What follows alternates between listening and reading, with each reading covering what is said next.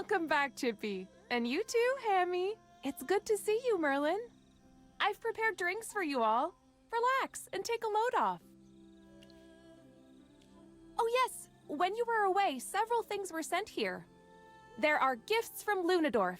The Wilders say that the autumn season is approaching, and the leaves will change soon. They've specially prepared herbs for you, Merlin. They know you like making potions and salves. There are also some hot spring coupons, a thank you letter from White Ridge, and a pair of polished animal tooth necklaces.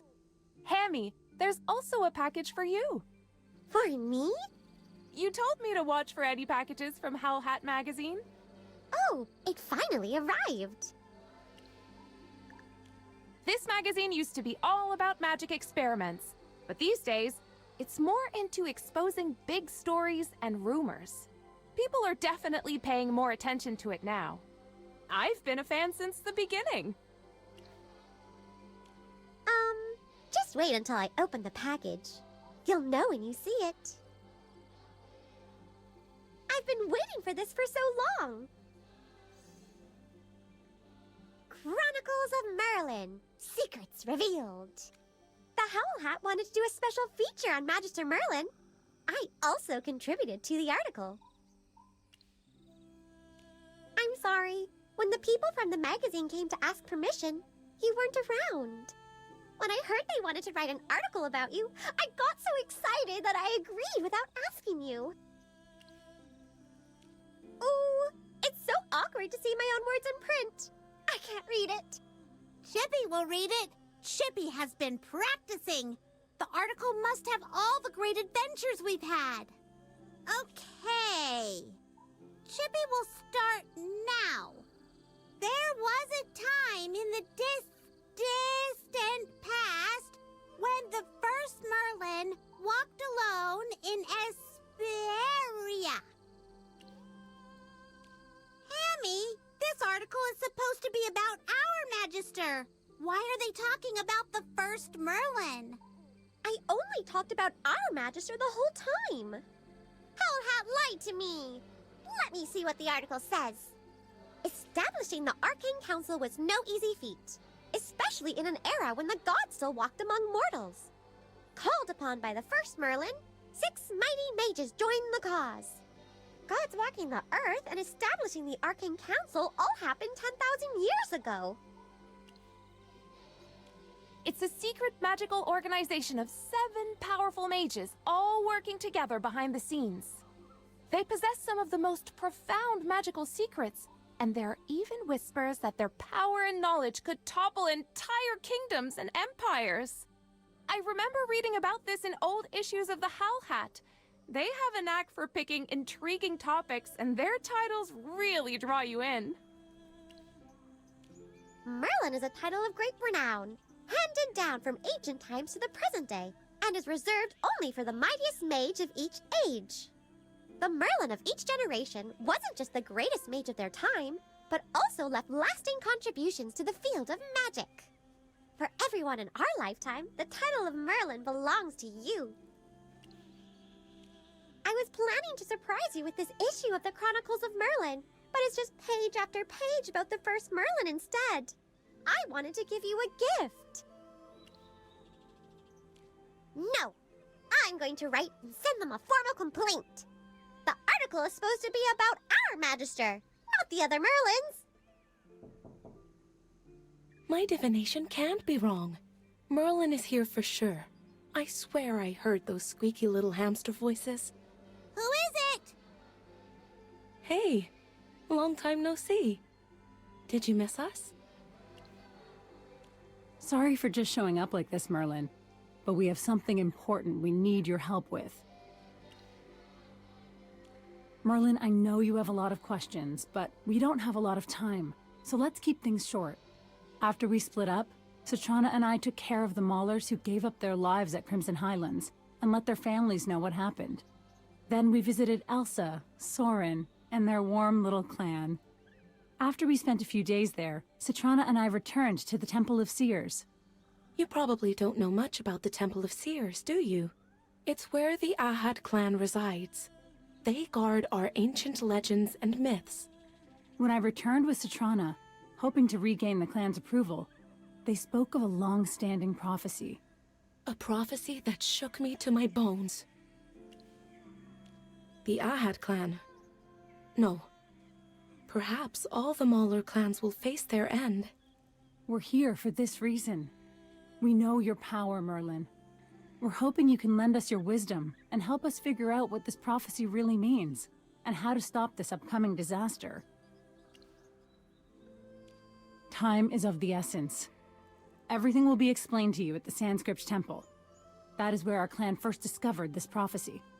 Magister Merlin, you're our only hope.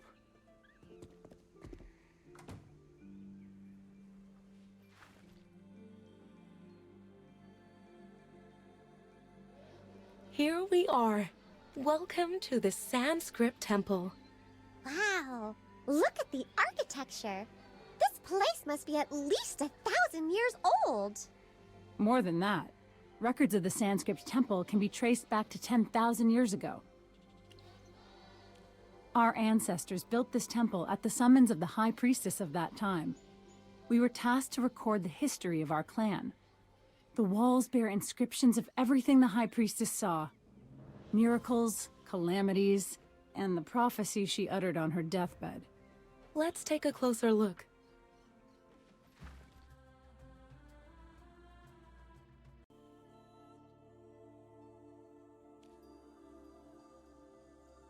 The elders call this section the Wanderer's Mural. It's a record of how the ancient god of our ancestors was revealed to them 10,000 years ago. It speaks of a time when our clan faced near annihilation. Foreign armies at our borders, and the land itself turning against us. The old tales speak of an ancient god that descended from the sky and wandered the path of salvation. Look here. This mural tells of the Mauler god's descent from the sky. How their very presence compelled thousands to bow in reverence. The legends say the ancient Mauler god was reborn time and again. They had many forms and could become anyone. Why then did our god choose this form? Perhaps during that time it was needed. A god's purpose is beyond mortal understanding.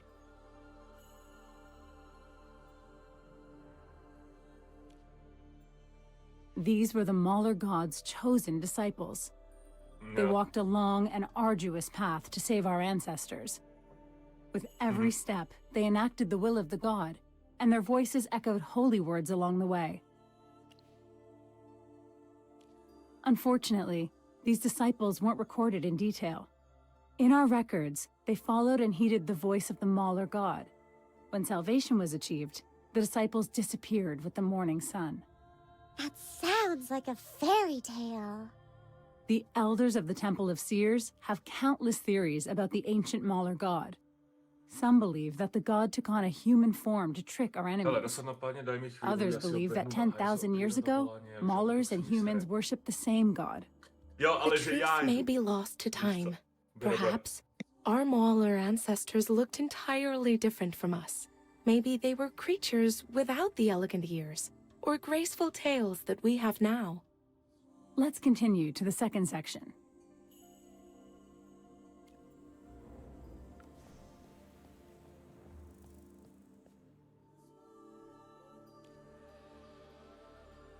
This is the second section. It records how the ancient Mauler god defeated a great evil and overcame a disastrous calamity. Legend has it that after a long journey, they finally found the location of this great evil. The Mauler god stood defiant before a towering monstrosity. The evil creature exhaled its venomous breath, a black miasma to confuse their divine sight. However, our god was not deceived by this black mist. Their power gleamed like a bright sword, cleaving through all obstacles. And then, after much bloodshed, death, and famine, the source of calamity was at last dragged into the light by the Mauler god's divine powers. It took the form of a twisted abomination, with the body of a serpent and the face of a human. The Mauler god showed no fear, charging into battle against the monster. Their divine command echoed through the valleys, rallying all mortal followers to their side. According to the oldest temple elder, the blood was ankle-deep. It stained the entire valley red and tinted the moon crimson during the battle between our god and the abomination. That ancient war against the source of the Great Calamity was so brutal. Even now, the blood moon remains the gravest omen of all for our people. This is related to the prophecy we spoke of. 10,000 years ago, on her deathbed, the High Priestess performed a final divination. The resulting prophecy serves as an eternal warning to future generations. It says, "When the blood moon returns, the doom of yore stirs once more." We're not sure, but Chen'la and the elders believe the blood moon will appear again in the near future. It's not the near future. The omen has already appeared. Look over there. What happened here? It seems the mural is fading. This section used to be complete, but only the parts you all see remain now. Since its inception, the Wanderer's mural has been enchanted to resist decay. Chen'la sees this as a bad omen. The whole history is vanishing. Time itself is being swallowed up. This is a sign of the calamities of the past. Terrible things are about to happen. And if you think this is bad, let's go look at the third section.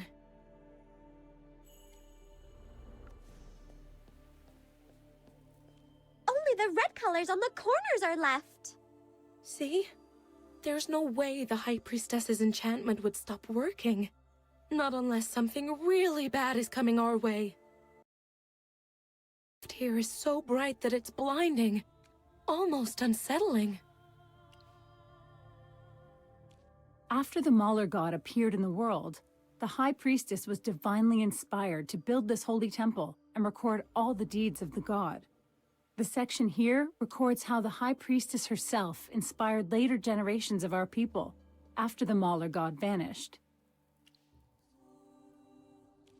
Entendre, maybe we should take Magister Merlin to see her. Perhaps it will help her understand the priestess's last words. Of course not. This all happened 10,000 years ago. The High Priestess witnessed it all with her own eyes. She has long since passed away. But she's not on any of the murals because she's right here, sitting at the center of the altar in the temple.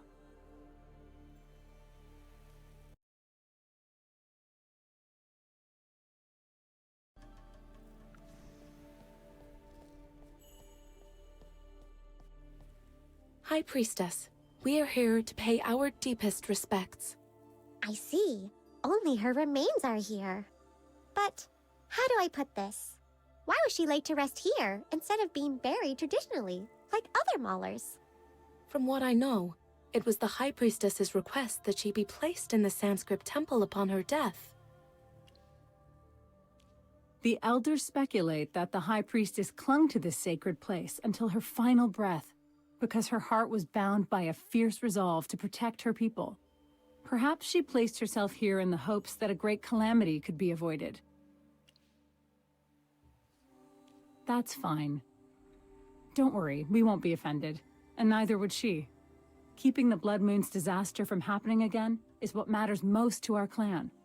Magister Merlin, tap into that sharp mind of yours and sort out this prophecy. You figured out the mess at the Crimson Highlands, so this should be no sweat for you, right?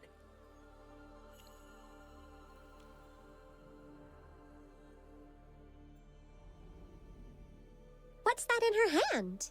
Wheat? Yes, that's another mystery in this legend. The elders said that she insisted on being preserved this way. With a stalk of golden grain in her hand, the elders obeyed, but never understood. You know what's strange?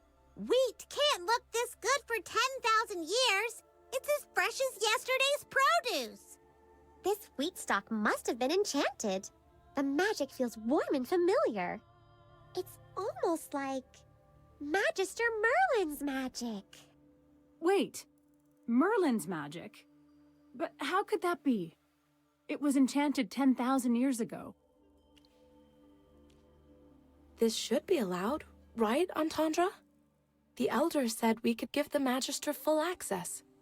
But you have to be very careful around here, Merlin.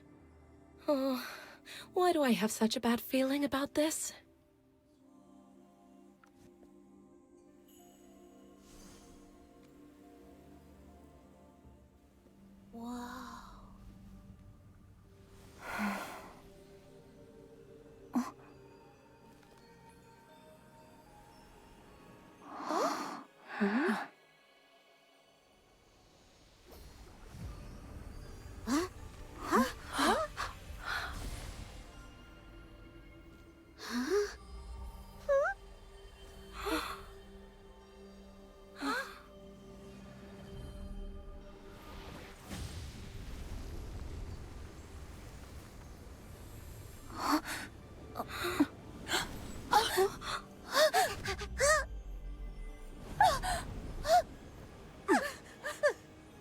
Magister!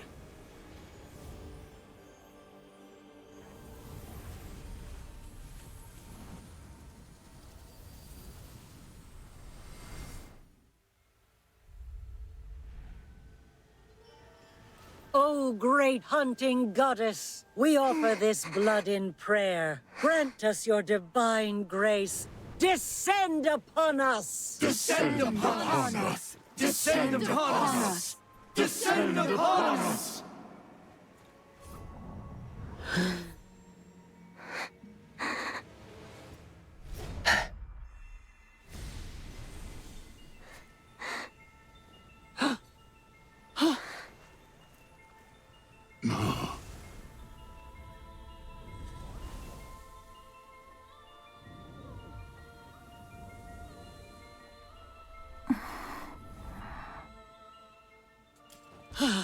The goddess's grace has come. The goddess's grace has come! It's the Herdmaster!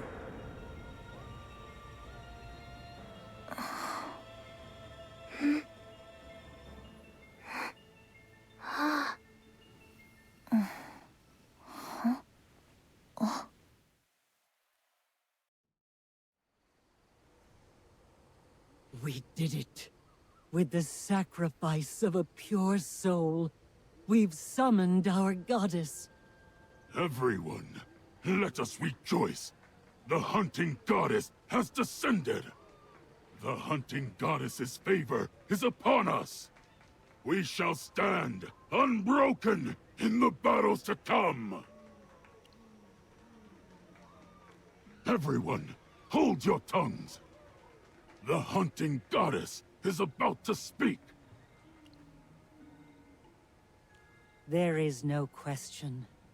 You are the hunting goddess, the wild moon above, the herdmaster who guides us. None may defy your will. We know not to disturb your slumber, but the Wildborn face annihilation. We need your help. Oh, great hunting goddess. I am Corden, battle leader and chieftain of the Wildborn. You walk upon the land and roots of our people. May your presence bless us. The Halians descend upon us like locusts. We need your aid. Give us your blessing and fill our hearts with wildfire. Each throat we tear out will feed the crows in your name. I've summoned the finest Wildborn warriors here to welcome you. Let the bonfires rejoice from night to dawn. Ah, you must be testing us, Herdmaster. We humbly apologize for disturbing your slumber. Test us all you want. That is your right. Ask us anything, and we will answer your every question.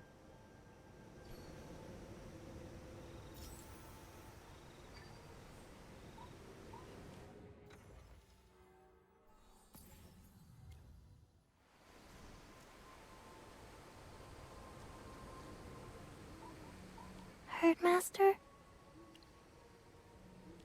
I was told the goddess doesn't like unnecessary noise. The Wildborn need the help of the hunting goddess, and the hunting goddess needs sacrifices. So, when are you going to take me away? I was told you're taking me to the Halls of Glory, where all Wildborn souls reside in everlasting peace. Please use this knife. My heart hasn't been cut out, so the ritual has not been completed. But High Priestess Modra said that I'm your sacrifice. I was told that you didn't need to know my name. If the hunting goddess really needs to know, I'm called Gala. We are your faithful followers, Herdmaster. Ask us any and all questions. We are forever loyal to you. Oh, it's a great honor to answer your questions, Herdmaster. I am Modra, High Priestess of the Wildborn, and your most loyal servant. We were following the ancient rites, and offering you pure flesh and soul under the blood moon, hoping for your blessing. Not only did you answer our prayers, but came in person as well. We all know that the great hunting goddess takes on many forms. The ancient stories told of your first coming, a youthful man of unearthly grace. But when you returned a second time, you were a woman of fire and fury, impossible to ignore. But this time, your chosen form is indeed surprising. Who would have thought you'd take the shape of a Halion, our sworn enemy? Those clawless apes have invaded our territory, defying us with their relentless incursions. For this reason, we called upon you, Herdmaster, to help us vanquish our invaders in one fell swoop.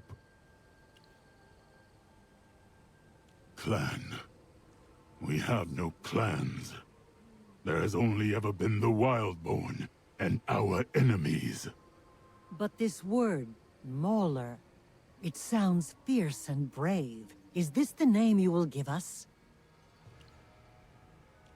I don't know what you mean, Herdmaster. Please accept our humble offering and sacrifice as a token of our unwavering devotion and submission. We've carefully selected a pure soul in your honor. She awaits you.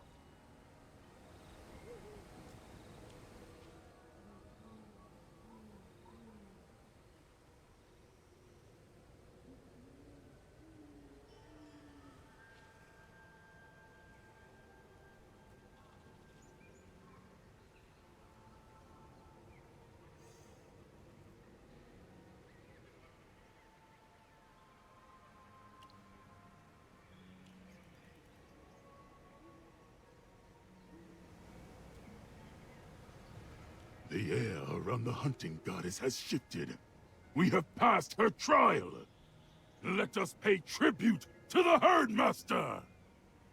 We Wildborn dedicate our blood and lives to you! I sincerely apologize, but the sacrificial ceremony we prepared for you has not been completed. Gala willingly surrendered her soul as your offering. Yet when the knife's edge grazed her, you descended from the heavens. The moment she was chosen as the sacrifice, she became yours.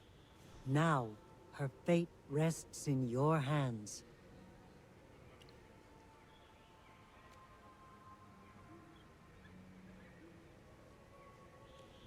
Because of Gala's devotion, the Wild Moon has descended. Her handprint will be allowed on the Wildborn battle totem. Since Gala summoned you for us, she will not remain a mere sacrifice. Perhaps we could... Corden, Modra! It's the Halians again.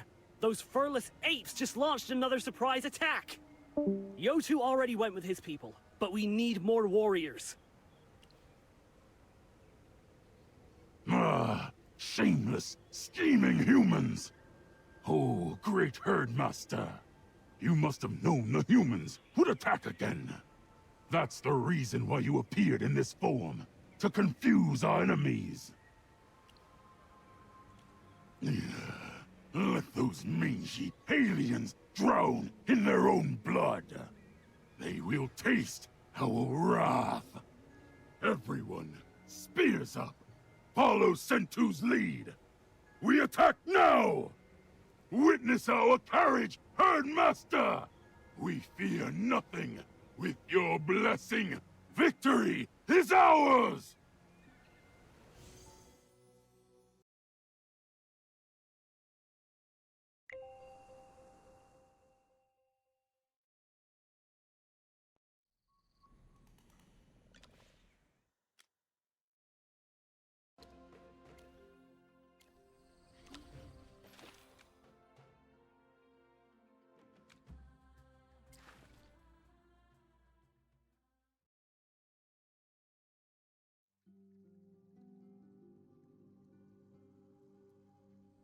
Corden, Modra, you're finally here.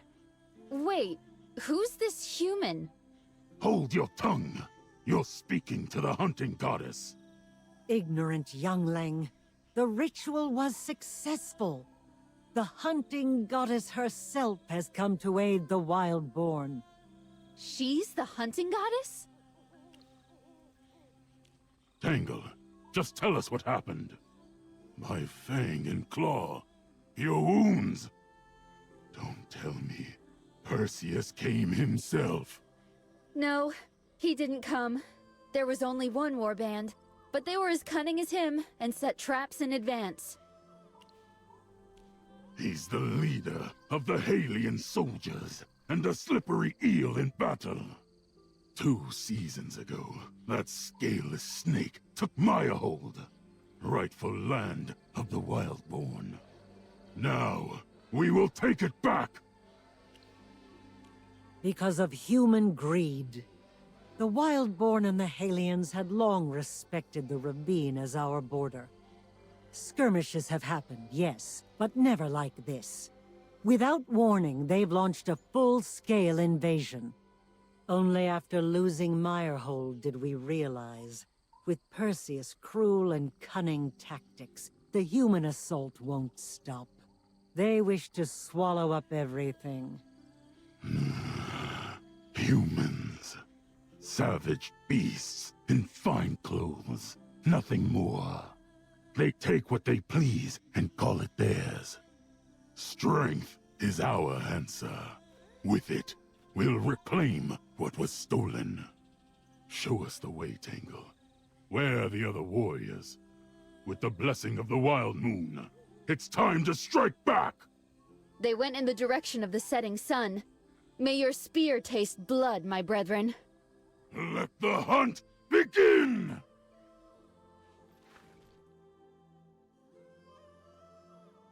You flea-bitten howlers!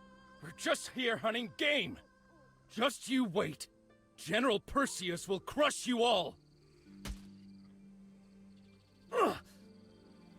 The beasts of these lands belong to the Wildborn.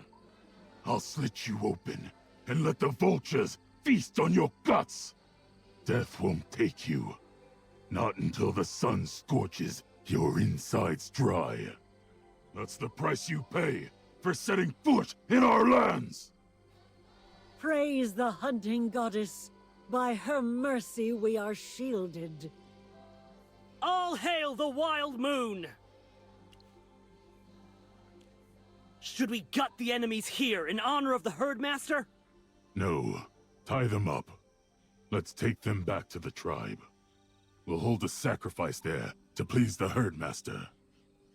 Let them die on the altar, so our warriors may rise, blessed by the Wild Moon. Take their prey as well. They belong to us. They can be offerings during the ceremony. I hear and follow.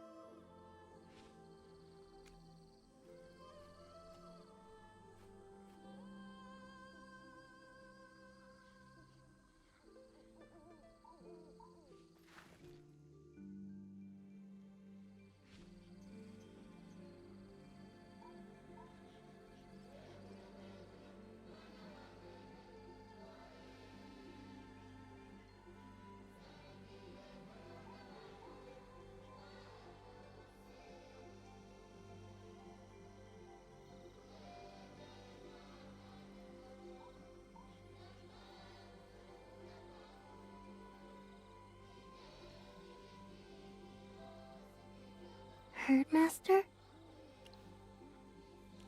High Priestess Modra said that I was your offering, and that I must always remain by your side. You seem worried. Is there something wrong with these beasts? I don't know what I'm supposed to do now that I'm allowed to live, but when I saw you looking worried, I knew I had to do something. The Halians are evil. They always were. But you came. You will definitely protect the Wildborn. Yes, Herdmaster.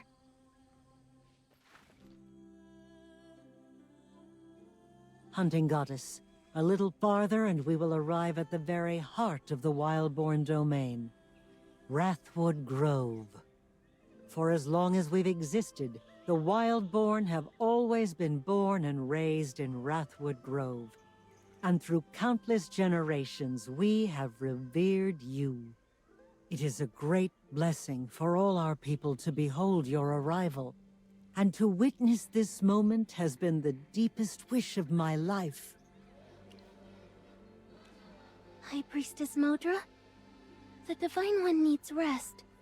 Do you not intend to make your presence known to all the Wildborn warriors at once?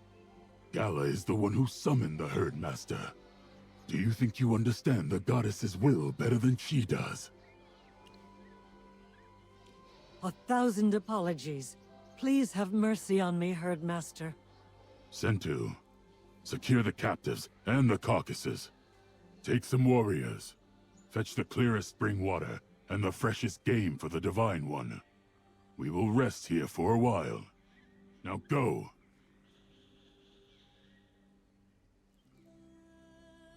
Do you have orders for me, Herdmaster? Blood and fire. Those Halian cowards know they can't fight us fair and square, so they resort to deceit and treachery. You truly are all-powerful. Without divination or sacrifice, you saw through everything. Should we slaughter them all right now? Ah, I see your plan, Herdmaster.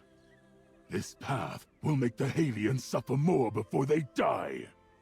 I will heed your words. We wait, we watch, and when night falls, we bounce.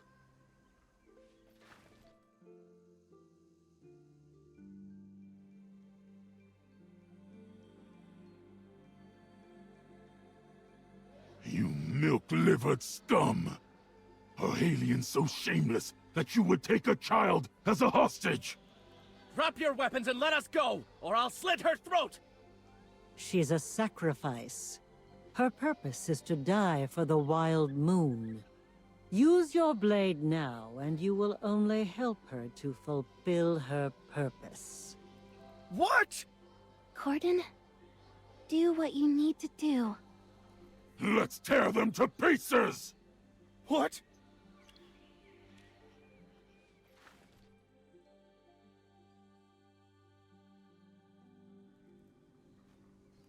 You want to torture us? Go ahead. We won't say a word. General Perseus will crush your tribe to dust. Halia's victory is assured. Who are you? Why are you siding with these filthy Firstborn? Ah! Say one more disrespectful word to her, and you'll be picking your teeth out of your guts. You're eager to die, but by the Herdmaster's decree, you all shall live, so that you may taste more pain. An offering most pleasing to the Exalted One. With the blessing of the Hunting Goddess and her presence among us, the Wildborn will thrive. Don't lose heart, Gala. The honor of offering yourself to the Hunting Goddess is merely postponed. Be ready to answer her summons at any time. Yes, Modra. Sentu, sweep the grounds with your warriors. Leave no trace, no warning for our enemies. We don't want any more ambushes. Everyone else, move out! Let's take the captives and our spoils back to Wrathwood Grove. We march to honor the Wild Moon's return!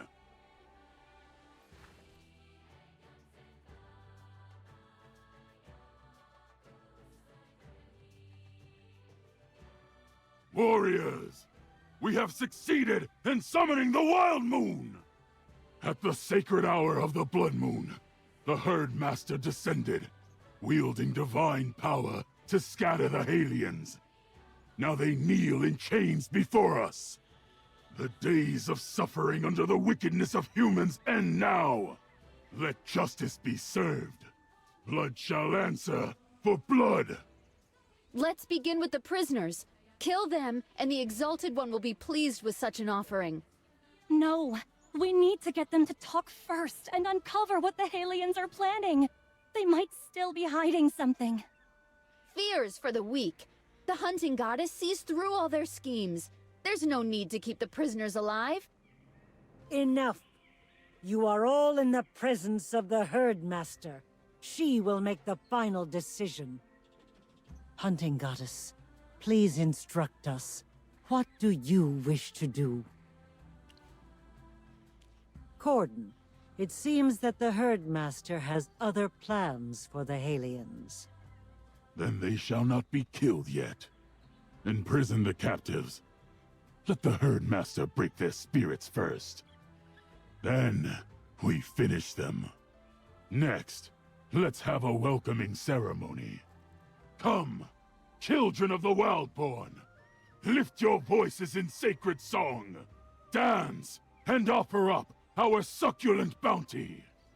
Herd Master, please enjoy our offerings. Hunting Goddess, do these offerings suit your taste? You seem in good spirits. Forgive my boldness, but Gala mentioned you arrived bearing a golden gift. Is it a holy relic, or a blessing prepared for the Wildborn? The Wildborn once chose a mighty warrior through the sacred rite. You blessed him with a weapon imbued with divine power. No. It was no sword. I remember it very clearly. They were blood-red javelins.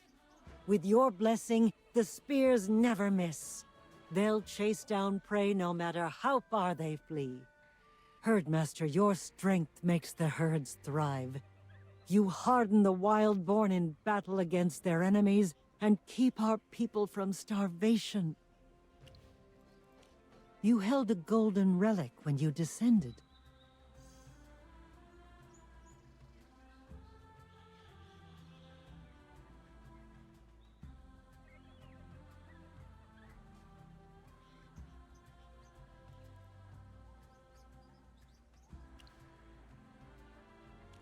Will you use your divine power to bless the Wildborn once again? I understand, Herdmaster. I won't disturb you from enjoying the feast. Please rest well tonight. Corden and I will return tomorrow to seek your guidance on performing the blessing ceremony. Gala, present the crown to the Hunting Goddess. Yes, Head Priestess. That's the crown of glory. It's crafted to perfection. An offering from all of us to you, Herdmaster. May your strength keep our spears sharp, now and always. With the help of the Wild Moon, the Wildborn will prevail! Everyone, let's let the Herd Master spend her first night here in peace. Gala, take the Hunting Goddess to rest now. And don't forget, you're bound to her now. You're no longer a sacrifice. Yes, I understand. I am a servant of the Hunting Goddess. That's right, child. Go. Our goddess needs rest.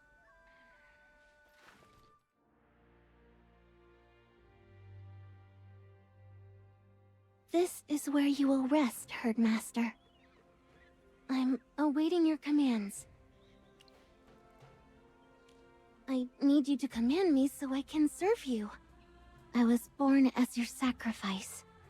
Now I will be your servant. Command me, and it shall be yours. Anything. Don't you understand? If I'm not your sacrifice or servant, then what am I? All right. Good night, and sweet dreams.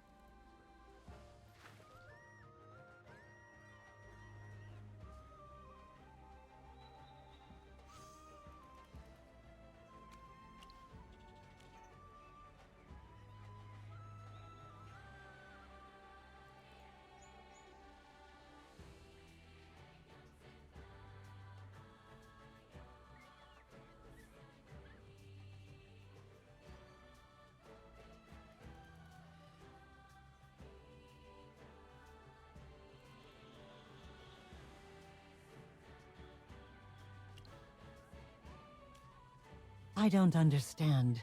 The hunting goddess should have welcomed a fine offering like you. Why did she refuse?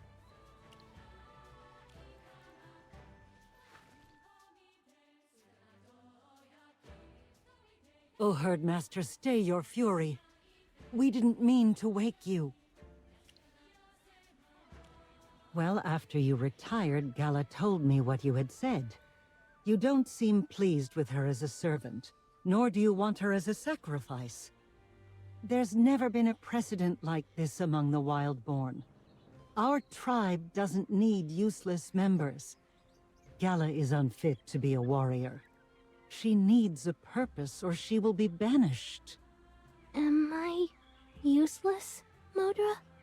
No, dear child. You're just different from the others. Did I do something wrong?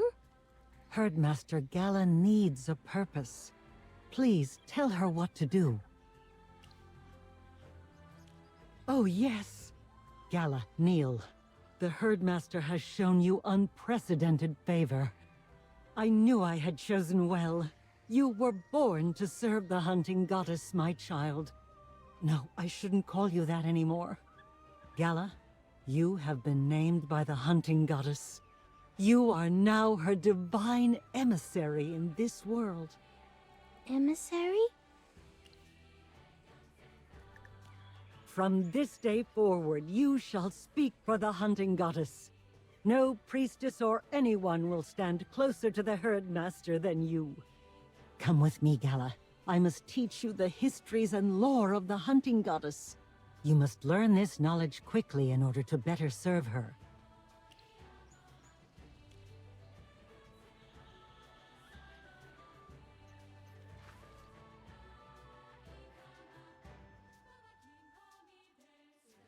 These are the Wildborn's sacred tablets and beast-hide scrolls. Every miracle recorded by our priestesses in the past is written here. Learn them well, Gala. Yes, Modra. I'll teach you how to write the sacred words. From now on, you must walk beside the hunting goddess, revealing her will to Wildborn and carrying her mighty voice to the people. Understood. Now use your head and remember my words. During our ancient blood moon rite, the wild moon, the Herdmaster, our great hunting goddess herself, pardoned our sacrifice and showed mercy. Not only that, she even deferred her sacred slumber for the Wildborn. Ah, you must be testing me again. Every child knows that the herds thrive and multiply in spring, then migrate and rest when winter comes. You, Herdmaster, must also sleep when the time is right. In your long sleep, our cries usually go unanswered. Yet when the Halions struck, we were forced to awaken the sacred rites before their rightful time. After all, if we'd missed last night's blessing of the blood moon, who knows how long we'd have had to wait for the next one?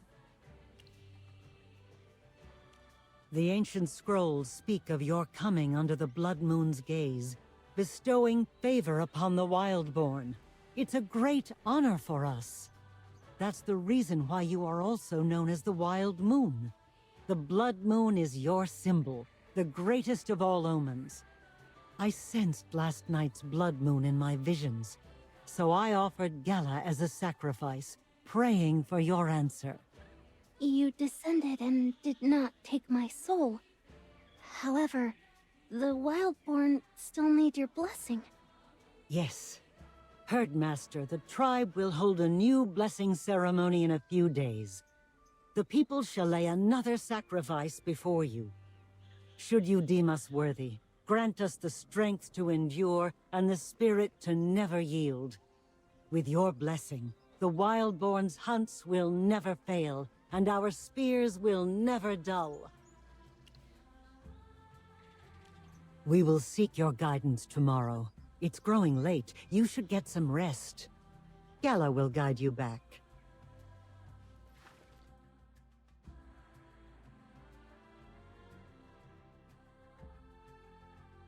Herdmaster, I hear Gala's been named your divine emissary. In that case, she won't be exiled from the Wildborn. Gala, you must be the voice of the hunting goddess. Let none mistake her decree. I understand. And the blessing ceremony, will it be the same as before? Then first, we shall offer a sacrifice. Please, judge us, and give us your blessing. Gala, did Modra tell you all the steps? Yes, I have learned them. Modra has chosen the specific time to be in 2 days. We must prepare the live sacrifice. The Divine One is not satisfied with the old ways. Then take her to observe the preparations, and meet her every need. Understood. Is that all right, Herdmaster? Your wish is my command.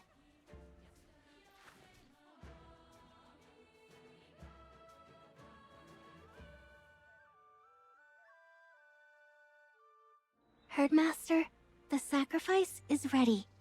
Everyone is waiting for you. At the gathering circle, all have assembled to await your blessing.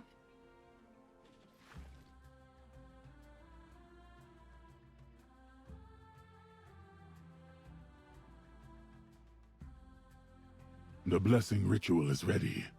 Every torch is lit. From roots to treetops, all of the Wildborn await you to revive our tribe and grant us your blessing. Yes, the offerings are all here. Even the weaklings who don't deserve your mercy now stand among the chosen. The hunting goddess has her own reasons for this. I do not understand, but I will follow any divine decree. Light the offerings. Let the flames please the Herdmaster.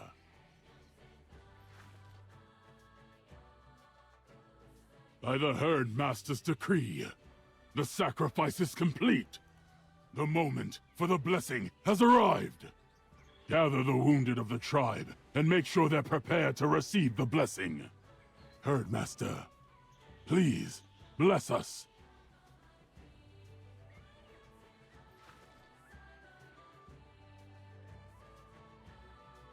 Herdmaster, will you proclaim a new decree?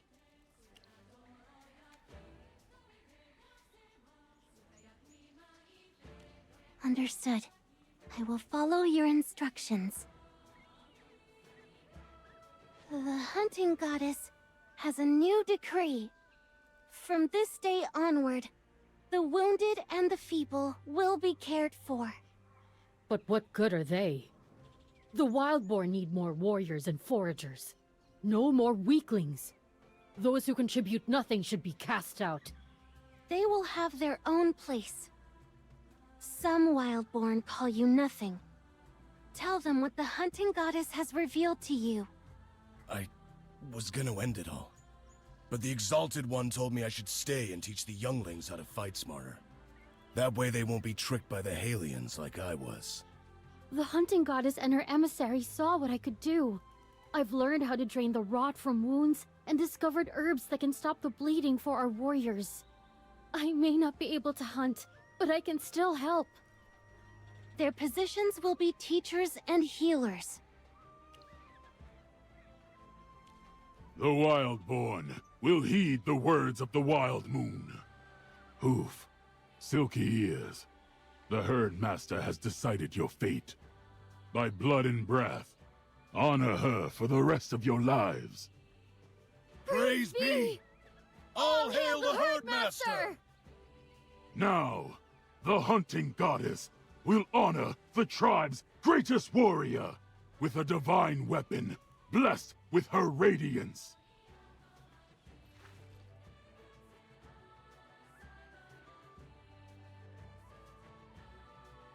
Herdmaster, name our tribe's champion. Who's worthy of your savage grace? Give me the divine weapon! I won? I won! I'm the strongest in the tribe! Glory to the Wild Moon!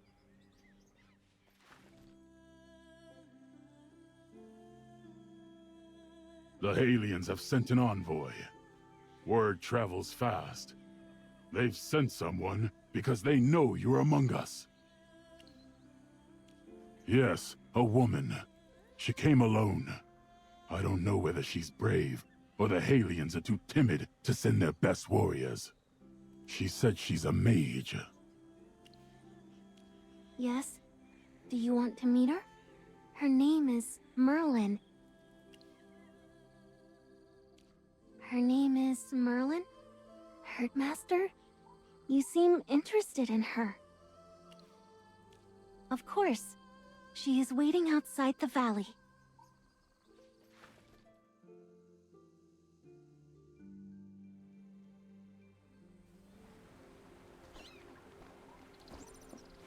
Oh.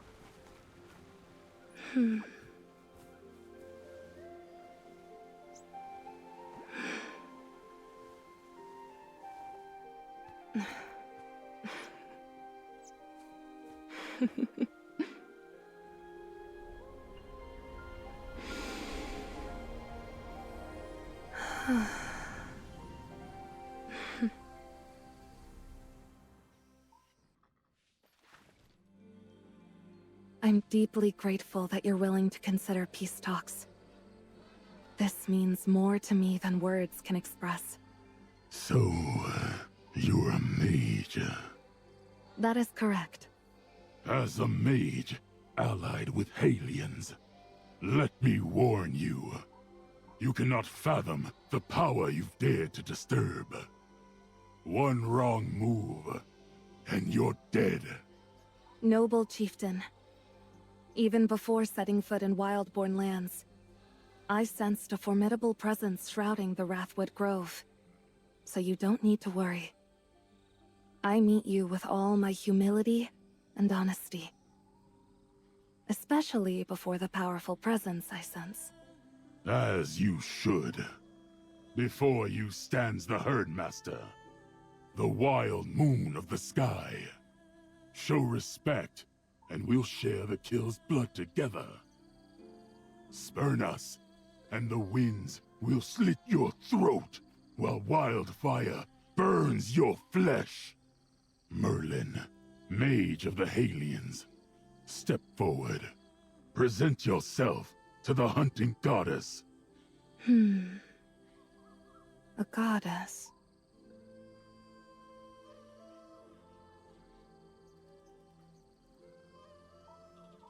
Great hunting goddess. I bow before you. There is courage in this one. She stands before divinity and barely flinches. The Herdmaster respects those who are fearless. State your business. Why are you here? In the presence of a deity, pleasantries are meaningless. I shall state my purpose directly. Please spare the Halian captives their lives. The battles have been fierce. and I've seen many Wildborn warriors suffer from grave wounds. We would like to offer healing medicines to help. In addition, the Halians are willing to hand over some of their weapons as a show of good faith. Proof that they truly want peace. Weapons are useful. However, who can guarantee that the Halians won't just give us their scrap metal? They may not be the newest weapons, but I believe you won't be disappointed when you see them. If they really want peace, then return Meyerhold to us. That was our land, our home. And those damn humans didn't just take it. They enslaved our kin who lived there! Slavery? No. I passed by Meyerhold on the way here. I didn't see the evil you speak of.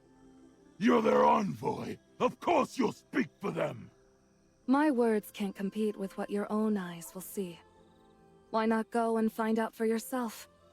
Under the guise of transporting prisoners, the Wildborn can send their representatives to Meyerhold. What do you think, Herdmaster? Although the captives are worthless, letting them crawl back home shows our weakness. Herdmaster, I have something to report.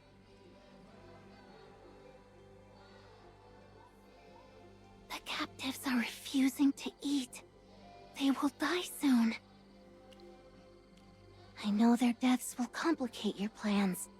Do you wish to see them? Follow me. Merlin, the hunting goddess will need a moment of reflection to think on your proposal. Praise the hunting goddess for her consideration. Come with me, mage. We will go to the great treehouse to await further instructions.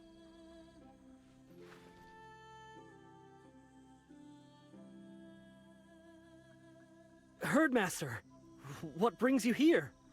This filthy prison's no place for you. Don't dirty your sacred feet here. Not good. They're trying to starve themselves to death. Force-feeding them ain't helping. They're still very weak. Herdmaster, can you help them?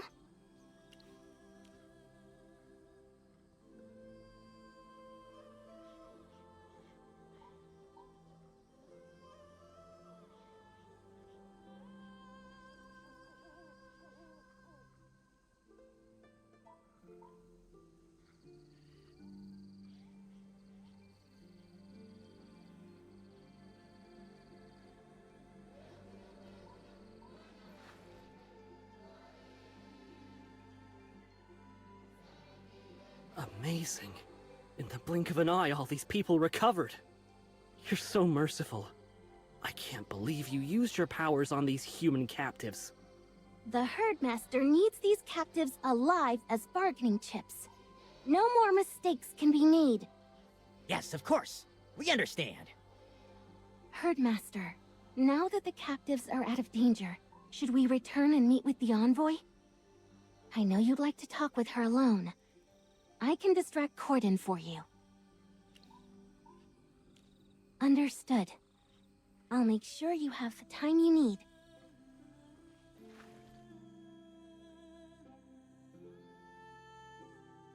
Have you reached a decision? Corden, do not interfere with the Herdmaster's judgment. Follow me. The Divine One has a message we need to deliver. Right now? Yes. But to leave the Herdmaster and the mage alone, No. I overstep. I am but a mortal. It's not my place to fret over the safety of a god. Herdmaster, call on us whenever you need us.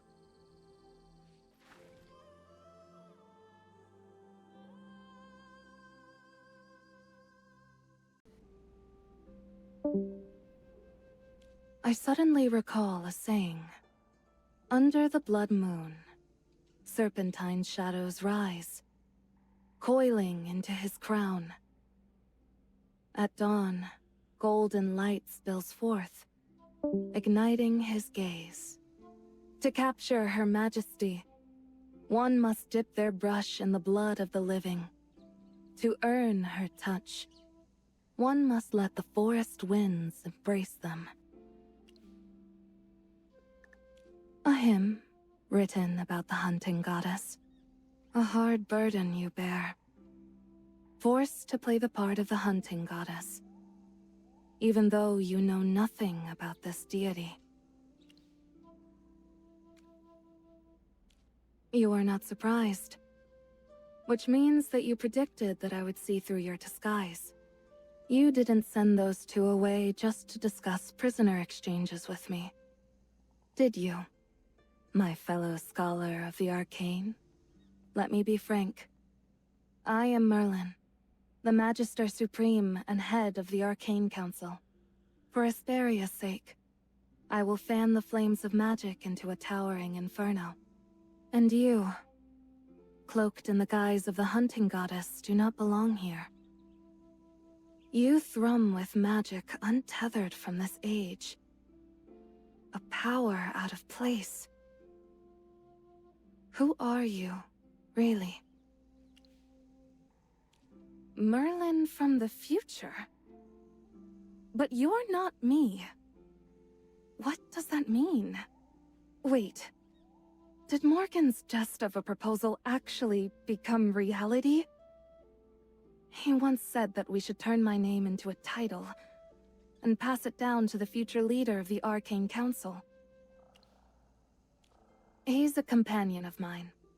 A very interesting person. None of my deeds have been legendary, so I refused his preposterous idea. And yet here you are, claiming to be Merlin from the future. Well, regardless of what my future holds, I'm glad I was able to meet you today. You must have traveled far to get to this time. What you've seen and how you got here, I can only imagine the tales you carry. However, we don't have much time, so I'll make it brief.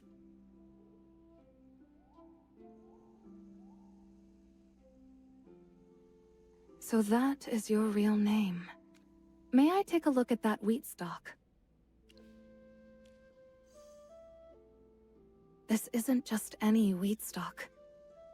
It's etched with hidden magical runes. Whoever enchanted it turned this humble grain into a special kind of key. The moment you touched it, a magic circle was activated and hurled you through time and space. Keep it safe if you ever want to return. There is an actual magic theory behind bending time and space, but good luck pulling it off. The conditions are very strict, and hitting them all at once is basically impossible. You showed me the Arcane Council survives even in the distant future. So I'll do my best to help a fellow council member. Activating time magic is no easy feat. But there's one trick we can try. When a god falls, the collapse of their power can rip open a rift in space-time. We might be able to use that to send you back to the future.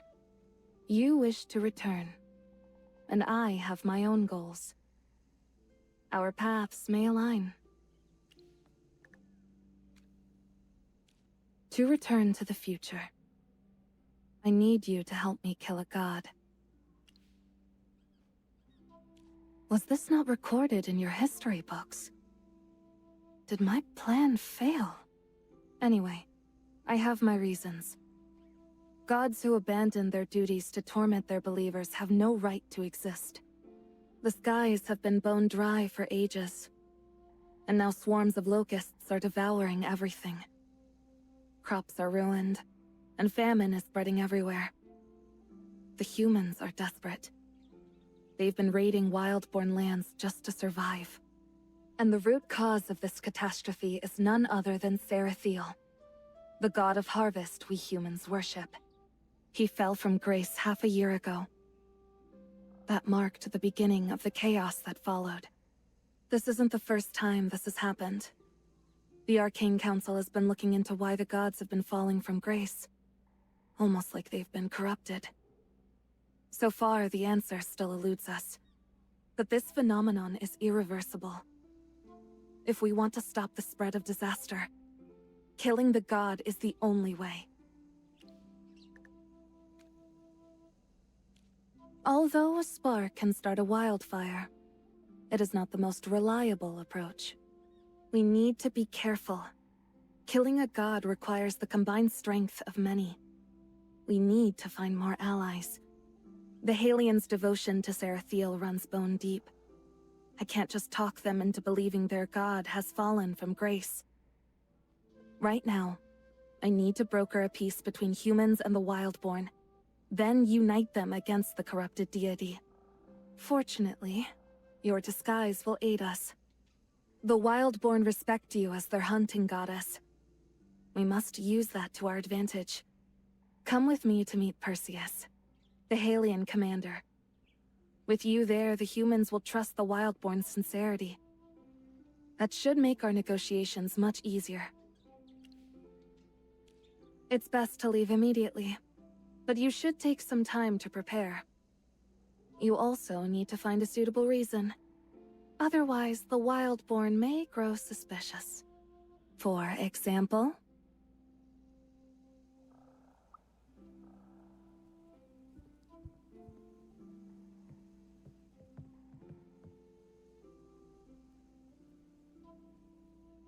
You seem to have some rather unfaithful followers trying to eavesdrop on us like that. However, no need to worry. I have a ward in place. Even if someone's eavesdropping, they'll only hear snippets of our conversations. I'm sure you'll come up with a suitable excuse. We'll leave at dawn. Until then, it's best you consider how to deal with your devoted flock.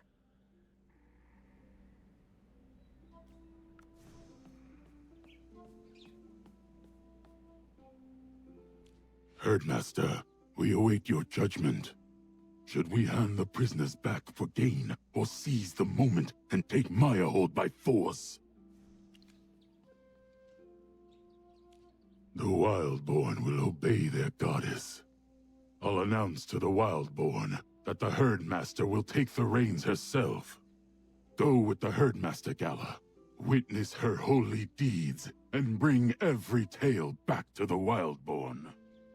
Yes, I will follow the Divine One, no matter where she goes. May the Herdmaster be victorious. May the wild moon stain with blood.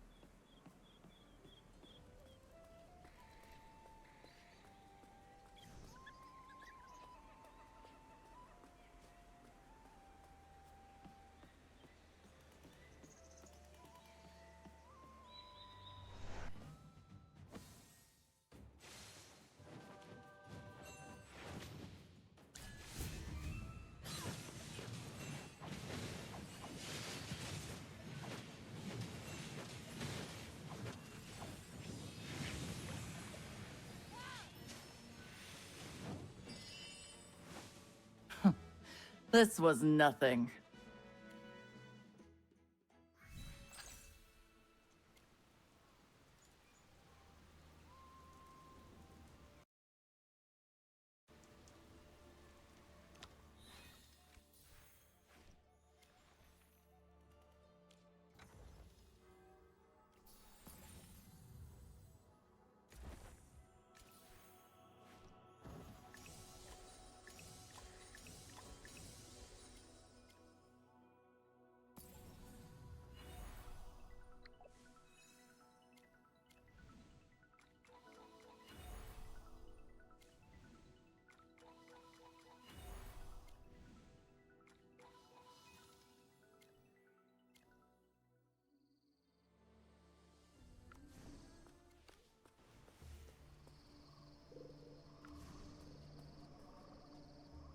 To the hunting goddess and her emissary, we give our blood and bounty.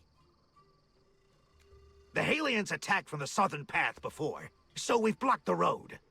From the western cliffs, you can rain down divine fury on those who took Mirehold, Herdmaster. Let Wildborn glory be restored at last. Front lines? The scouting reports, you harebrain! The news isn't great. The scouts report that there are some kind of giant bugs lurking in the marshes. We've never seen them before. It could be a sign that heralds the arrival of the Herdmaster. That must be it! All hail the hunting goddess! In this day and age, there are many strange things that even the divine cannot predict. Let's be careful going forward.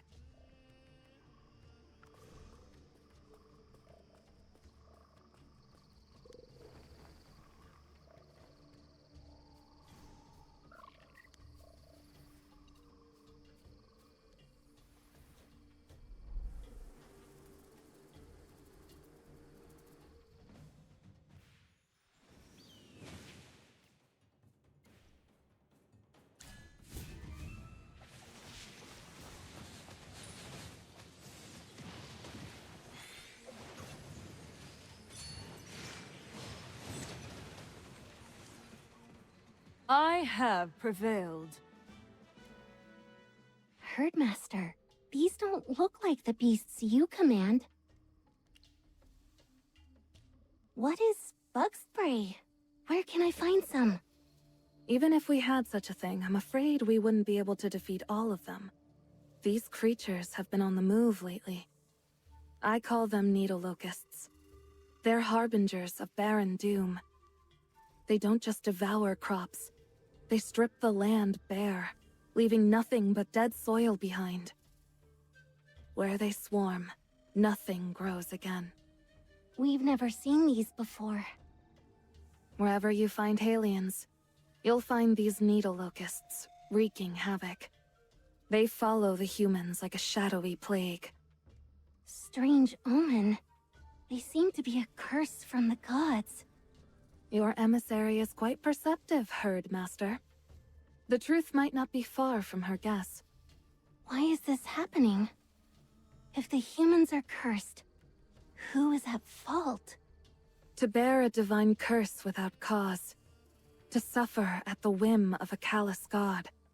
Such cruelty begs retribution, does it not? What judgment should await a god so merciless? Those are reassuring words. Herdmaster. Very well. Let's keep moving. I wonder if we'll encounter other monsters along the way. But I'm sure we can handle whatever comes at us.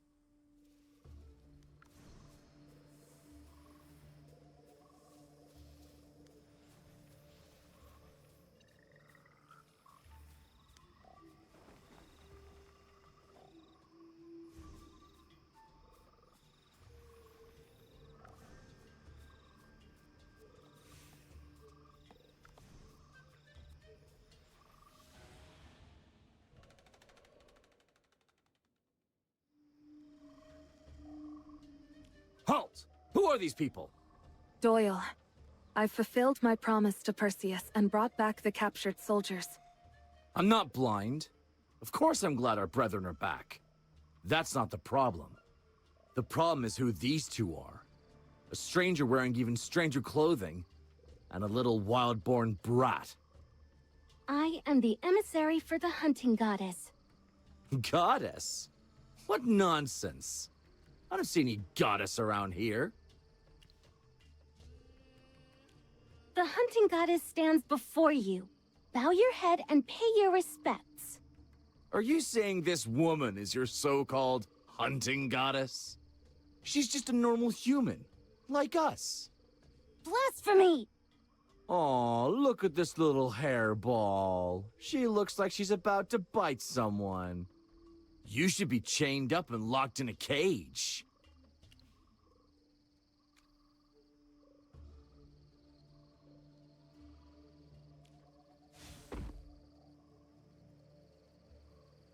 By God, this is real divine power. General Perseus! General Perseus! The Herdmaster is our true goddess. Her powers speak for themselves. Herdmaster, please forgive them all. Your power is too much for mortals to bear. As guests, we should observe proper courtesies. Entering uninvited would only provoke them. It seems that we'd better wait here until the soldiers come back. What do you think, little emissary? Herdmaster, I have something to say.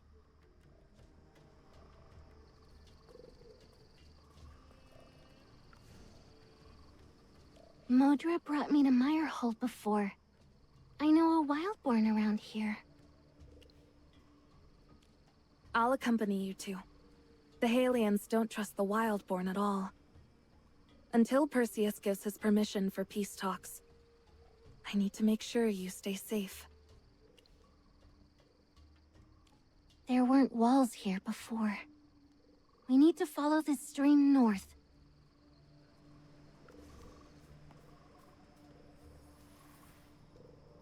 I can't believe you came to Meyerhold alone, Gala. Where are Modra and Corden? You furless apes have captured Gala, haven't you? She's a sacred offering to the hunting goddess. Keep your filthy paws off her! No, Halftail. The hunting goddess has descended. I am no longer a sacrifice.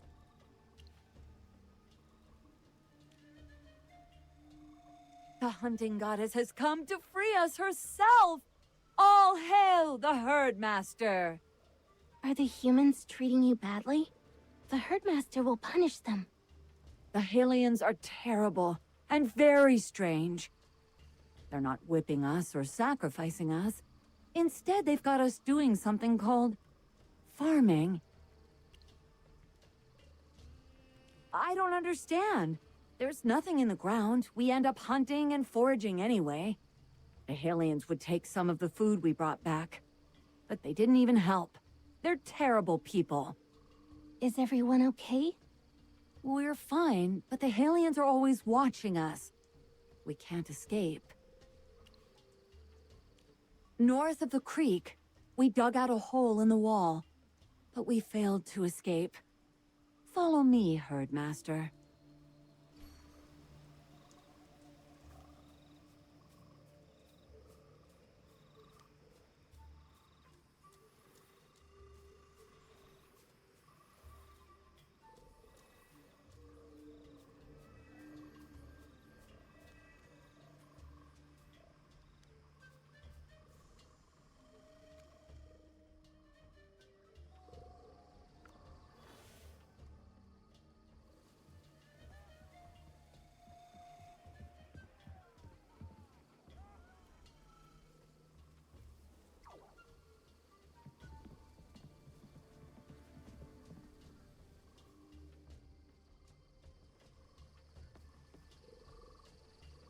Everyone, listen to me.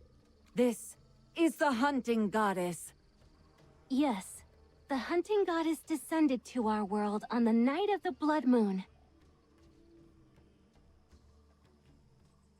The hunting goddess has come to take back Meyerhold for the Wildborn. The humans will regret what they've done. They've lost their minds. They're making us dig up the land over and over to bury yellow seeds. After a month, when nothing has grown, they have us go to a different location and start over. It's been like this for a while now. But in the end, nothing ever grows. People still need to eat, though, so the Halians have asked us to start hunting again. Actually, no. But we're not happy having to work for them. Their looks are so hateful. Someone tried to whip us once, but their leader Perseus put a stop to that. He even punished the guy. He's not bad, but he's still annoying. All the Halians are terrible and stupid. Yellow seeds. Are the Halians making you plant wheat? I think that was the name they were using. Their attempts will never work. When the god of harvest fell, he cursed all the seeds of grain. Plows will shatter on unyielding soil. Seeds will rot before they breathe, and caterpillars will chew through every last grain in the storehouses. Drought, famine, and locusts. These are the consequences of the fall of a god. The fall of a god? What do you mean? The gods are fickle. They'll bless you one day, and devour their faithful the next. They can casually take you away like plucked fruit, or carelessly crush you under their feet. Lies! The hunting goddess would never do that. I apologize, little emissary. I agree. Your goddess would never do that.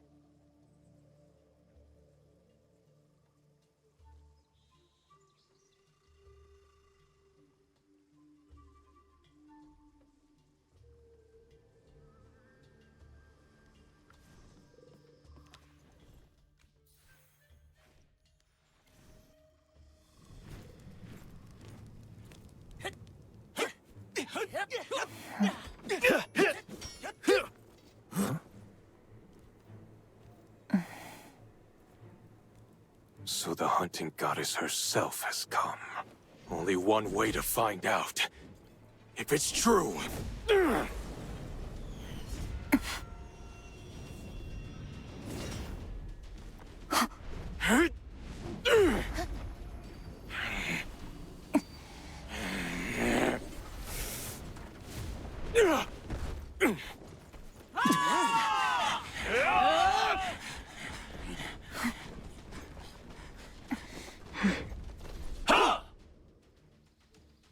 My spear, bestowed upon me by Sarathiel, the god of harvest. No one has ever faced its edge unscathed, except for you. As a warrior, how can I be afraid of death? As long as Halia has a future, my life does not matter. Perseus, I brought your men back to you as agreed, and secured an opportunity for the Halians and the Wildborn to negotiate for peace. If you want to repay me, have that gaping wound on your neck looked at. I don't fancy bloody offerings. Are you laughing at me again, Lady Merlin? I'm not laughing at you. I'm just surprised at your reckless behavior. Count your blessings that the hunting goddess isn't as cruel as you think. Otherwise, your head would have rolled. If the god of your foes walked before you, would you not think that fate was offering you a chance you shouldn't ignore? Thank you for your clarity. I often worry I don't understand you well enough. I hope you keep sharing these wonderful thoughts with me. If you really want to talk, let's talk somewhere else. And I'm only talking to you, Lady Merlin. Honestly thinking you can kill a goddess all by yourself. I thought only Morgan would say something that stupid. Herdmaster, forgive Perseus for what he just did. He told his men to lower their weapons. That means he doesn't think you'll attack. Everything is going as well as we hoped. Your mercy leaves me in awe. Your little emissary needs calming as well. She looks like she wants to rip his eyes out. He was disrespectful to the hunting goddess. I am grateful to you also. For what? I appreciate you didn't go for his jugular. This is not a funny joke. I don't ask you to laugh. Just do me a favor, and don't sink your teeth into anyone's neck until I return. As long as they don't harm the hunting goddess. Trust me, they won't. Or perhaps they lack the nerve. Few warriors are as bold as Perseus. If you excuse me for a moment, I'll go have a word with our wayward general, and return shortly.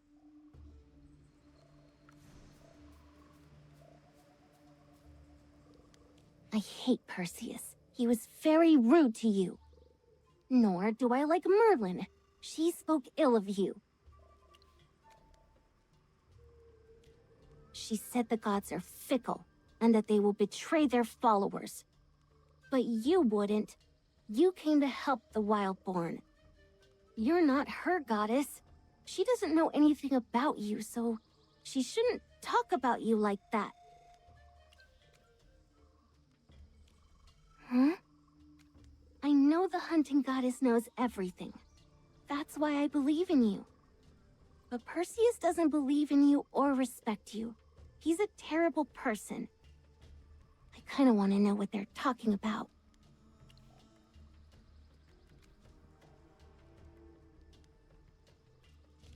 Yes, because you're the master of beasts.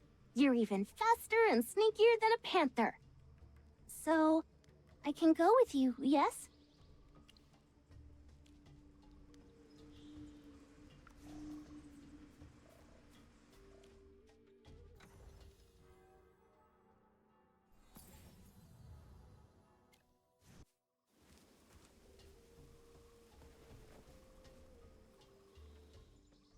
Lady Merlin, no matter how many times you ask, my answer will be the same.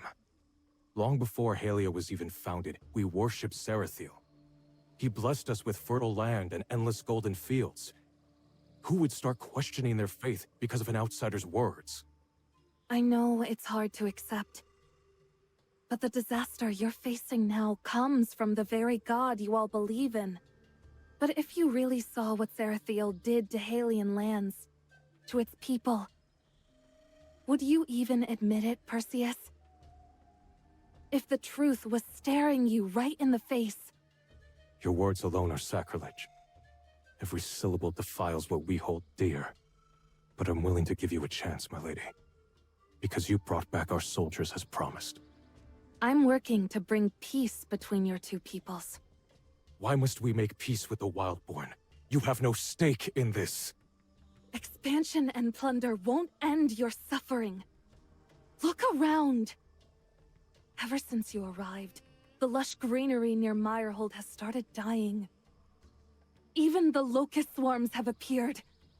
Did none of you notice? That proves nothing. You brought the faith of the god of harvest into Mirehold. And now the fallen god's corruption has followed. Open your eyes and look. Your beloved Sarathiel has fallen. The source of all suffering lies within Halia itself. Turn your blades and spears against the fallen god. Only then will Halia have a fighting chance. You speak with such conviction in your words. As if you've seen gods fall with your own eyes. Yes, I have. The solution is clear. There is no other path. My Lady Merlin, I'm grateful you brought back our soldiers, but you've also dragged a powerful enemy to our doorstep. The hunting goddess has no love for humans. I thank you for the former, but I cannot trust you for the latter. This concludes our conversation. Perseus. General, we have an emergency! What happened? Scouts have spotted a massive swarm of needle locusts. They're heading from the ravine straight toward Mirehold. Get the troops ready and hold the line. Mirehold must not fall to the swarm. Yes, sir. Act as you will, Lady Merlin. I have a swarm to take care of.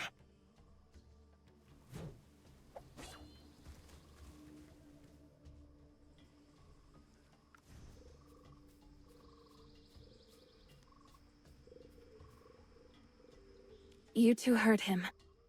Perseus won't be convinced so easily.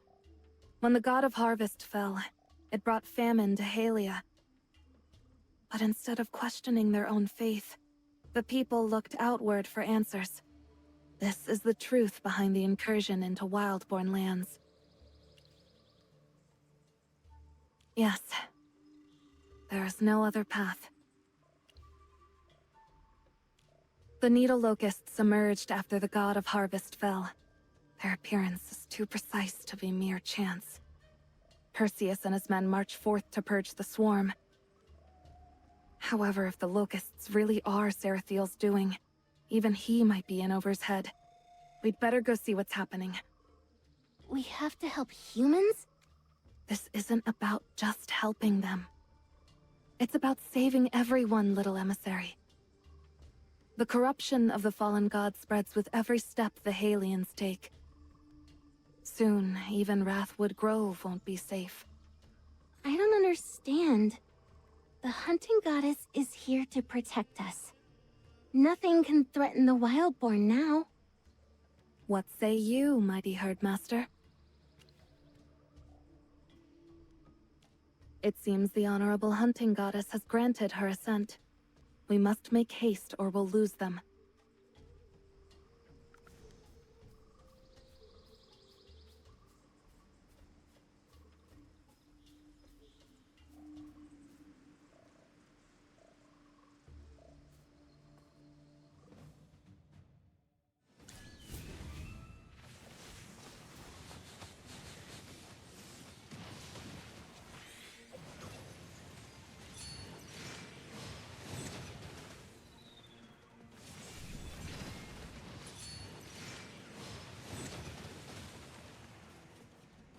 I have prevailed.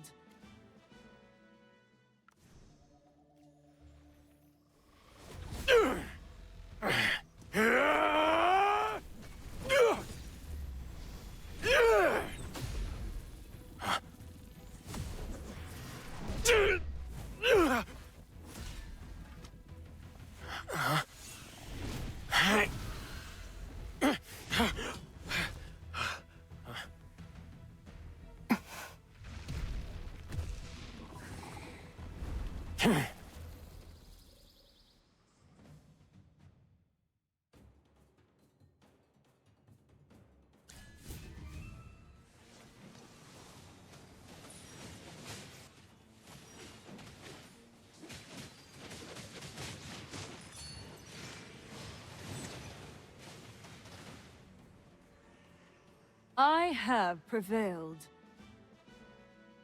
That sigil. Perseus, you know exactly what that is. The mark of Sarathiel. Those needle locusts are his blessed creatures. You were chosen by the god of harvest and given his divine spear. Its power flows through you, ensuring victory in every battle. Yet when faced with creatures wrought by the same hand, its power is useless. For what god would arm their faithful with the means to slay divinity itself?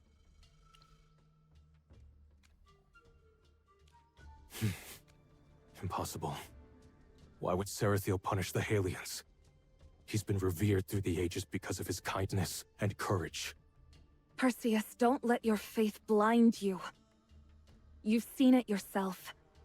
Sarathiel sent his own minions to snuff out the lives of all that live here. The famine spreading in Halia and here is the result of his corruption. Enough! I respect you, my lady. But do not speak ill of my faith. Just let it lie, and perhaps we'll speak on this another day. You're scared. You fear the mage speaks the truth. Little Wildborn. If gods can fall, yours can too. The hunting goddess would never be corrupted. I trust her. You're afraid because you no longer believe in your god. I think we've done all we could here. I need to do more research on the locusts. Would you two accompany me?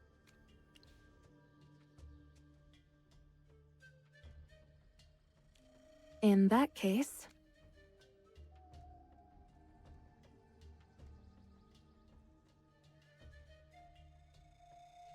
You're carving up the body.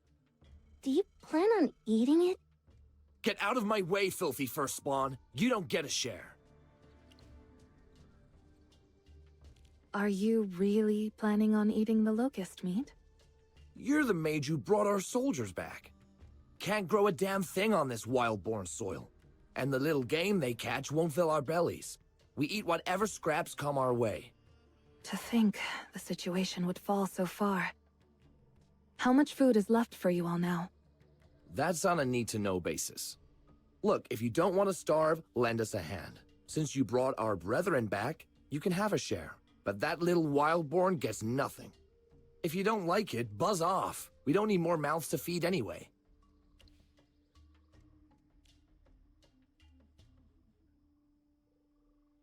They're really hungry. Without the herdmaster's blessing, no one can find enough game. Not even wildborn warriors. But they were disrespectful to you. This is their punishment. We'll have to accept what the Halions are doing for now. A starving beast doesn't pick its prey. Why should they? They're not exactly friendly toward Gala. You should stay with me tonight. Until Perseus shows some goodwill, this camp is anything but safe. A secluded cottage on a hill some distance from here. If you'd like, I can use my teleportation spell and we can save some time.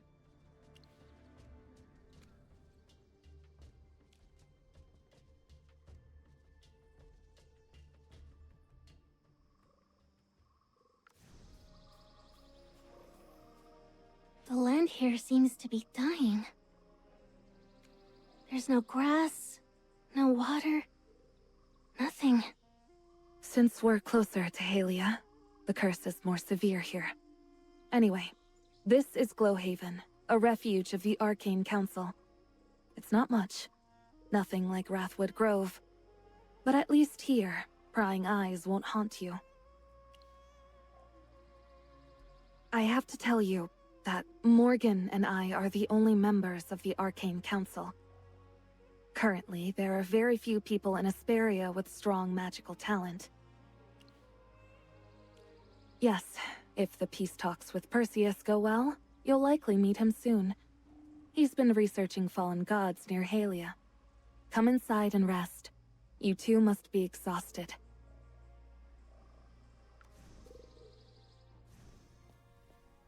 These lights are beautiful. These are magical flames. They won't burn wood or paper, and they don't give off heat. Harmless and safe to touch. This is like the power of the hunting goddess. But you're not a goddess. Where's all this light coming from? What is the difference between magic and the power bestowed by the gods? Divine power is a gift. The faithful offer their devotion, and the gods bestow their power. It only flows in one direction. From the heavens to the mortal world. Divine power stands eternal. Unchanging since the beginning of time. You can't influence it any more than you can teach the sun how to burn. Magic belongs to mortals. It's a living, breathing force, shifting, surging, sometimes breaking its bonds. Yet in that chaos it grows. When a mage seeks to master fire, it's not to become a god, but to prove that mortals don't need to bow to a higher being to stand tall in this world. Bringing magic to everyone in Asperia, granting mortals the power that rivals the gods. That has always been the dream of the Arcane Council. I don't understand. Your goddess speaks the truth. This is a power that anyone can master, as long as they have the talent and are willing to learn. I can use this power too? Such beautiful lights. And I may be able to make them. It's time to rest, child. Even gods and their chosen need to sleep after such a journey. May your dreams be sweet and pure.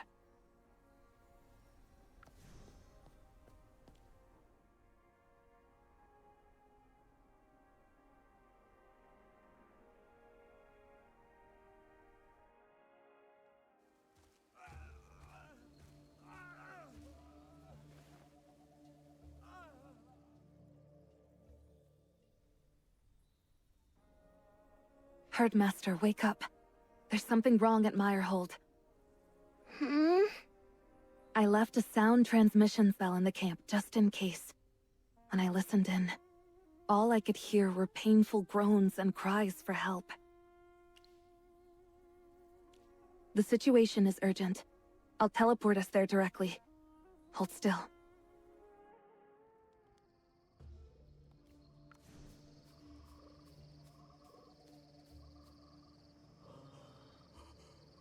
How come you're here? We know something happened in the camp. What's going on? The healer is checking on the ill soldiers. It may be food poisoning. General, that's not it. I've never seen symptoms like this. They're so thin. Like they haven't eaten for months. Oh, blood and fire. Even while checking their heartbeat, I can feel their chests collapsing. like punctured water skins. This is not a sickness. This can only be a curse. What? What did they do to deserve this curse? You're saying that the locust meat is causing this? Theosis, are there any soldiers who didn't eat the locust meat? I didn't, and a few soldiers who just returned from patrol didn't either. You didn't either. I didn't need to eat. Your portion was given to other soldiers on duty. Perseus, I know you still don't trust us, but lives are at stake. Magic might be able to dispel this curse. Let us try. Come with us.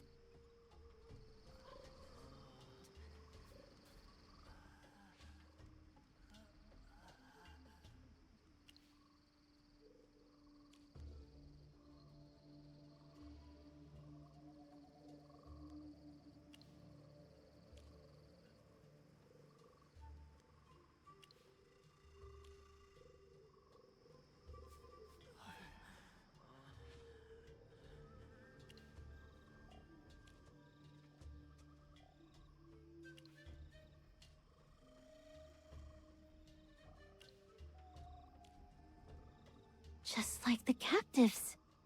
The soldiers we captured earlier were cursed then.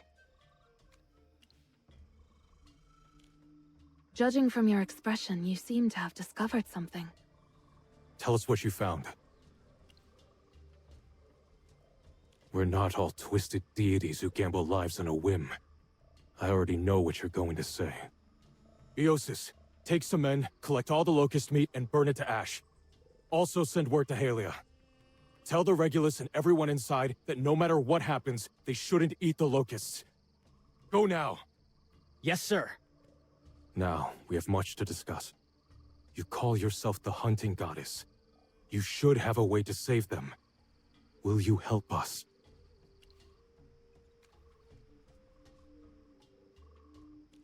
I won't abandon my faith, but for the lives of my men. I'll honor you, Herdmaster. No matter what, please save them. To lift? No. To suppress the curses of so many people in one go is no simple feat. By your will, Herdmaster, let us mere mortals bear witness to your true power.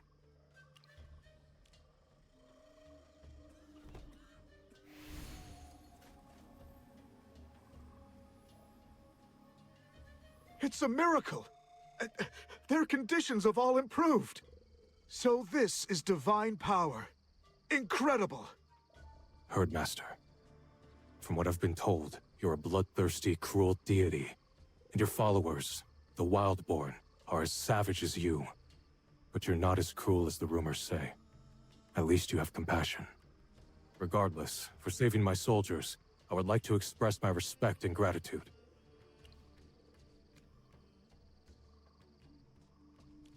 I guess to a divine being, we mortals are just playthings, to be tossed aside or spared on a whim, as expected from a cruel goddess.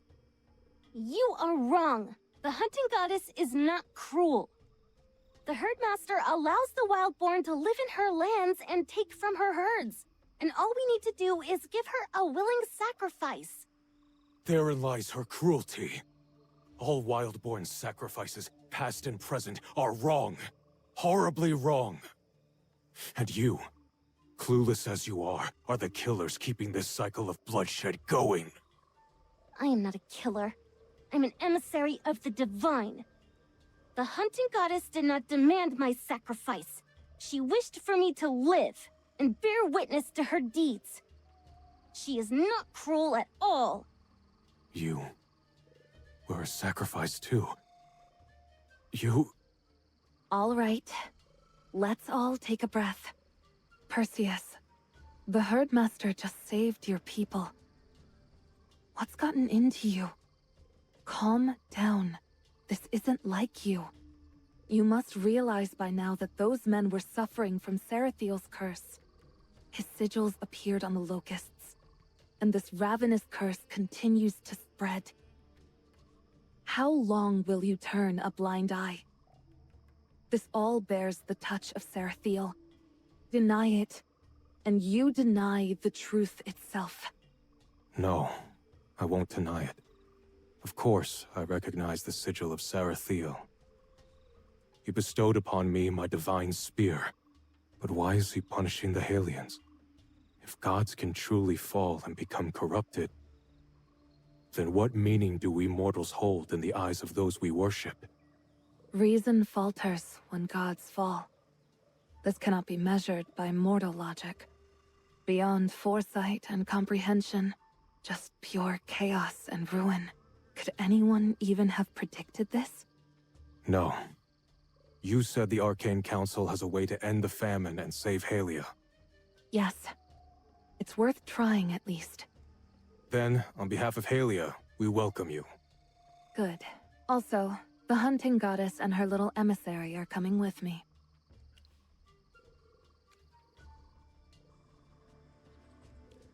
Only a god can fight against a god. Let us put an end to the coming disaster together. You must understand what's at stake. They are welcome as well. Let us leave at dawn. Prepare yourselves.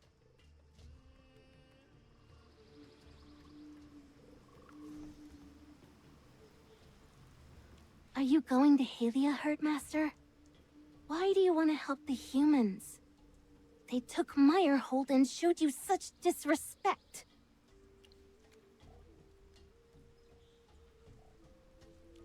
Why don't you just show your wrath and rain down fire on the Halions? In our past, you destroyed our enemies completely.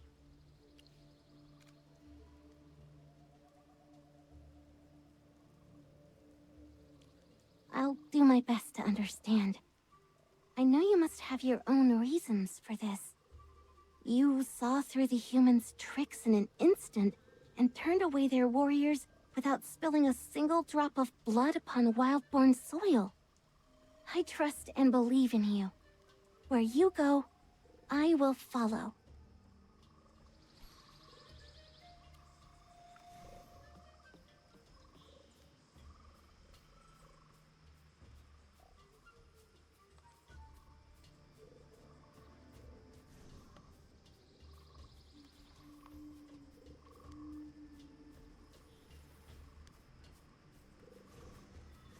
At ease.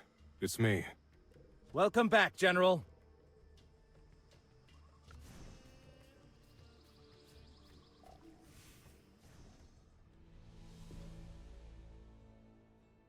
It's bottomless. This is the Tauthos Rift. It's the natural divide that has long separated the Halian lands from the Wildborn territory, preserving peace between our peoples for generations. Until half a year ago. Halia must have lost many soldiers and workers to build this outpost and bridge. All of this was done to claim Wildborn land and ease their hunger. Twisted by a corrupt god. Those once suffering became the oppressors. But now, the oppressed have summoned a deity of their own.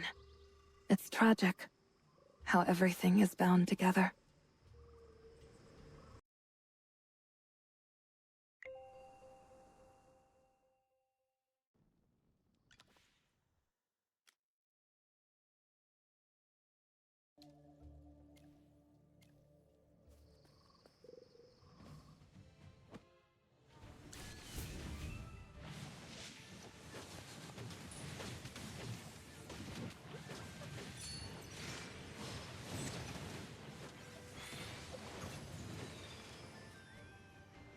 I have prevailed.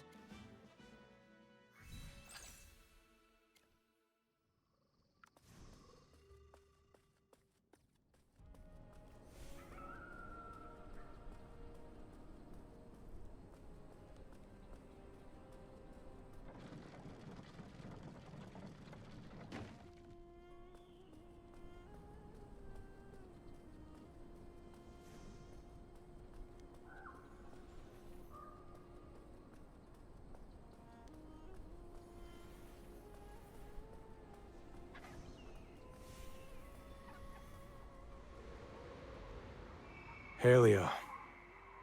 I've returned. So this is a human city. Everybody, please hold on for a moment. You can't go into the city like this. Especially you, Herdmaster.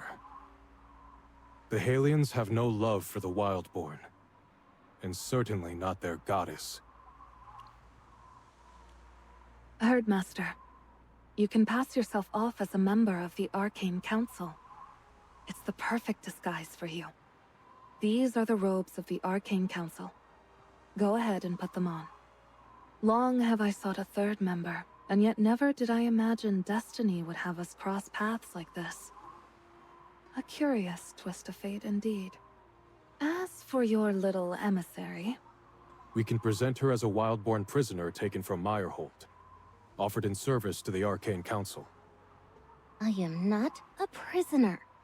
I admit this is less than ideal, but we have no other options. Embrace your new role, or neither you nor your goddess will set foot in Halia. Herdmaster? Master? This is difficult. I can't do this. You can do this. Just remember to never reveal who you really are, or the Herdmaster's true identity. Otherwise, I can't guarantee what will happen. What's the plan after this, Lady Merlin? My colleague, Morgan, has been studying the fallen gods and divine corruption near Halia's outskirts. By now, he's probably uncovered something useful.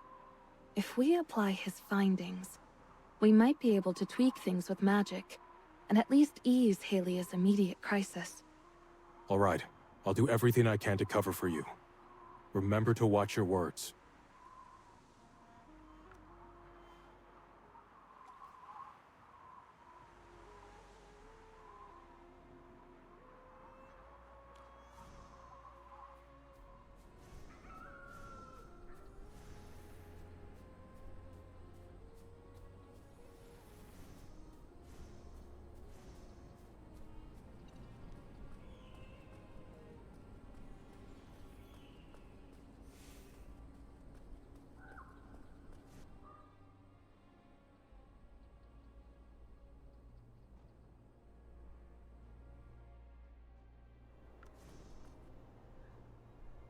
Morgan, this is the newest member of the Arcane Council. A new member, you say? Well, well. Who would have thought we'd find someone with magic talent in this godforsaken place? Anyway, at least I'll have some help around here. I'm done with these bumbling locals. It's about time someone else dealt with them. How dare you persist in this abomination! I won't let you defile the dead like this. You charlatans should be exiled to the wastelands to live with those filthy Furspawn. You ungodly mages. The Arcane Council claims to fight famine, yet you hoard the bones of the dead, leaving them to rot without burial. This is nothing less than desecration.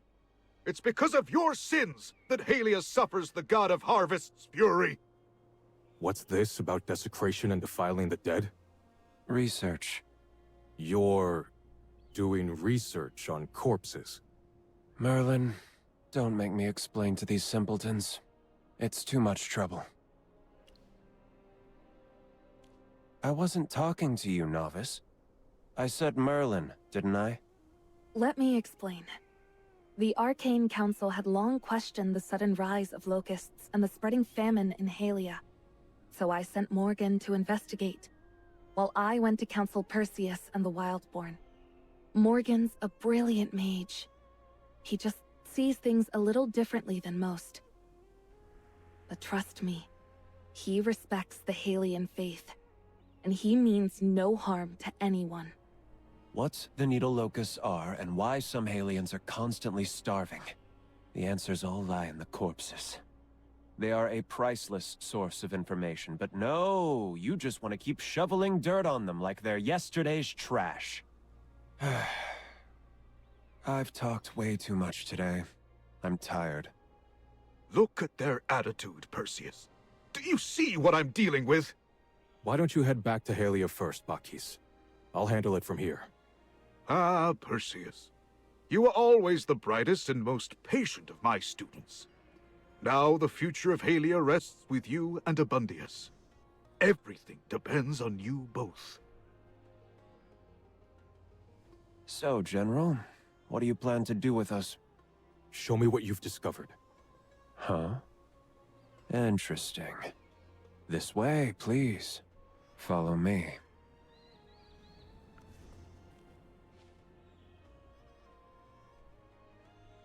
Seems like starvation, but it wasn't.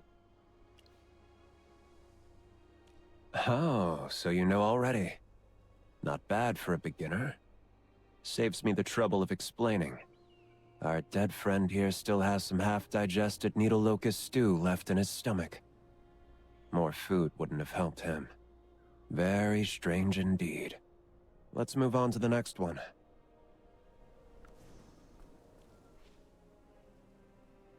You even preserved a locust carcass. Dead, alive, they're all the same to me. You should all have noticed the strange power flowing through these locusts. I've sliced up some carcasses and fed them to some animals. Well, the ones the Halians haven't eaten yet. The same thing happened to those animals. They all starved to death. This is not just a curse directed at Halia. I also did some other research. Explaining everything at once is exhausting. So, after a month of back-breaking research and magical analysis way over your head, I wandered all through the city-state next door, which, by the way, is on the verge of collapse. My brilliant conclusion is that the locust power isn't just in the swarm. It's soaked into the land and air around Halia as well. Famine, drought, the gnawing void in every belly. It all points to the same thing. A curse from Sarathiel, our god. Then why didn't you say so? It would have saved me the trouble of explaining. So, any progress on a solution? That's so much extra work. I took the ideas we discussed and determined exactly how much magical force it would take to contain and lift the curse that's spreading across Halia. We'll need to draw a magic circle, big enough to cover the whole city, and get 3 mages as powerful as Merlin to channel their magic into it at the same time to activate it. That's all I can think of. I thought only divine power could defeat divine power. It seems you've read a few books, General. But not enough. Only after the first god fell did magic grace mortal hands. The reason? That's for you to unravel. With our new friend here, we have exactly 3 mages. Morgan's plan could work. Did you not hear me? I said 3 mages as powerful as you. I can barely manage, and this fledgling you brought doesn't exactly inspire confidence. Trust me, Morgan. She will manage. I believe in her. What's so special about her? Anyway, the real problem with this plan isn't the mages. It's those fossilized fools in Halia who are chained to their so-called traditions. They took one glance at my research and lost their minds. If we actually waltzed into town to set up that magic circle, they'd chase us out with pitchforks. Granted, most of those old codgers couldn't lift a pitchfork, but you get the idea. I'll deal with them. I'll inform the Regulus of Halia and make sure the Arcane Council can operate in the city without any trouble. Oh, you've surprised me, General. This is all for Halia. We must take action now. Come with me to the city and meet the Regulus. Wait, is this Wildborn girl coming too? I will not leave Master's side. The Arcane Council, a little Wildborn girl, and General Perseus of the Halian forces. What a delightful mix. This should be entertaining. I can't wait to see how it plays out.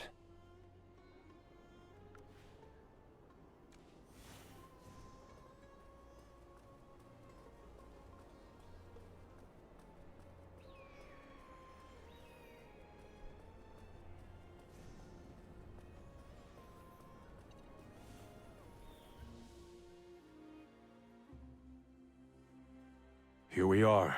Welcome to Halia. These walls used to gleam with gold. Now they're just crumbling under the wind and sands. My hair and fur have become all puffy. They won't go down. That's just dry air causing static, Gala. Please bear with it a little longer. All right, Master.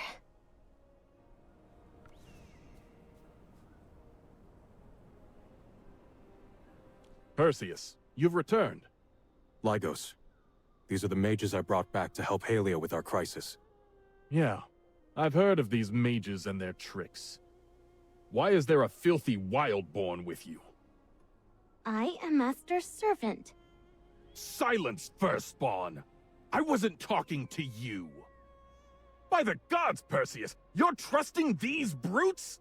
They're nothing but savages. You can't just let any of them into the city. Enough! These mages saved our men at Mirehold. This is my decision.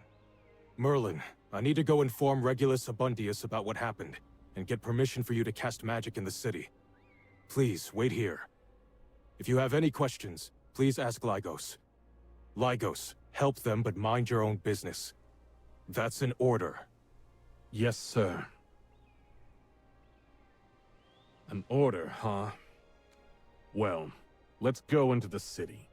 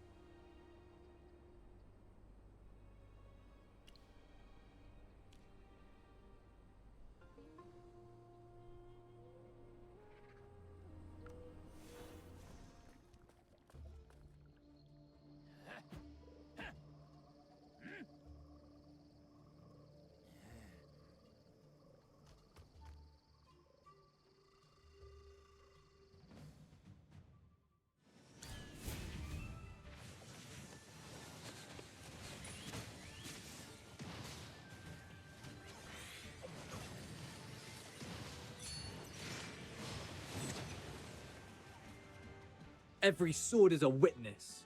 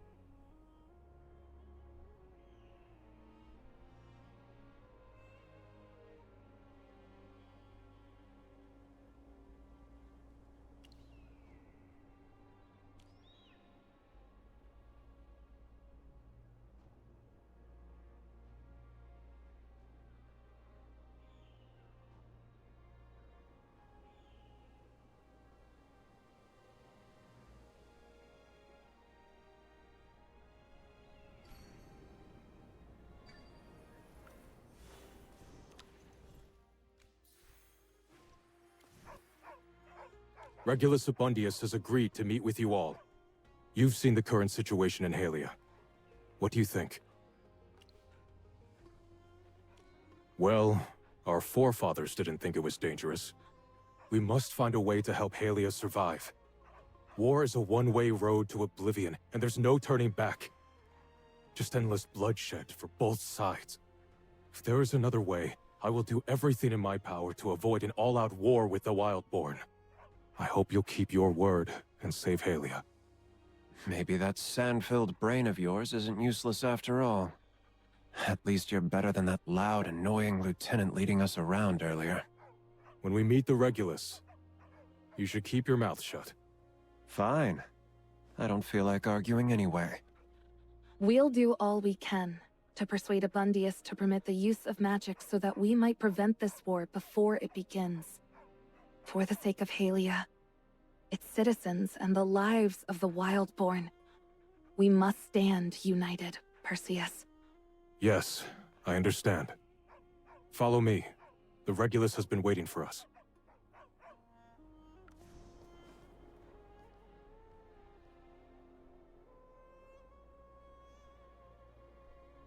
Outsiders, you're in the presence of the Regulus of Halia. State your business. This whelp is the ruler of the city. What did you just say? Did you just call me a whelp? Please, Regulus Abundius, stay calm. We're from the Arcane Council, and we've been researching the recent famine and drought troubling Halia. There's a way to turn the tide.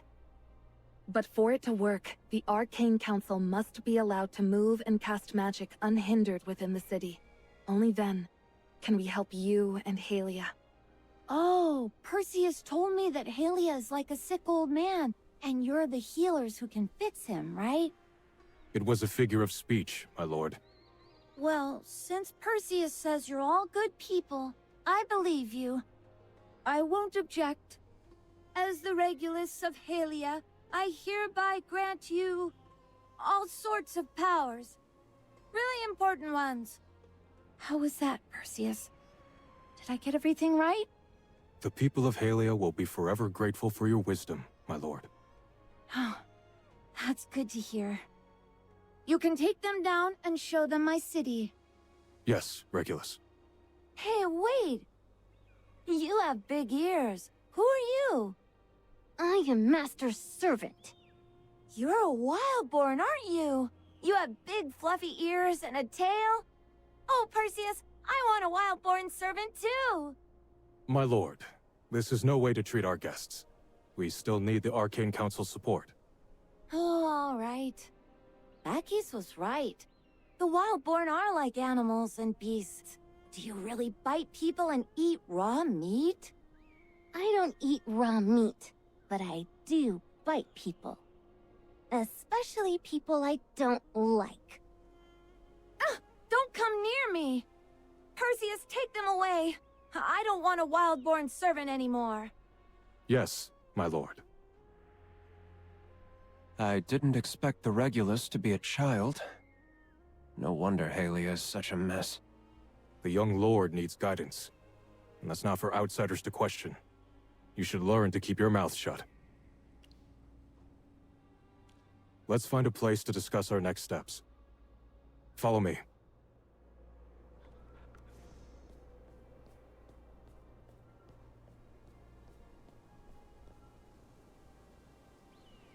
Perseus!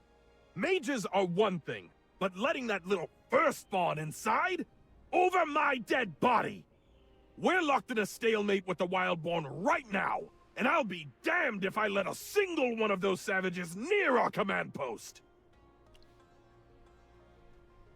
Yes, this is my home. Lygos, she's just a child. She's a Wildborn! Do you want all of Halia to see the lead general of our army inviting the enemy into his home? What will the men think? After all the blood we've spilled fighting those Wildborn? What about the morale of our soldiers? No, she cannot enter. Mage, please have her stay outside. Master? I will wait for you here by the door. Modra always told me to never argue with a fool. I will patiently wait here, Master.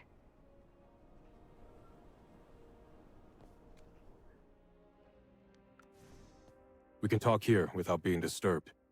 Get some rest for now. We start discussing our plan in a bit. Oh, so you do know how to be a proper host. Unlike that oaf outside.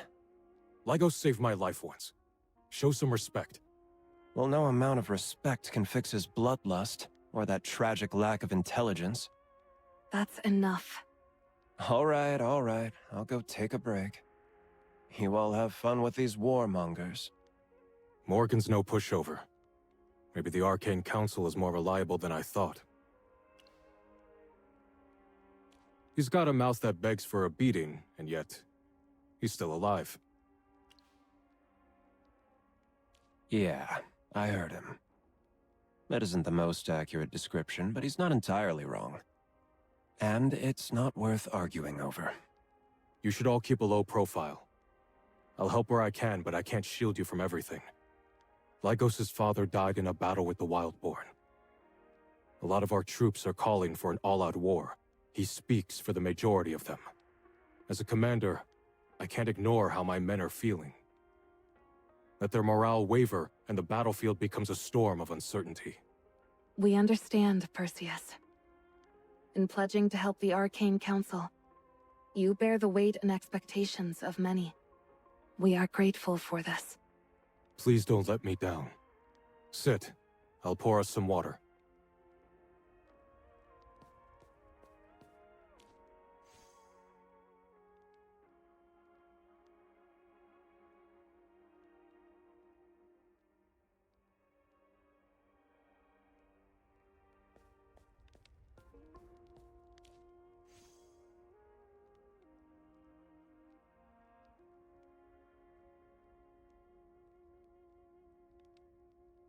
Hey, Initiate. Are you done wandering around? Would it kill you to lie still like a proper corpse and rest for once? We've got time before we set up the magic circle. Yes, we all have eyes. Thank you. Because I'm too lazy to move.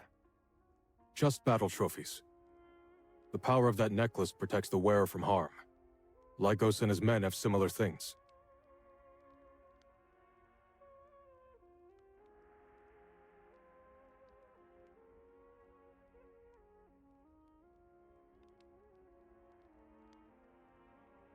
Apologies. The Arcane Council has no intentions of prying into your personal life. It doesn't matter. This won't affect our cooperation. Come, have some water. Let's get down to business. You said it takes 3 mages working together to lift the curse around Halia. How exactly will you manage that? When Morgan and I last visited the city, we confirmed that placing 3 interconnected magic circles would allow us to extend magical power across the entirety of Halia. After that, Morgan, our newest mage, and I will cast our spells simultaneously, channeling a vast amount of magic power to activate the ritual and lift the curse that lingers here. When the ritual takes effect, the first sign will be a change in the weather. Rain will finally fall upon the cracked earth of Halia, and in time, the withering land and its fading life will begin to heal. Where are these magic circles supposed to be placed? The square where we met the bratty lordling, and the watchtowers on both sides of the city walls. The view is good, and the position is suitable. As long as our junior associate here has enough magic power, there should be no problem. All right, take it easy. Here's the plan. Pay attention, Initiate. You're heading to the observation tower on the right wall. Merlin and I will handle the other 2 circles. That's the division of labor. Perseus, take these designs to the artisans. Secure the site and have the magic circles drawn. The Arcane Council must preserve its power for what comes next. It shall be done. Let us see the Arcane Council in action. May you truly lift Halia from drought and despair, as promised.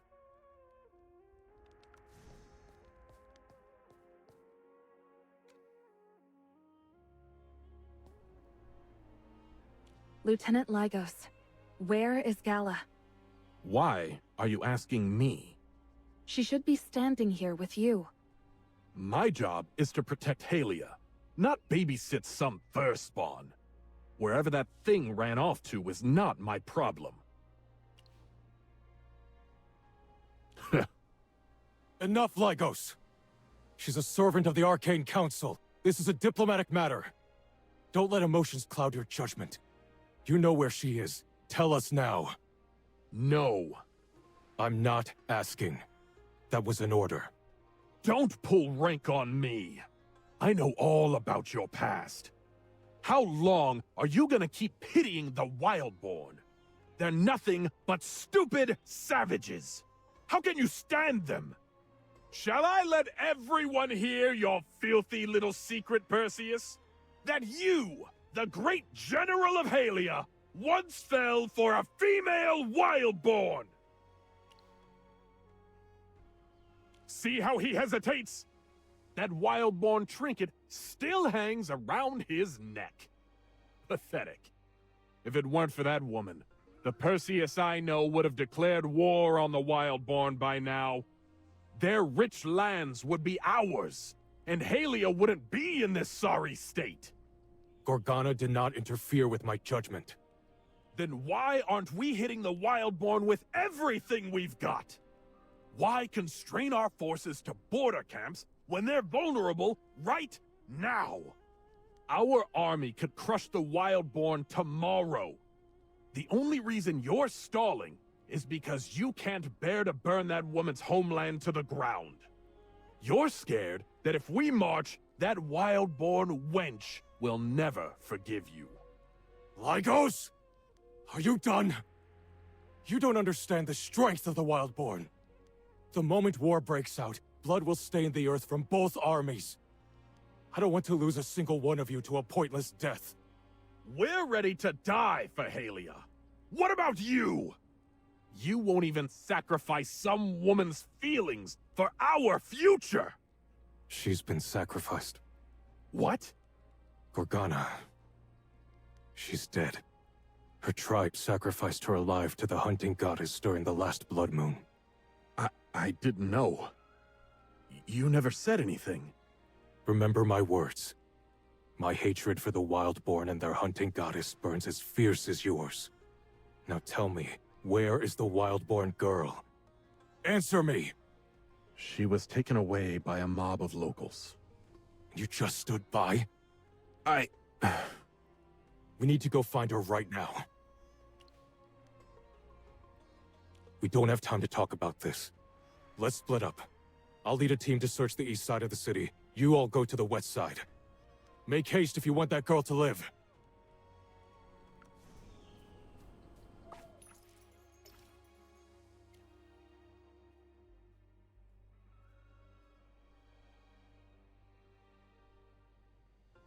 Sounds like someone's about to execute a Wildborn down by the west wall. We have to get there quickly, or Gala will die. Come on, we don't have time to waste.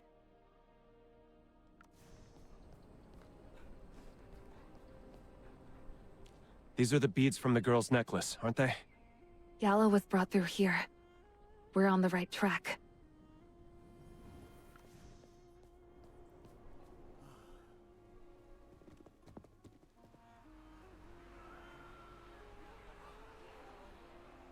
A filthy Wildborn spy snuck into Halia!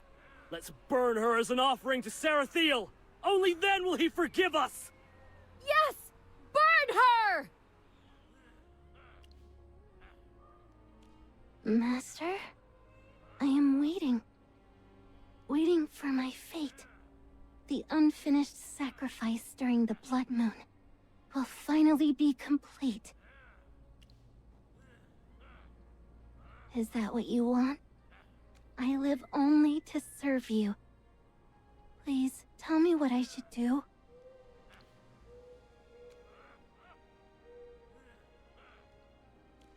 I know what I must do.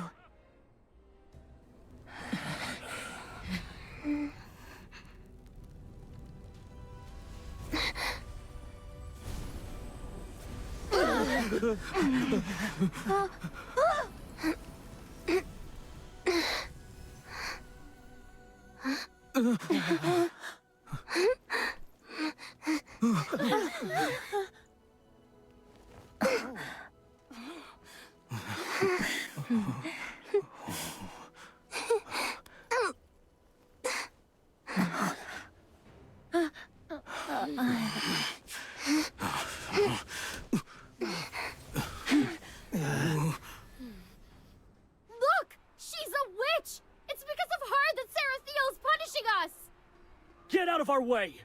That firstborn must die today! Hear me, people of Halia.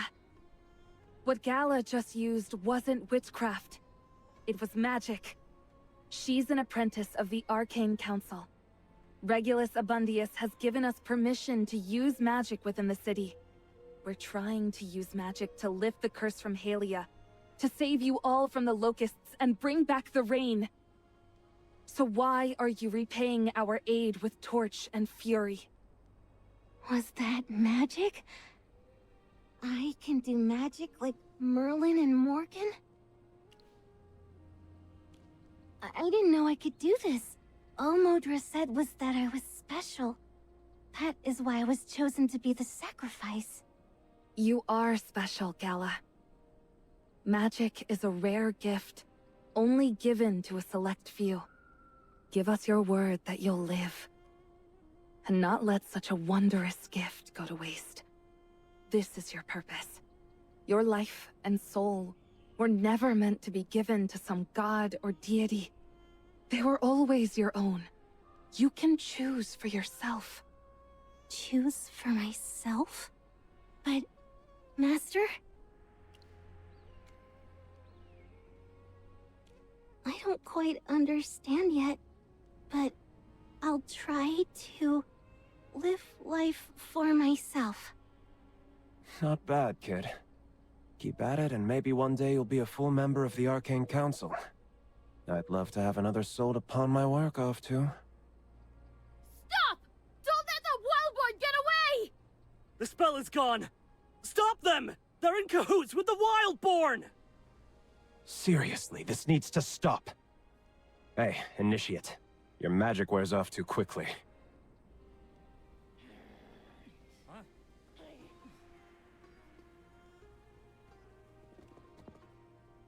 These mages were sanctioned by Regulus Abundius himself. Who dares defy his orders? Who will take responsibility for disrupting our Lord's plans? General Perseus, we know that you've given everything for Halia. But can we really trust them? Yes, we can trust them. Let them go. Let's go. Our plan proceeds as before. I have artisans standing by at our designated locations. Well, that was quick. Not as quick as you. Are you all right? I'm fine. Good. I'll dispatch my most trusted guards to watch over you all. We will not repeat today's unfortunate events. Proceed to the watchtower on the right wall. Morgan and I will synchronize the magic circle activation with your actions. This is our last chance to save Halia. Let's get into position.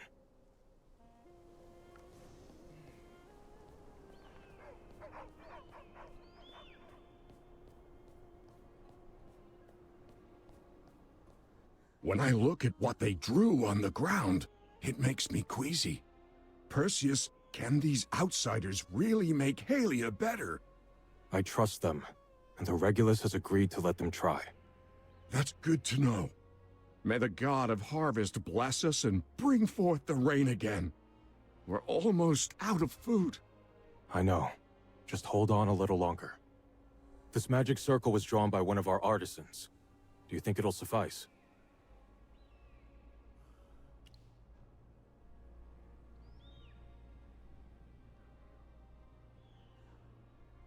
We followed your designs and sent the best artisans in the city to make it.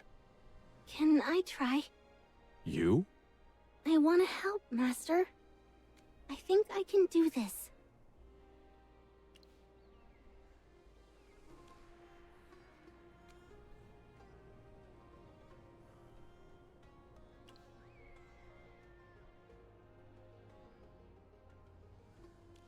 Thank you, Master.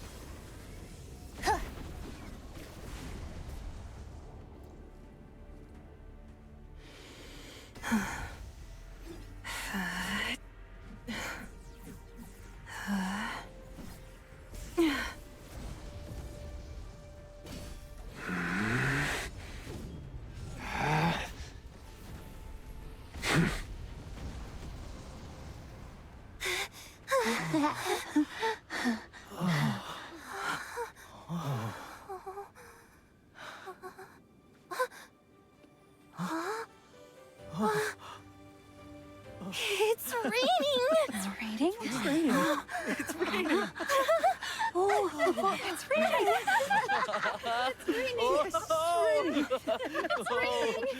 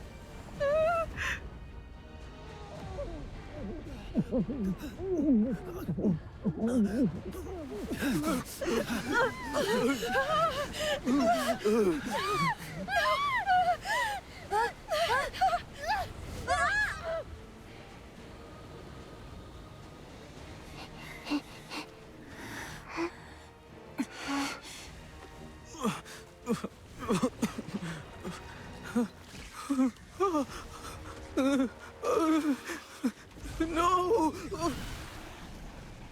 Huh?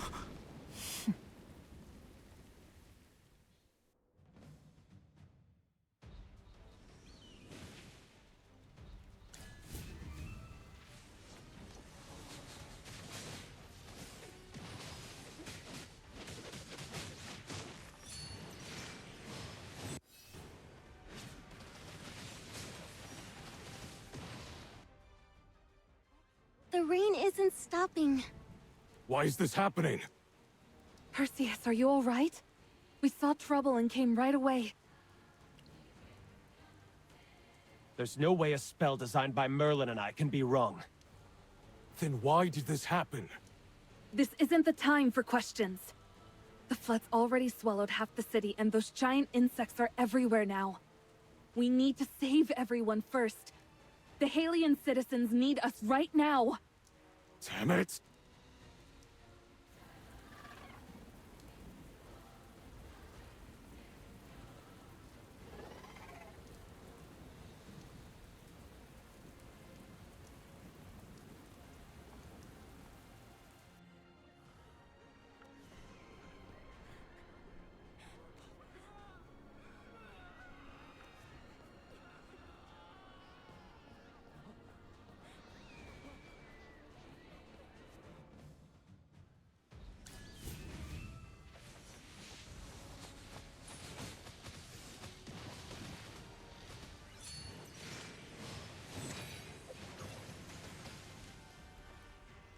I have prevailed. Please, Perseus, you need to save everyone. Bellos, he was swept away by the water. You need to find a shelter and stay put. I'll go and save everyone.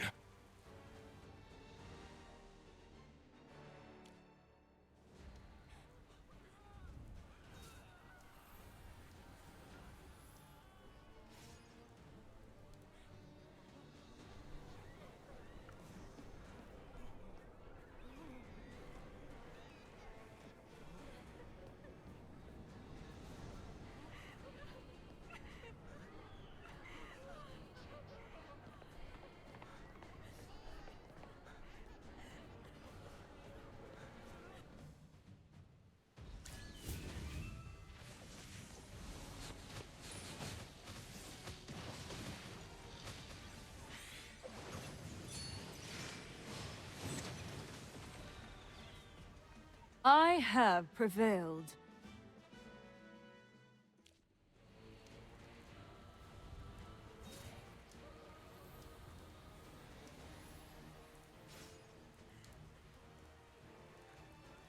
Let him go, Perseus. He's gone. Do you think I can let myself do that? Why is this happening? I don't have an answer for you right now. And this isn't the time for us to be fighting each other. Insects are still crawling out of the floodwaters by the dozens, and people's lives are at stake. We can't waste time pointing fingers. We need to act now. When this is over, we will talk.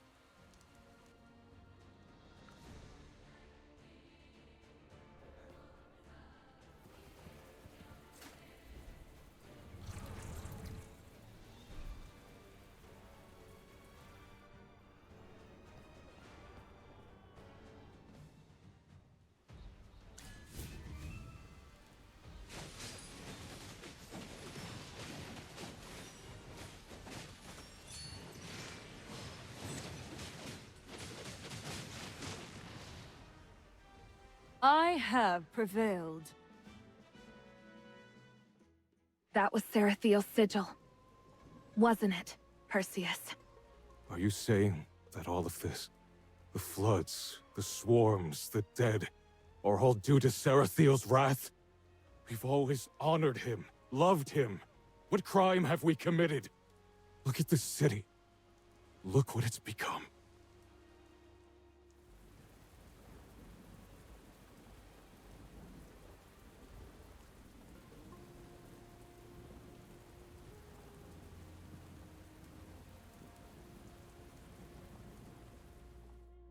Look at them! Trapped in the flood, fighting for their lives! Can't you see them slipping away? I even talked them into trusting you! I swore that after your damned spell, they'd never starve or suffer drought again! I thought I was saving Halia. Instead, I led the enemy right through our gates. Perseus, grief and pain are tearing you apart. Maybe my words won't reach you. Yet this was never the Arcane Council's design. We've tested this over and over. The magic circle we activated only summons a little rain.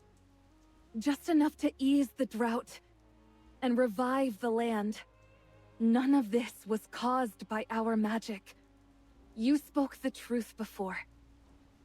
You saw Sarathiel's sigil flash before your eyes, but even now, you can't bring yourself to believe it. How could I believe it? That our beloved god would suddenly curse and punish us? My people did nothing wrong. The fault lies with me alone. Lygos was right. I was so pathetic to trust my enemies.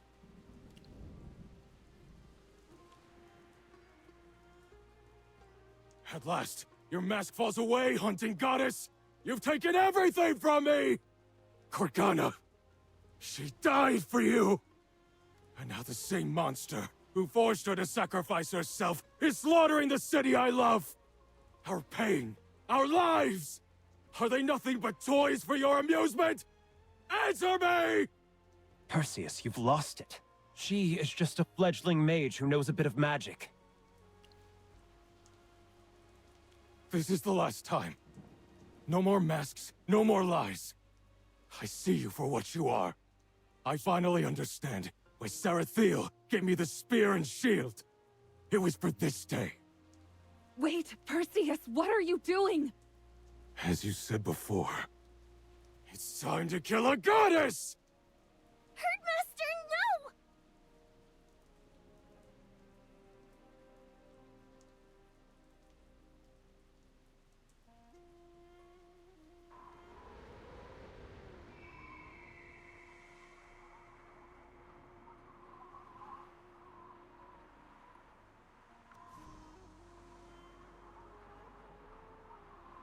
The situation was dire. I had to use teleportation magic to bring us back here. Standing here, we can see all of Halia spread out before us. It's still flooding over there. We literally designed the spell to counter the curse. There was no way it was going to fail. So why is the curse getting worse?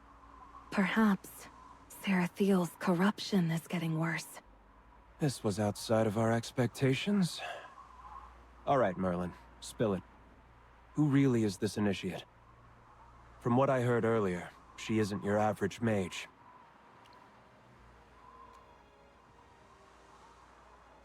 Charming. The gods Merlin and I have met weren't exactly the type to slum it in mortal disguises. So, this little Wildborn girl isn't really some servant then. I am the emissary to the hunting goddess. After what we've been through, I'm not surprised. Ha! Even gods can bleed. And if they can bleed, they can fear me. I thought if magic could contain and lift Sarathiel's curse, it could buy us some time, and peace would still have a chance. Now, if we want to save the city and stop an all-out war between Halia and the Wildborn, then there's one path left. We kill a god. We must strike down Sarathiel and release humanity from his cold and loveless grasp.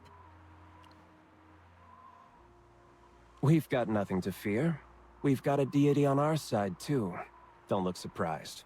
Yes, I'm talking about you. Just don't go crazy and turn to the dark side before we take down Sarathiel. Last thing we need is two corrupted gods to deal with. Etch the pain of what happened into your bones. Forge it into the finest blade. And make sure Sarathiel feels every cut. I will set out with Morgan to find where the god of harvest truly lies. Only by uncovering his real form can we defeat him. The Arcane Council has a request for you. Perseus mentioned that he had fallen in love with a Wildborn woman named Gorgana. It appears his devotion to her runs deep. While traveling through Wildborn lands, could you find out what happened to her? For the time being, the rift between Perseus and us cannot be mended. Still, learning more about the past may serve us well when we face him again. Also, one more thing. My friend, I swear I'll do everything I can to send you back to the future. So you can fulfill your destiny. The time for godslaying draws near. I will fulfill my promise. If you wish to return to your own time, you'll need a temporal anchor. That wheat stalk is engraved with time magic. You still have it, don't you? Entrust it to me. As I hunt the god of harvest, I'll trace the threads of time and pinpoint the spell's origin. The moment you were torn from your world. I'll use it as an anchor. As soon as we vanquish the god, I can harness his dying power and send you home.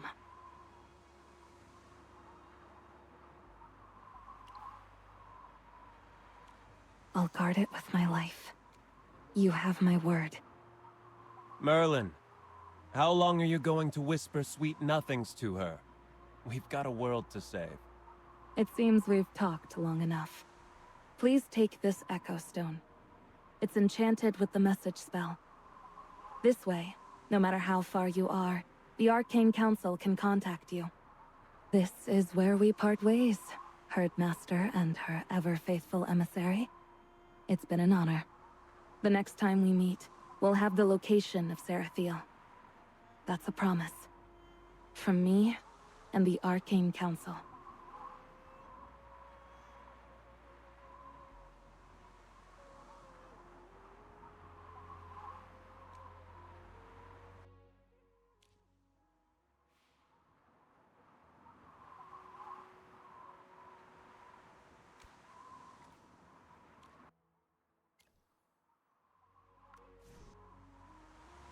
You look troubled, Herdmaster.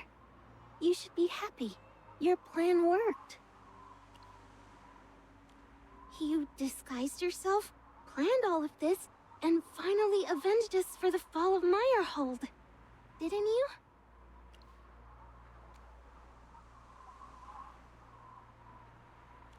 Your plan worked. You should be happy. Why are you upset?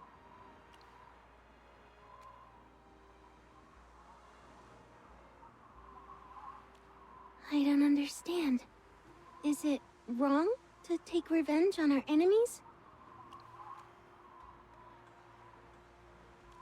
You told me to live for myself and to show mercy to the Halians.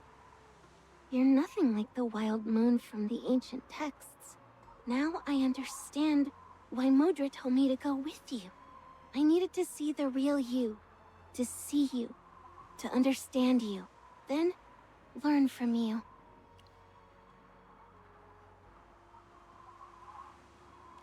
All right. I will be here if you need me.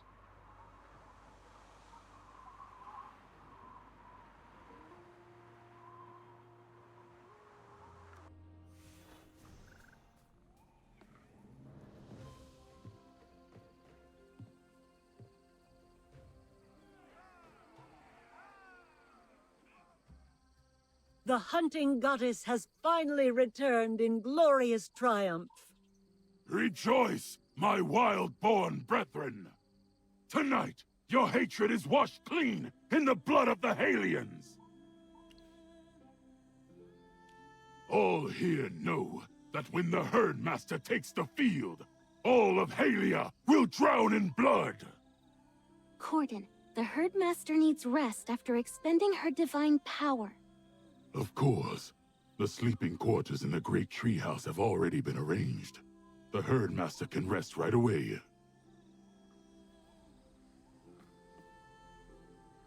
You still seem troubled. No need to worry. Modra and I will track down Perseus's beloved, that wildborn girl named Gorgana. Please be patient and wait. In Wrathwood Grove, there are plenty of things to keep you entertained. I hope you'll smile again.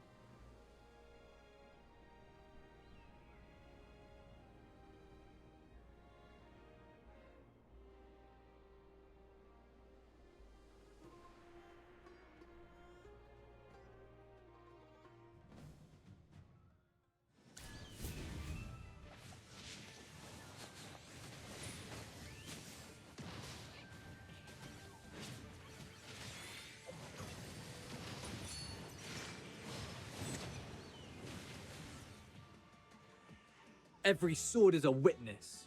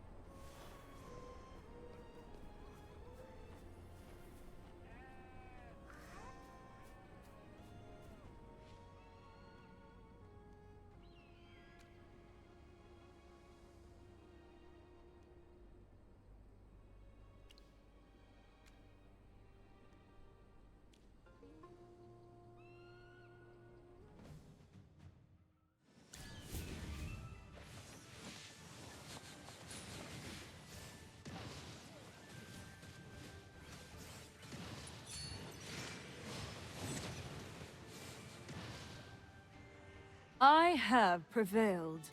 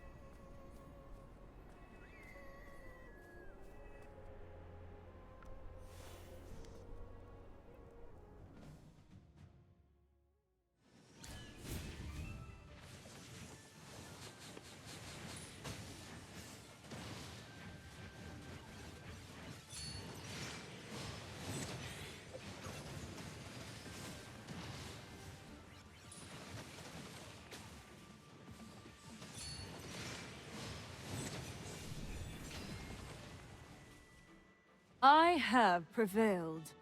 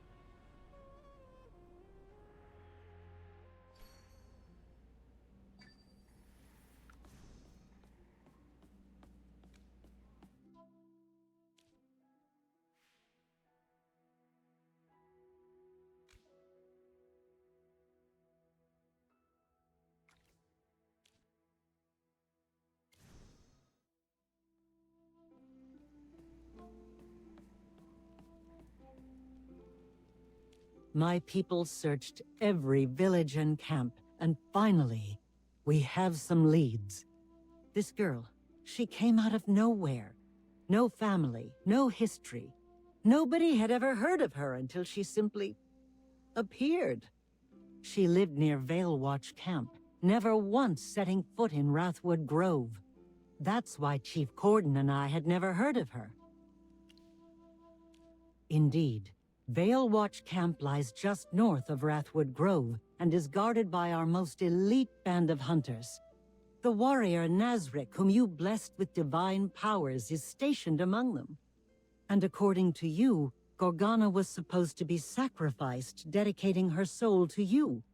But we have only had one human sacrifice in recent memory. The very offering ritual that summoned you. It's been so rare for a wild-born offering to be born under the blood moon. We've had to make do with animal offerings for years. And I have combed through the records on wild-born offerings. There's no mention of a girl named Gorgana. Sacrifices can only be offered at the primal shrine, on top of the altar where you appeared. I would have known if we had one more Wildborn to offer. Strange. Exalted One, Modra would never deceive us, but Perseus might. The Halian General? Gala, why are you bringing up his name? It's nothing, Modra. Our goddess will decide what matters here. Yes. Please forgive my curiosity. O great Herdmaster, to let such lies reach your ears is my failing. I must die to atone for this. O Exalted One, how gracious and merciful you are. Whatever you command, your humble servant shall see it done. Of course, I'll arrange everything at once. Gala, you shall escort the Divine One to see Corden. We must send our finest warriors to accompany the Herdmaster as she surveys her domain. Let every beast bow before its true sovereign. Yes.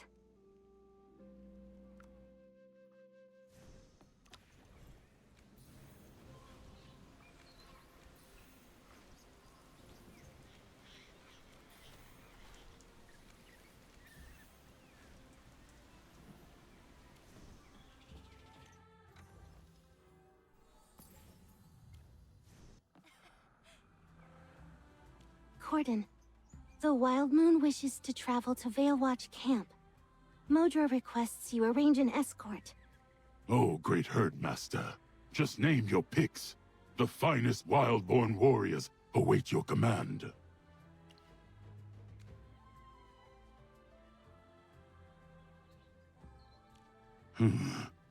Private?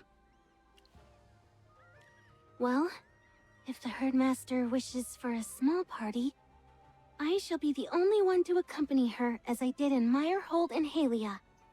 What? No other Wildborn is worthy of escorting the Herdmaster? This is the divine will. It cannot be defied. We hear the divine word, and shall obey. But please, at the very least, let the folk of Wrathwood Grove bid their Herdmaster farewell. I'll gather everyone at the Northern Bridge for a proper send-off. O Exalted One, Vale Watch Camp is governed by Elder Toro. He'll obey your commands as I do. You may also wish to command the warrior Nazric, whom you gifted a weapon of divine power.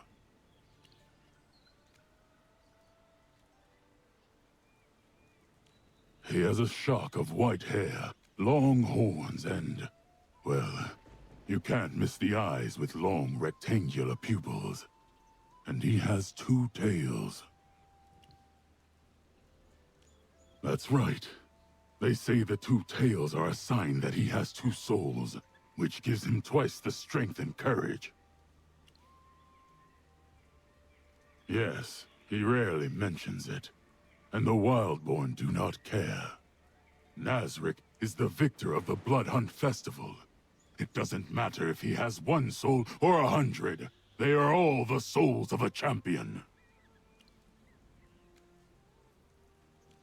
It is a spear with the ability to track any prey. Infused with your power, it can never lose its mark. Such is your incredible might. Yes, years ago. He's a prodigious hunter and won the Blood Hunt Festival in his youth.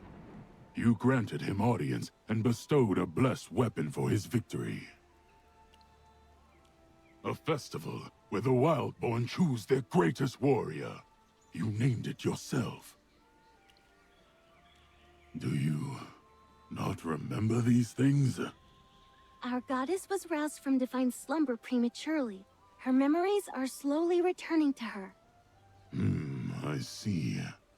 I assure you, the blood hunt that Nazarick took part in was the grandest and most brutal of them all. Exalted One, you can place your trust in his absolute strength and devotion. Farewell, Wild Moon. May you return swiftly to your glorious Wrathwood Grove.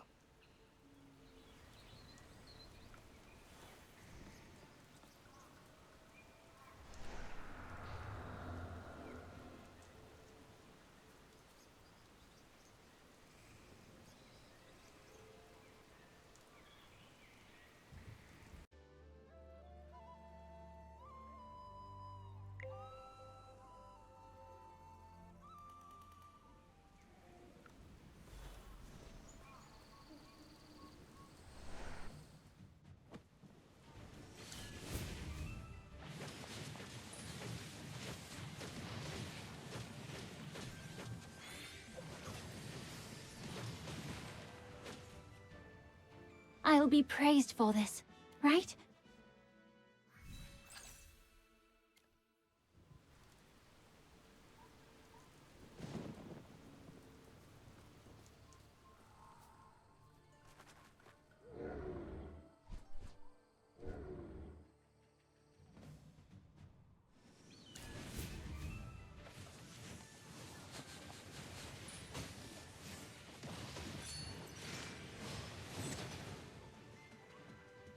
I have prevailed.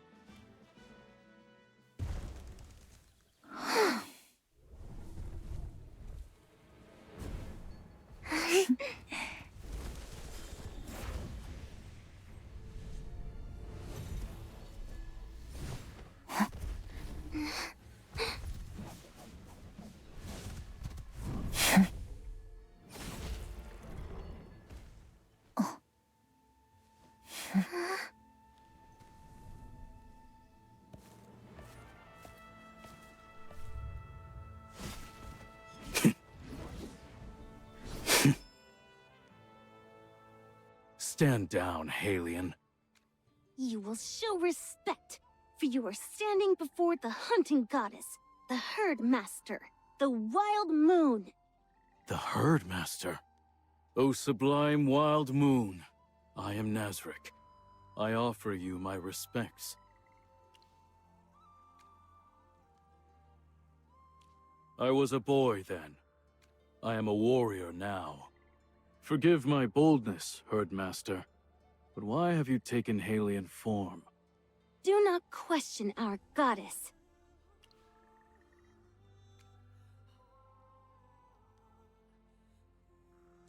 Of course. Your will is our command. Did Toro send you to meet us? No, I was hunting here. But Elder Toro is preparing a welcome feast at Veilwatch Camp. Now that you've arrived, please follow me.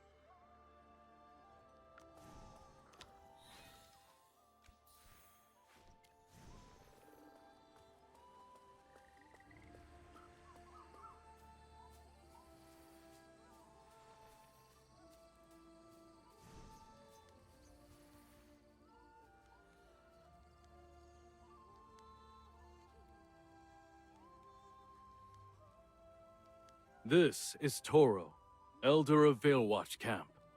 O Exalted One, the winds have finally carried your divine presence to Veilwatch Camp. We are truly blessed. The road from Wrathwood Grove is trying. You must be weary. We have prepared a humble feast in your honor. The herdmaster did not come for a mere feast. We come to uncover the whereabouts of Gorgana. Gorgana? The name is certainly familiar. The girl called herself a divine emissary. So she was an emissary too? A self-proclaimed one. She had no blessing from the Divine One. Ah, yes. I remember now. A woman with hair the color of the deep sky, and the eyes of a jungle cat. No one knew where she came from. She was secretive and claimed to be your emissary. But you sent no revelations, and our priests heard silence when they sought to communicate with you. So we never believed her claims. And yet, one of the shrine guards reported seeing her emerge from your shrine, as if she'd been inside. From inside the shrine? Could it be? Was she a true emissary, simply forgotten by my master? Exactly. If Gorgana's claims were true, our great goddess would not have forsaken her. We assumed the guard was mistaken. After all, Gorgana was often seen lingering near the primal shrine. Is that all? That is all I know. The others may have more to offer. Nazric can help guide your inquiries. Captain Tuft may be of help. She was among the few who believed Gorgana's claims about emerging from the primal shrine. Forgive me, Exalted One. My memory is fading as the years wear on, and I rely on these two to manage the camp. I am yours to command. Aside from Captain Tuft, you can also speak with Bay. She has a kind heart and took Gorgana into her home for a time. Bay let a stranger into her home? Yes, Gorgana had no kin, but she was one of the Wildborn and followed the hunting goddess. We couldn't just turn her away. Bay has a warm heart, and her claws are also sharp when they need to be. If anyone could show a lost soul kindness without putting herself in peril, it's her. You can ask her for the details yourself. Tuft, do you remember the woman who claimed to be an emissary? The Divine One requires your knowledge of her. Oh, Gorgana. I had very little contact with her. Toro said you believed her. Why? Because she committed acts of sacrilege, yet the Herdmaster never struck her down. From the day she appeared in Veilwatch camp, she would go to the primal shrine to work on a ritual wind chime. Said it was a vital job given to her by the hunting goddess. The shrine is hollowed ground, and the hunting goddess has always forbidden clamor nearby. For her to build such a thing, so close to the shrine, I assumed she could have only been acting on divine volition. No, her progress was slow. She had petitioned Elder Toro for assistance, but he refused her. I didn't understand the reasoning back then. But now I see Elder Toro suspected her from the start. Whereas my own foolishness allowed me to be deceived. Well within the range of a short bow. Such an intimate distance. If the wind chime was disturbed, the sound surely would have roused you from your slumber. She just vanished into thin air. After her disappearance, I had my best hunters search for a trail. They found nothing. Not a single track. Whether she was a true emissary or a charlatan, I failed in my duty. I offer no excuses.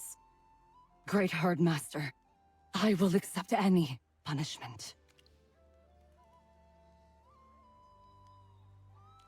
Oh, Great Herdmaster. My life was forfeit for my failure. Yet, you have spared me. This mercy is a gift I will strive to be worthy of.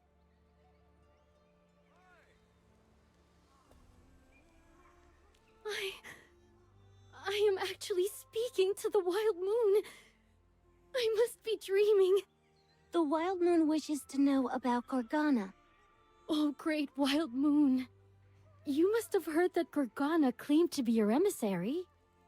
You took her in, gave her a home. Oh yes, the poor thing. I had to. Merciful hunting goddess, your humblest servant begs you. Please, don't hold her delusions against her. She is but a lost soul. Yes, an orphan, all alone in the world. She finally finds a home with us, only to be afflicted by a tragic madness. Madness? Of course. You sent no divine commands, yet she insisted she was your emissary. What else could it be but madness? Her faith must have been so strong, her desire to serve you so overwhelming, that her mind simply broke. And that is why you sheltered her. Yes.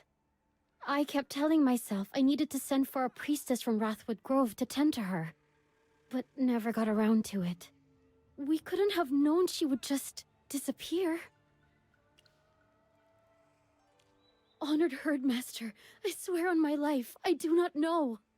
I gave her a roof, but we were never close. She wasn't one for sharing secrets. But when she first came to Veilwatch Camp, she told me that if she had the chance, she wanted to see Wrathwood Grove. But the hunting party didn't find any trace of her on the way there. That poor girl. I'm so worried she ran into one of the beasts in the forest. Not many people in this camp knew Gorgana. Is there anyone else you would like to talk with, Divine One? Master, should we go see the wind chime that Gorgana built? I think... There might be a clue. Yes. That wind chime. If you have something to say it. Just like Tuff said, the ritual wind chime isn't finished yet. I remember Toro saying that before Gorgana disappeared, she left behind blueprints for the wind chime and told him he had to find someone to finish it. But we questioned her claim to be an emissary, and there were no priests in Veilwatch Camp with the special talents needed, so the wind chime was never completed. Unique powers. The ability to create flashes of light out of thin air, to summon wind, or even to make a rope burn without touching it.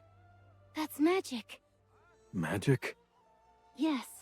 After the Herdmaster recognized me as her emissary, I've been able to use a little of that power too. Oh? So perhaps Gorgana really was your emissary. But you don't seem to know her. I see. Failing to bring her to justice in time is a sin upon Veilwatch Camp. You're worried. Worried that the Herdmaster will bring down her wrath on Veilwatch Camp. Yes. The Herdmaster's majesty makes me tremble. I could see that when you forgave Tuft. Your mercy is different from before. It's unexpected.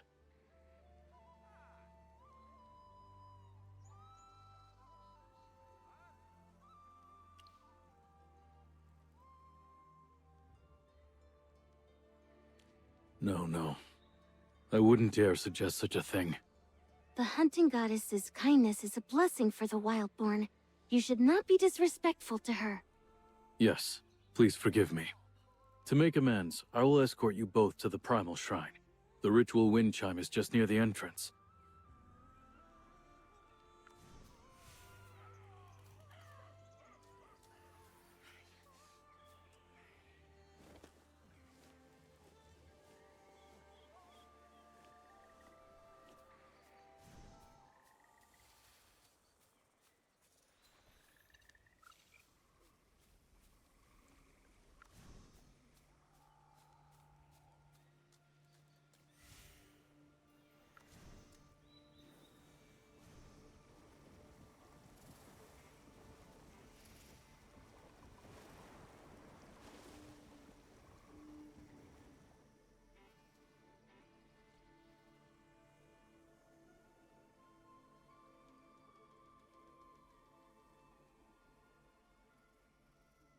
After Gorgana disappeared, I accompanied Toro here to study the purpose of the wind chime. Perhaps because it wasn't finished, we didn't find anything out of the ordinary. Do you recall its purpose, Divine One? Should we continue construction, or should we tear it down?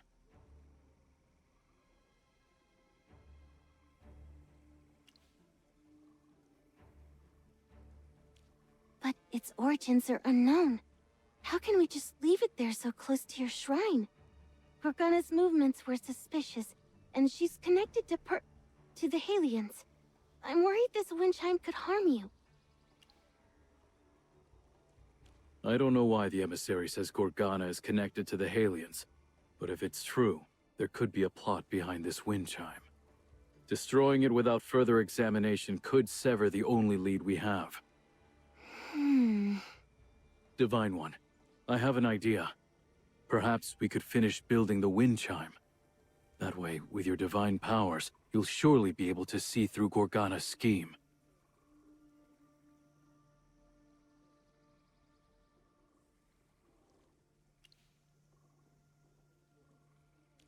As you wish, Divine One. Master, you can leave it to me. If that imposter Gorgana could do it, then so can I. Yes, I will not disappoint you. The primal shrine is up ahead. Divine One, perhaps you never got to look at the shrine from a Wildborn's perspective.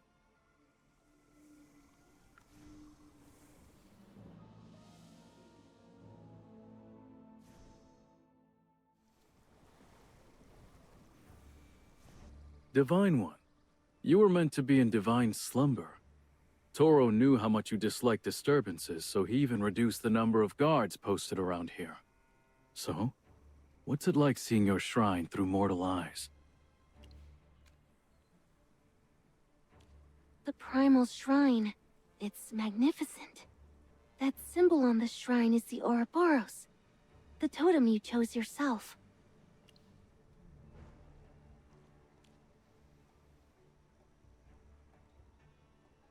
Divine One, there's something else about Gorgana you should know. It's just a minor detail.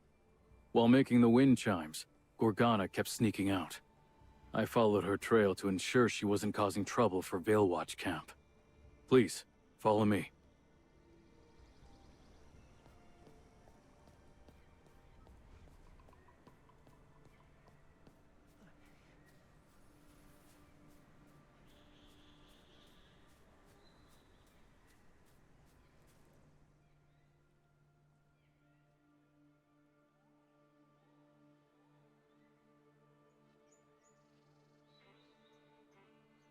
Windfang Crag is a narrow path along the edge of the Tauthos Rift. Gorgana used to sneak off here and disappear for hours. Her behavior raised suspicions, so I tracked her once. You used your divine gift to follow Gorgana? We don't know where she came from or what her motives are.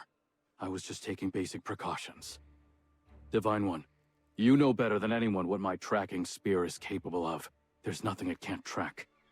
But on the path to Windfang Crag, after I threw my spear at Gorgana, the tracking suddenly cut off.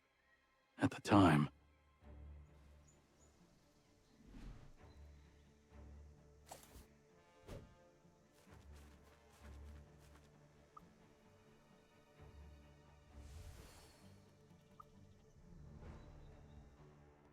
And just like that, Gorgana vanished. I still haven't found that spear. Forgive me for asking, but why would the power you granted me suddenly fail, Exalted One? Thank you for your guidance, Divine One. I understand. Nazric, don't disrespect the hunting goddess again, or I'll punish you myself in court instead. Yes. But like I said, Gorgana's actions were highly suspicious. We must get to the bottom of this. Master, he's not wrong about that. You mean about Gorgana and the Halians? The Halians? What does Gorgana have to do with them? Perseus? That Halian general? If that's the case, then the wind chime must be part of some Halian plot. We have to tear it down immediately. No, Gorgana deceived Perseus. She told Perseus she was chosen as a living sacrifice, but the Wildborn never sacrificed her. She deceived everyone, Perseus included. She hid the true purpose of the wind chimes from us and never even went to Wrathwood Grove. If that's true, then there's even more reason to take down the wind chime. We need to let Toro know at once. But what if the wind chime damages the shrine or affects Veilwatch Camp? It won't. My master will protect the Wildborn. Why are you so worried? Are you doubting our goddess again? Oh, I meant no disrespect to the Wild Moon. Fine. I will do as you say. Regardless, I must report this to Toro. You've both had a long day. Please, return to Veilwatch Camp and rest.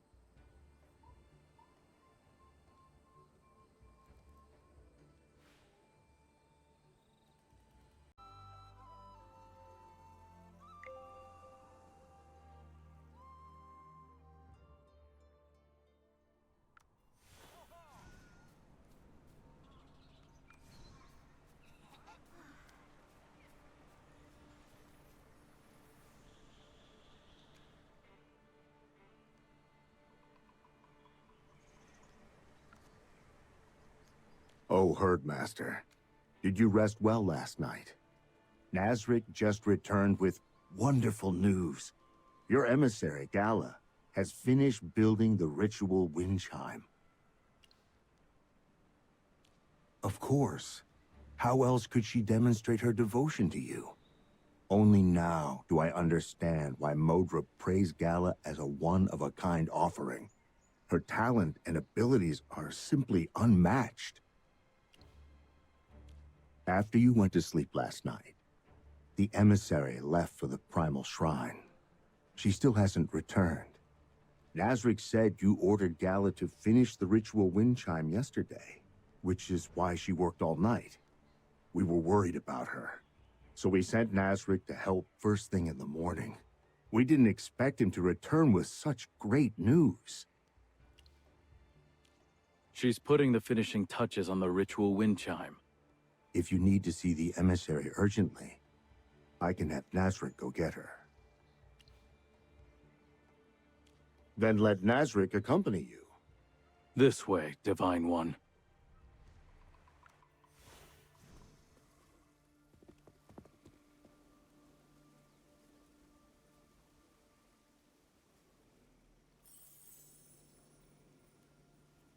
Oh, Master, you're here. Look, the wind chime you wanted is finished. I didn't let you down, did I?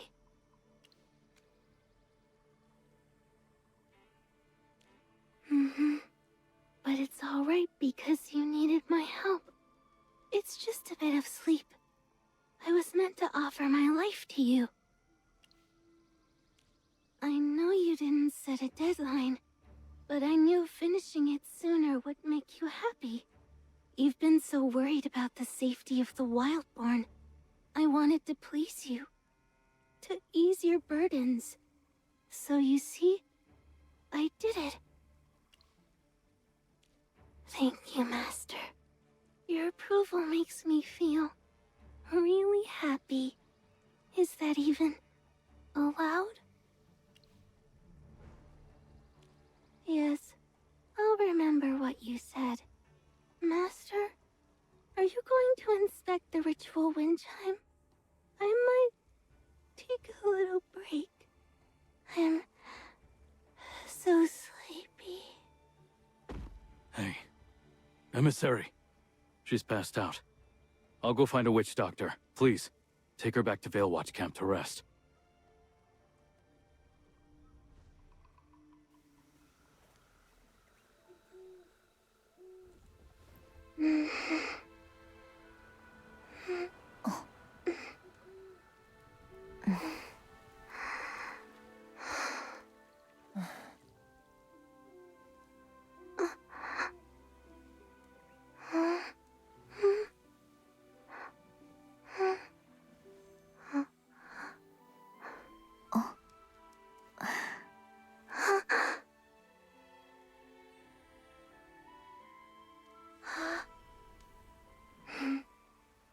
Master, are you taking care of me? No, I am your servant. I should be the one taking care of you. But that is all part of my duty, to fulfill your commands, ease your burdens, make you happy. I was once a sacrifice. Even the title of emissary was a gift from you. Why? Why are you so kind to me?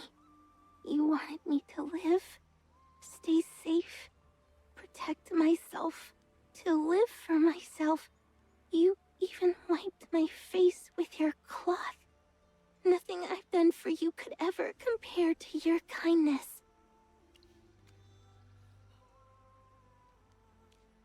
Your voice?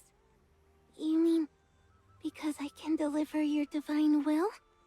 But Modra and the other priests can do that too. I'm important to Master. This is an honor.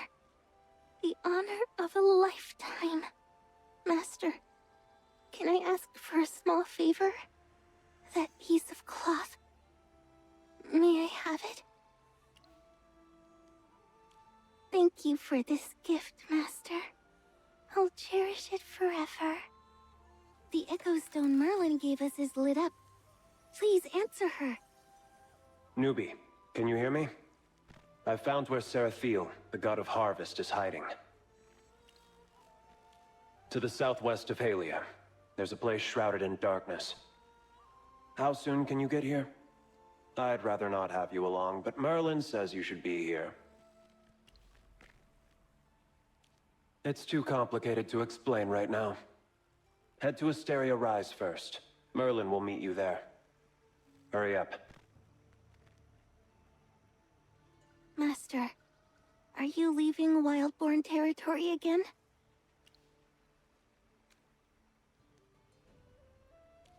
Yes, I understand. Then I'll go with you. I was only exhausted, not hurt, so it will be fine.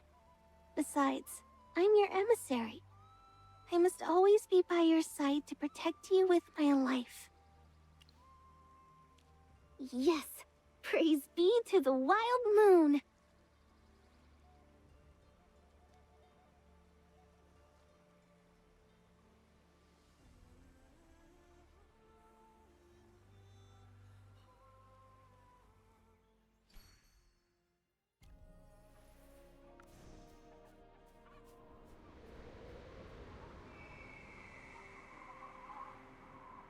Hunting goddess and little emissary, we meet again.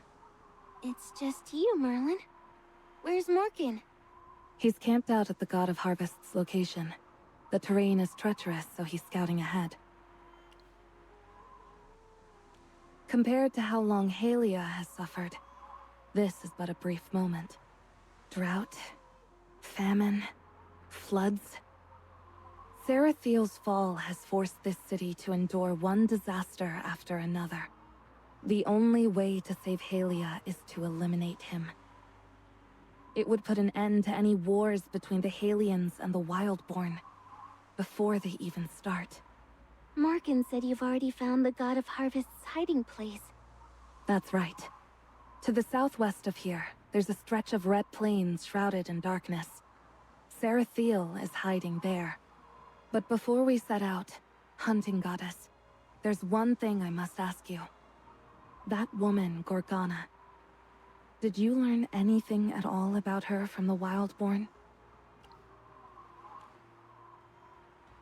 So she wasn't a sacrifice. She called herself an emissary and built that strange wind chime. And then she just vanished. Untraceable even by a divine weapon. She does feel incredibly suspicious. Regardless, this information should be useful the next time we face Perseus. Divine One, thank you for your help, and that of your followers. Now let's go. To the southwest, where the fallen God of Harvest is hiding.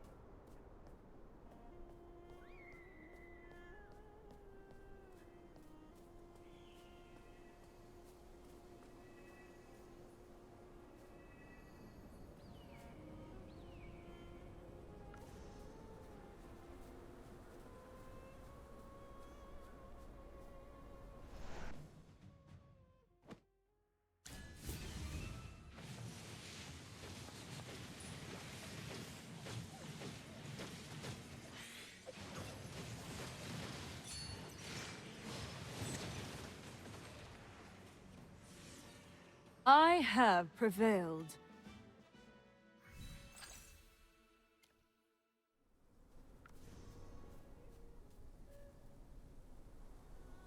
Still alive, I see. Good. Enough with the pleasantries. Quiet down. I'm in the middle of a spell. I'm using beast bones to scout ahead. Morgan, what's the status on the bone scouting? Not good.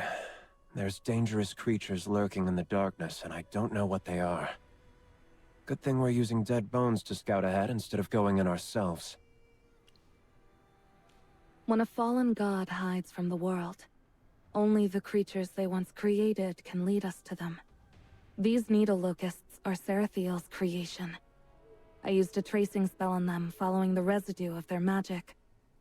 It led me to this darkness. Damn it.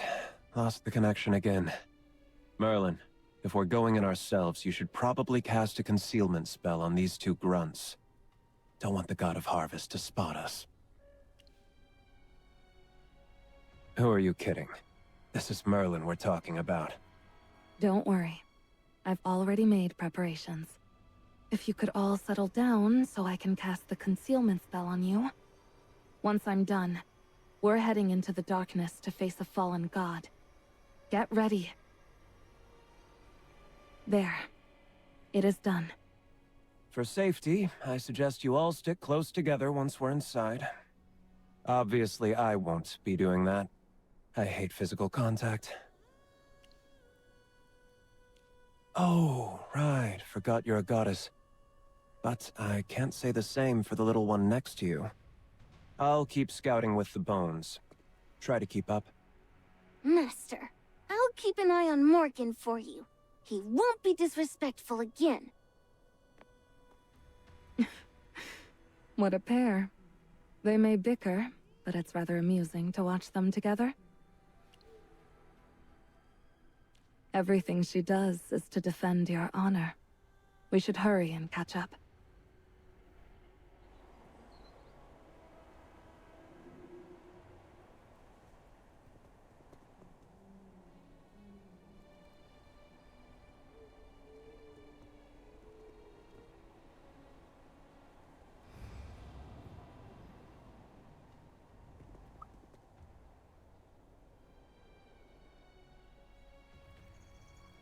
Calm down. The darkness itself can't harm you. We only got separated from Gala and Morgan because we lost our light source. Gala is a gifted mage. She can manage on her own for a while. There's no need for undue concern. Can you feel that power stirring in the dark? That fallen, corrupt power? The god of harvest caused all this. He once used sunlight to nourish the wheat fields and his followers. Now he brings only darkness, and punishes the innocent with famine. Even a benevolent god can bring about endless disaster once they have fallen. Fortunately, with magic, mortals aren't completely helpless, even when facing the gods. Here, come a little closer. I'll cast a light spell on your pendant. It should keep the darkness at bay for a time. Let's head into the heart of the darkness. Have faith in our friends. We'll reunite with Gala and Morgan eventually.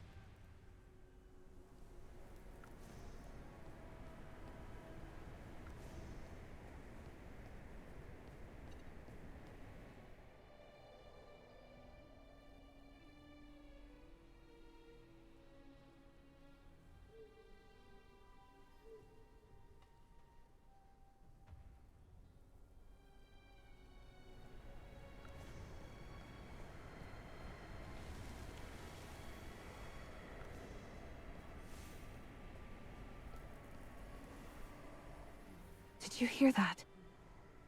A faint, pained cry. A scream from the very soul. Perhaps I should be more clear. Look closely. Those faint, glowing lights floating in the dark.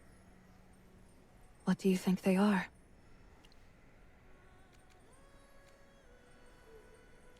Those are human souls. I don't know. Perhaps it's because there is still light in their hearts. Or maybe because they were followers of the god of harvest, who relied on the sun's blessing. I only know one thing for certain.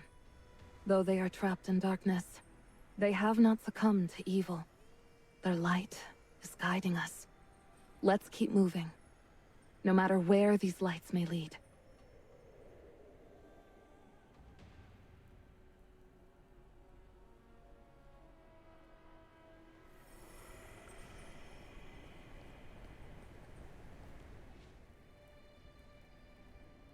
Tuttleton. Sarathiel. How cruel. Tuttleton. The golden land of harvest. It was also the town most devoted to the god of harvest. When we first arrived in Halia, you might have overheard someone mention Tuttleton. It used to be the main agricultural town that supplied Halians with food. But now, darkness shrouds our vision. The wheat fields are gone, and souls are trapped here. People once sang songs about the wheat of Tuttleton, and praised the blessings of the god of harvest. But who could have foreseen the end of this town? The Arcane Council cannot ignore the evil of a fallen god.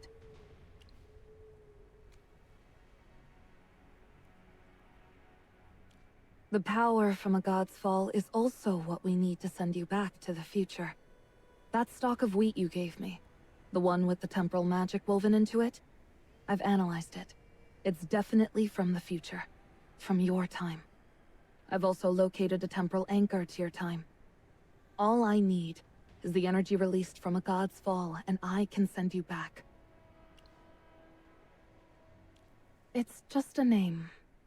An anchor. An imprint, a record, call it what you will. The principles of time travel are tied to the cycle of life. How should I explain this? Imagine a tree. It grows from the bottom up.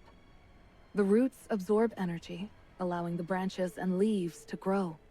When the leaves fall and branches break, they return to the roots, nourishing them with what they've gained in their lifetime. Then new leaves and branches will sprout. That is the tree of life. Every living thing in this world is just a single leaf on that tree. The gods are the branches, and their mortal followers are the leaves connected to them. Each branch contains many times the energy of a leaf. When a branch falls, its divine power is released, and all things in the world benefit. To send you back to your original time, we must harness that power. I cannot tell you. It's not that I don't want to tell you, I simply can't. It is this world's deepest secret. But you should know. How could you not? Just like real leaves on a tree, the leaves on the tree of life, the mortals that grow from it, each have their unique veins. That is the anchor. This time, this place, this person. Not a new leaf that has just sprouted. This stalk of wheat came with you. That's how I was able to find your place in time. No, you don't. When you revealed your identity to me, I tried searching for your anchor, but I failed. You have no anchor to the Tree of Life. No record of when or where you came into being.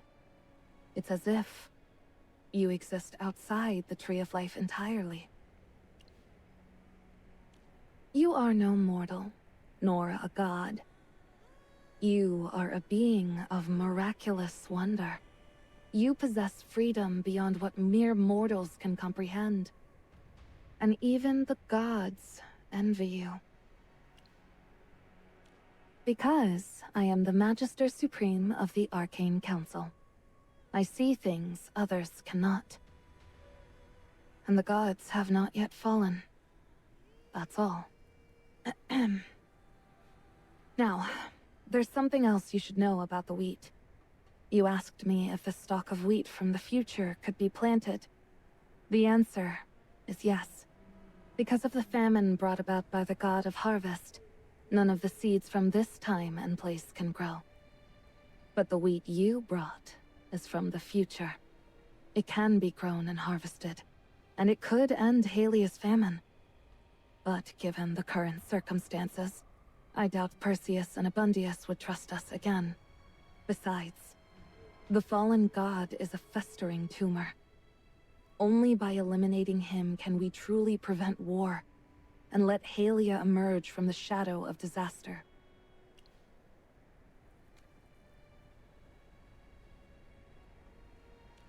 If it were easy, we would not have met here. Let's go. We must keep moving forward. In this endless darkness, it's the only way to find the answers we seek. God has...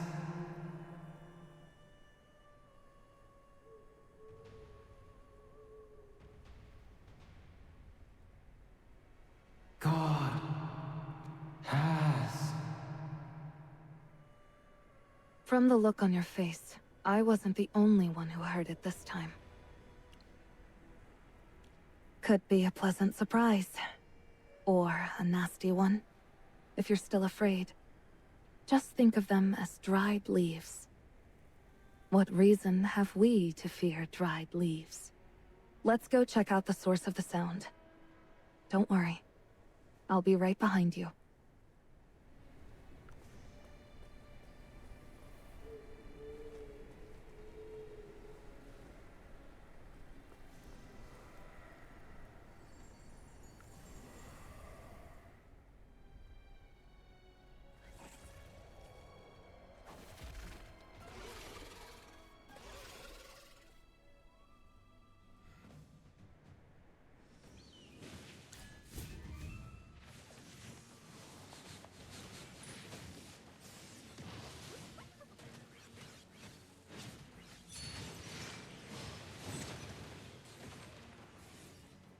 I have prevailed.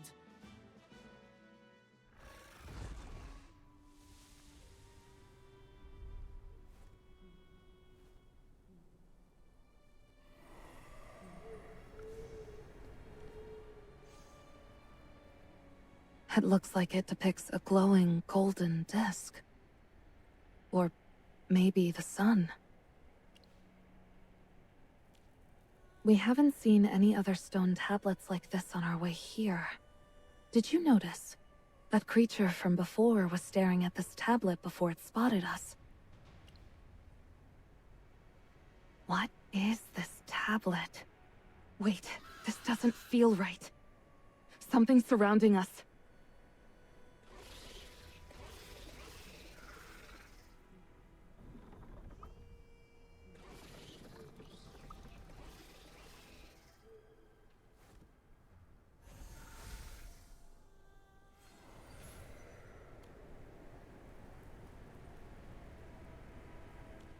People.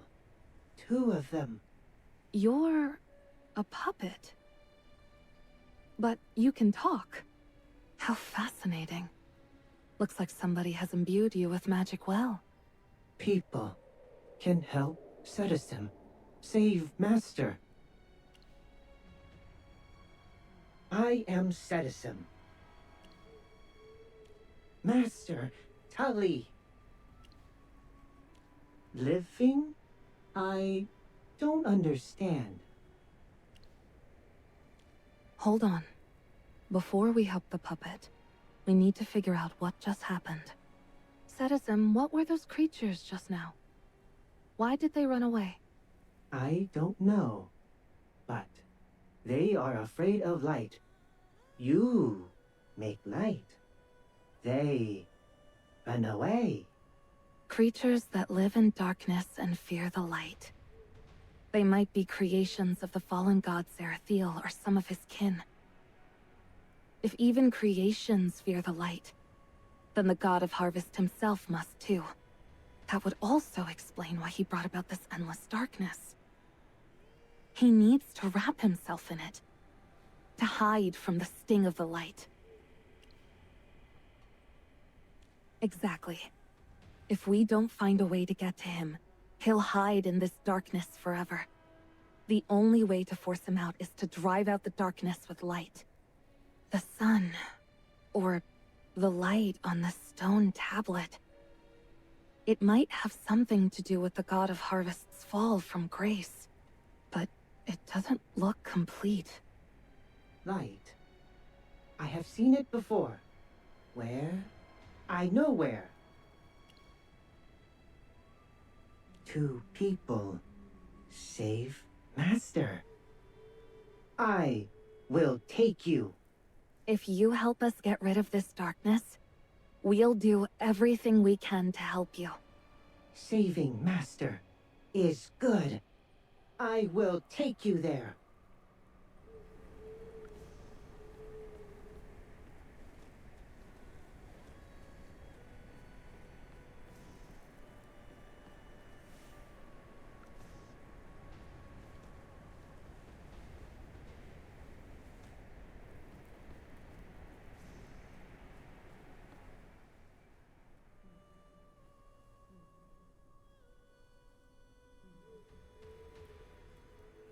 The bridge is broken.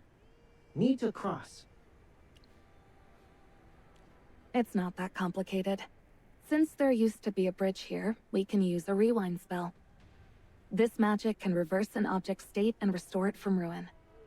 Of course, it doesn't work on living things. I'm just a bit older than you, but you're a Merlin too. Merlin of the future. You'll be just like me someday. Here, come closer. Let me imprint the rewind spell onto your pendant. Then you'll be able to use it as well.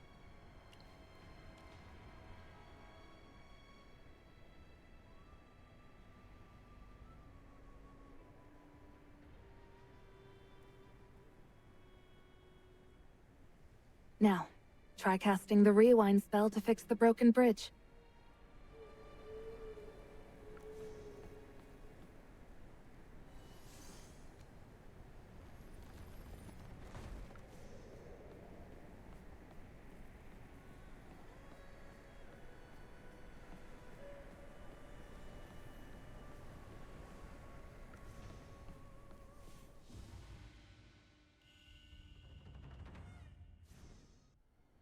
Here, his harvest altar. Drawing light is all here. Drawing mural. Harvest altar. North. Device here.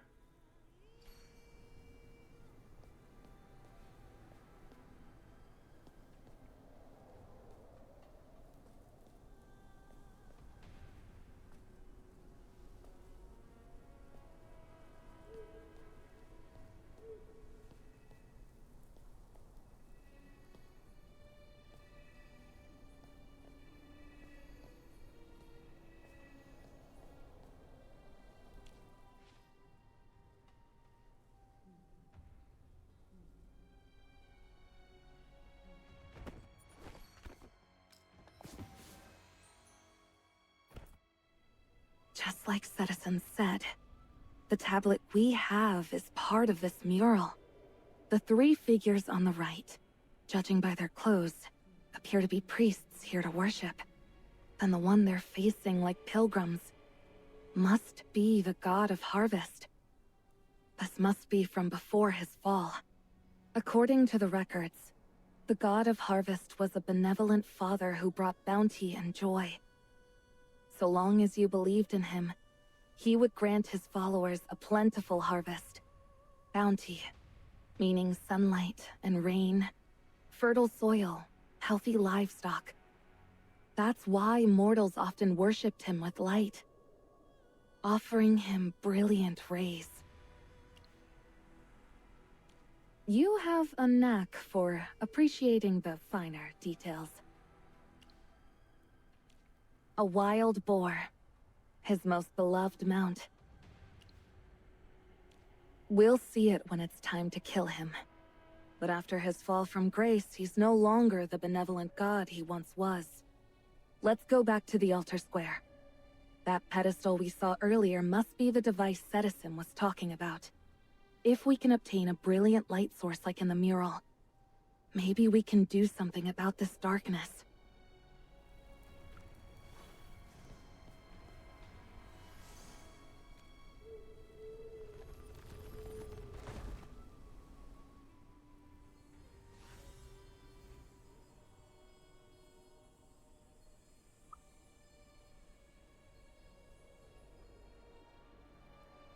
These spirits, they look like the priests painted on the mural. Maybe the disaster came so suddenly that they were still trying to ask their god for protection. Right up until the moment they died. I doubt any of them could have imagined that the one who brought the disaster was their very own god. Despite the rewind spell, they are still missing the light source on top of the pedestal. Without it, we can't spread the light and drive out the darkness. A simple light spell won't be enough to dispel the darkness here. The darkness around us comes from Sarathiel's powers. The gods have ways of demanding ritual offerings from their followers. Think of it as a law or a covenant. We have to follow the rituals, and put a light source as bright as the sun on that pedestal. Light? You save Master. Master has light. Is that so? Citizen, please take us to your master. Come, follow me.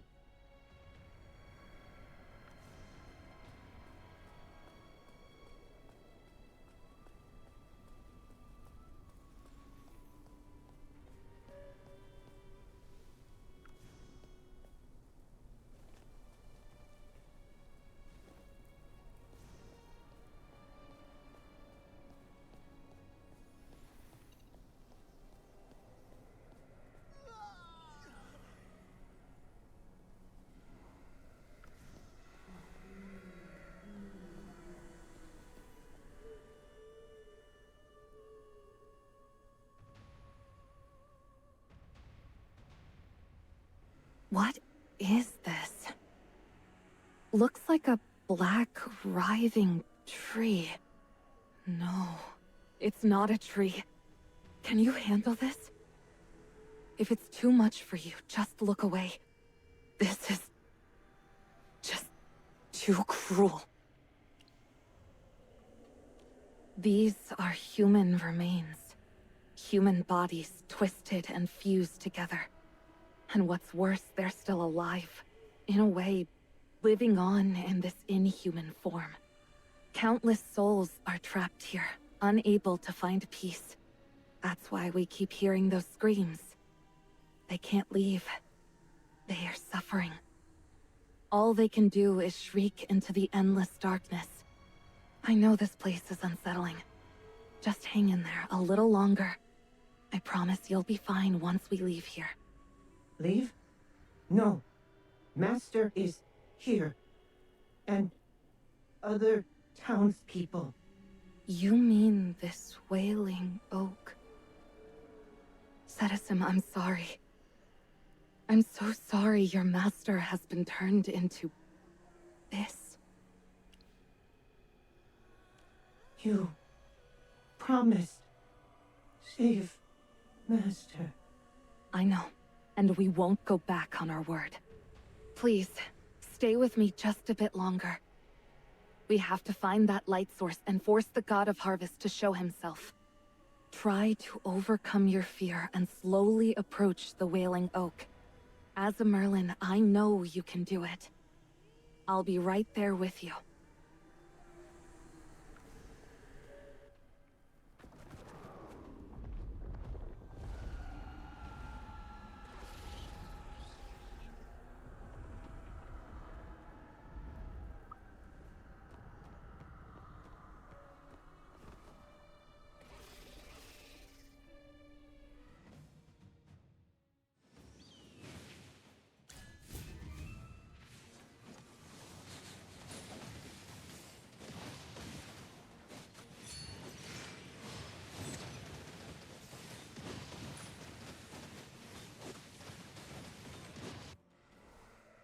Stop wasting your energy.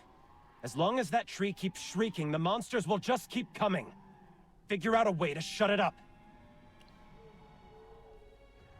I don't care what it is, just try something.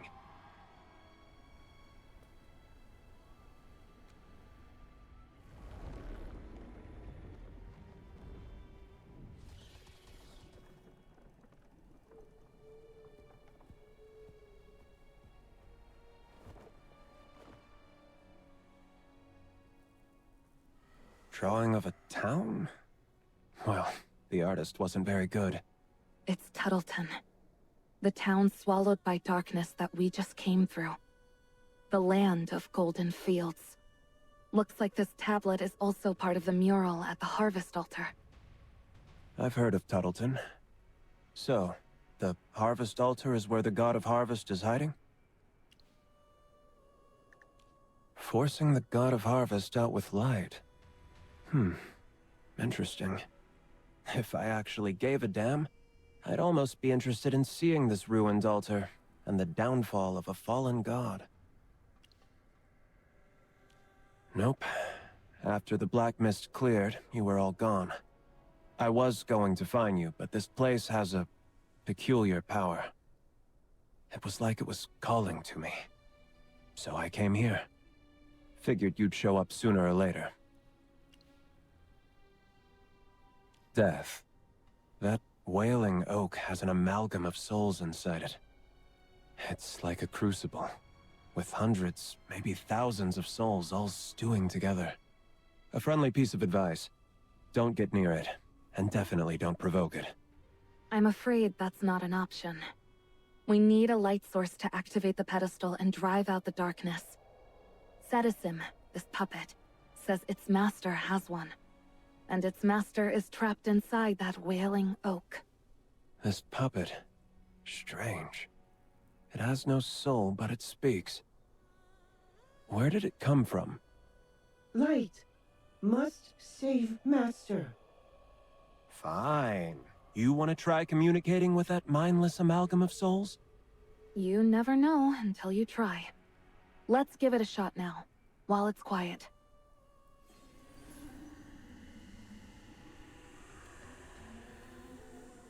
Master! Master!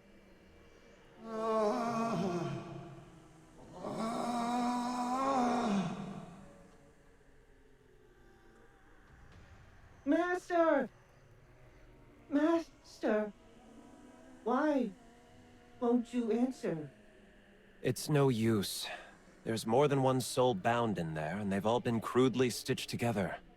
It'll be nearly impossible to wake your master, even just a part of him.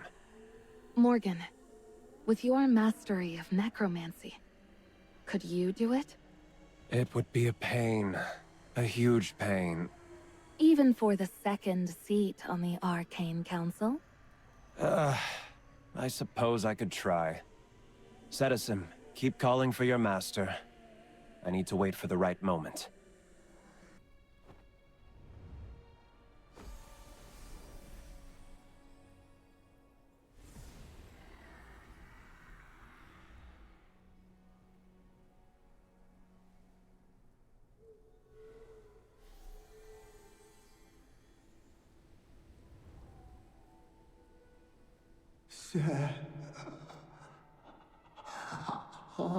Citizen.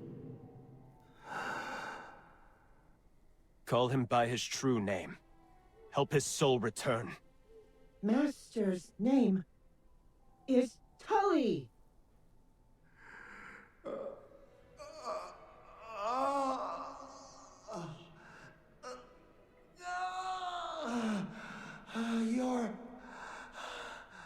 Your citizen. Citizen.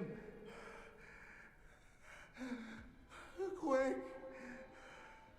Go to the altar for the ceremony. He's already found out. It'll be too late if you don't go now.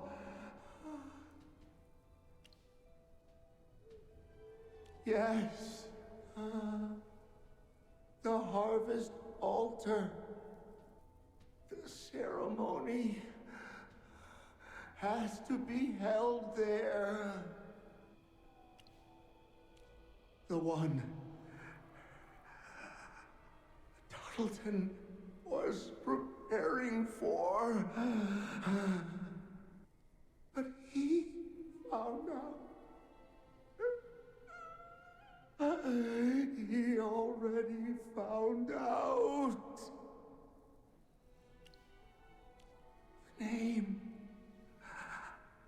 I can't say the name. He'll know.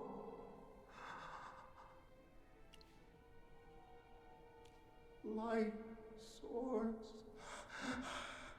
Right. The ceremony needs a light source. Where is the light source? How do we find it? No. I don't recognize you. No. I can't tell you. Citizen! Quick! Go to the altar! Master? Everyone in Tuttleton is dead now. We're the only ones who can help you. If you want this ceremony of yours to happen, you'd better tell us where the light source is. Morgan, how could you be so blunt? Dead. They're dead. Everyone is dead. So, he did find out. There's a key at my house. Only it can open the hidden door to the light source. Good. Keep talking. Where's the door? Inside the heart. The only heart. Wait. I think I can feel it. My heart? No. It's melting!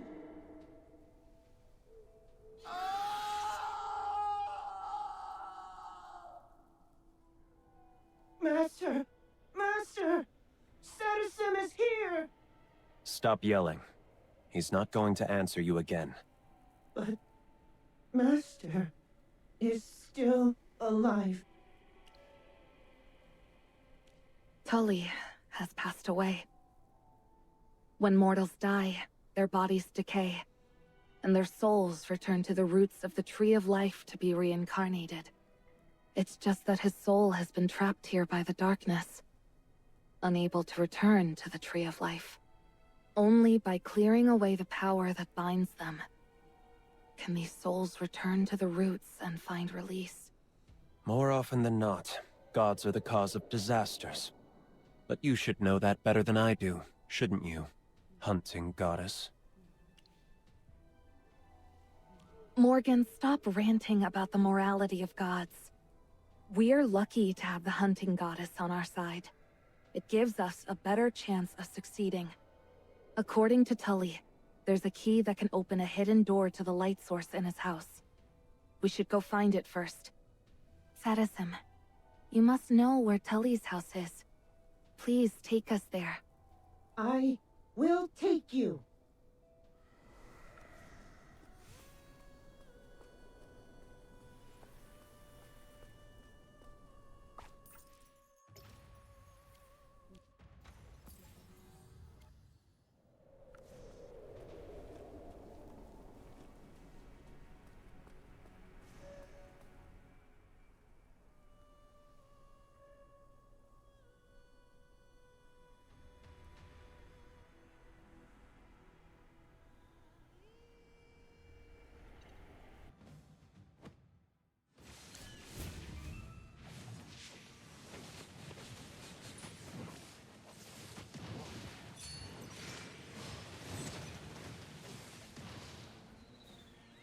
I have prevailed.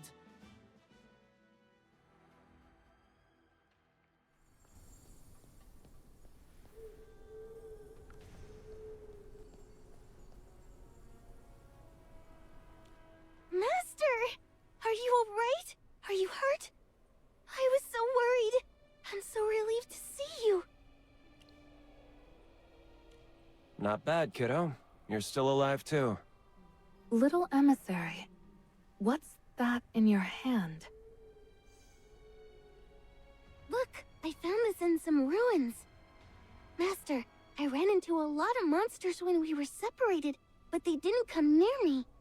It wasn't until much later that I realized they were avoiding this stone tablet at my feet.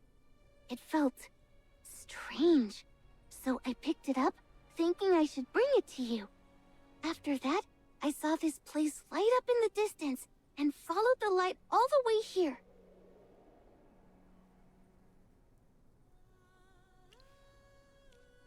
The mural? I don't understand. There is a gigantic mural at the harvest altar, depicting the people of Tuttleton making an offering of light to the god of harvest. You'll see it when we go back there. For now, we should focus on finding that key Tully mentioned. Citizen, do you know where Tully kept the key? No. Don't know. The puppet! It can talk. I remember. Why? Master told me in my heart to keep safe. An important mission. An important mission? What is it? I don't know. Leave the puppet alone. Finding the key is what's important.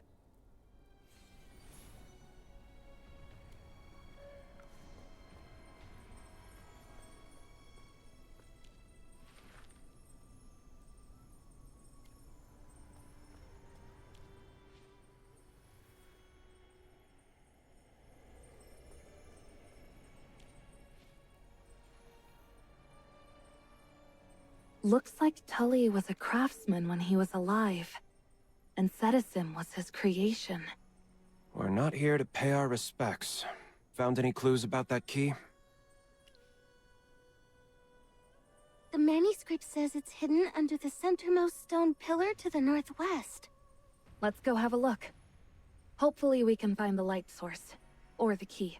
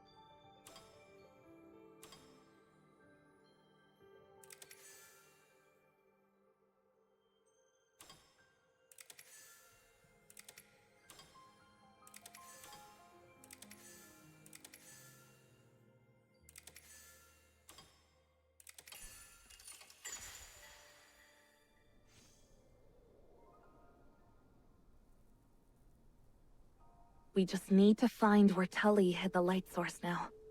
But that's the problem. You don't know where he hid it. If the light source is a physical object, you can't just put it in a heart. Unless he was talking about a dead person. In the heart. Master? Does Cetisim have a heart? No, look! According to Cetisim's design plans, his chest is hollow. Oh, so it is. But would he really put something so important inside a puppet that just wanders around? If so, he might be even crazier than the god of harvest. Cetisim once said that Tully told him to keep an important mission in his heart.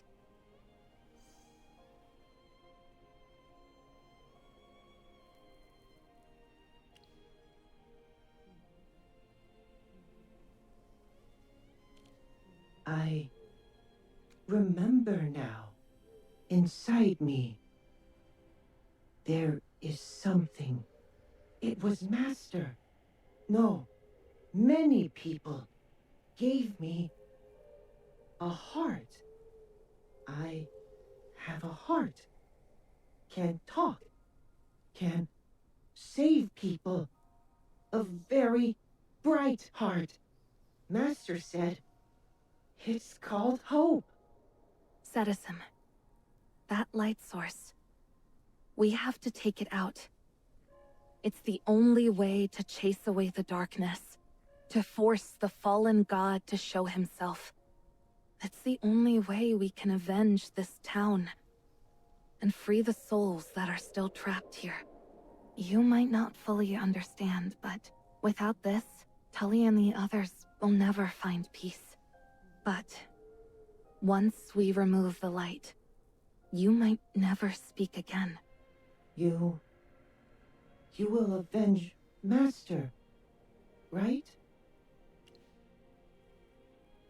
Okay.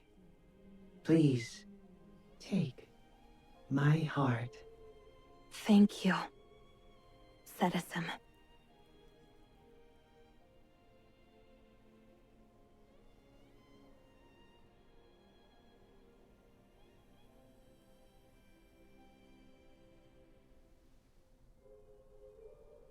Cetisim? I can feel the magic lingering on this crystal. It must have taken generations of priests pouring their magic into this, year after year, to make it shine as bright as the sun. Perhaps that magic is what gave Cetisim consciousness and the ability to move. Even without a soul. What a miracle. Let's return to the Harvest Altar. We'll use Cetisim's final gift to drive out the darkness. Just as Cetisim said, this will be the light of hope.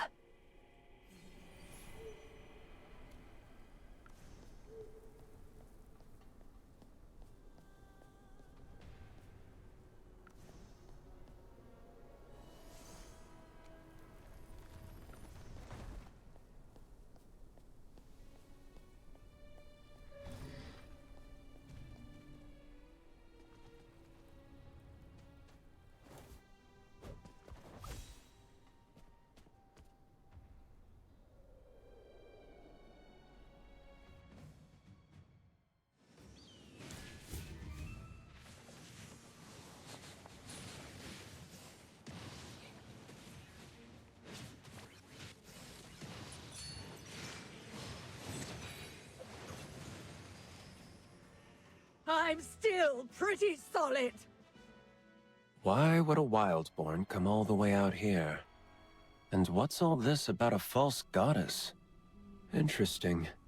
You don't even have a cloaking spell on you. Did you get past all those monsters on your own? Huh. You're pretty talented. Could make a fortune being a thief. You followers of the God of Harvest. You're despicable. You sent that Halion to pose as our herdmaster and make fools of the Wildborn. Are you trying to destroy us from the inside? Nazric, how dare you? How dare you slander my master right to her face! Take back what you said, and beg for the mercy of the Wild Moon before the Herdmaster unleashes her fury! Gala, this imposter isn't the Wild Moon. Don't be fooled by her. I heard everything. That lady mage told her straight to her face, she isn't our goddess. You are no mortal, nor a god. You are a being of miraculous wonder. You possess freedom beyond what mere mortals can comprehend. And even the gods envy you. Snap out of it, Gala. The three of them are deceiving the Wildborn tribe. What if I was?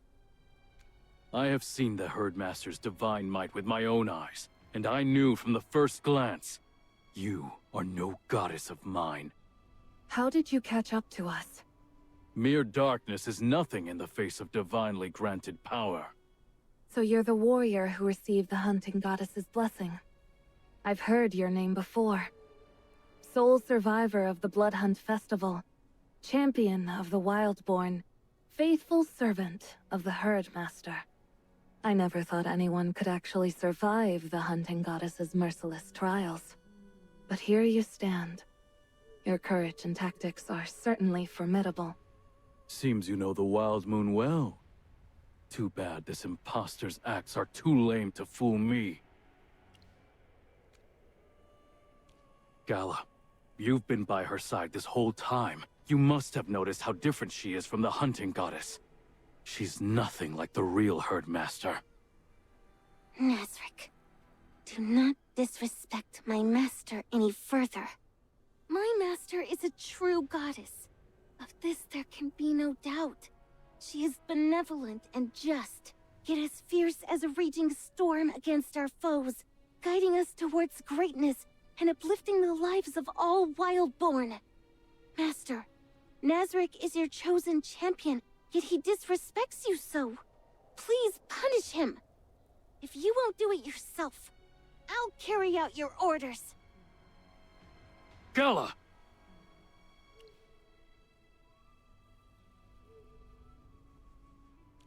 Gala, why can't you see the truth? They're Halions. They're looking for a light source to summon the God of Harvest. Once the God of Harvest descends, Halia will surely strike back, and the Wildborn tribe will face annihilation. Summon a fallen god. Wow, I never knew a tailwagger could be so imaginative. I can see why you'd think our goal is to summon the God of Harvest. Since you suspect our motives, why don't you come see for yourself if your theory holds up? Morgan, we need to move fast. Nazric isn't protected by any cloaking magic. Sarathiel could discover our true intentions at any moment.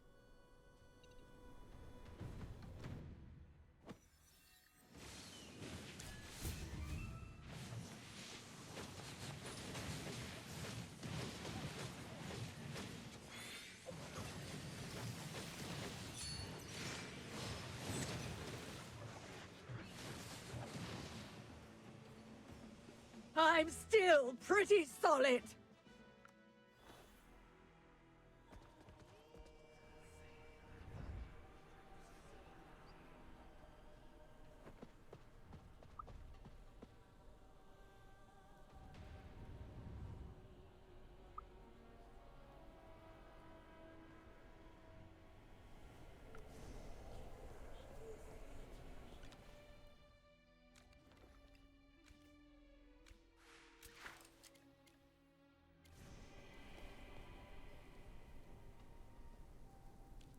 Look at it.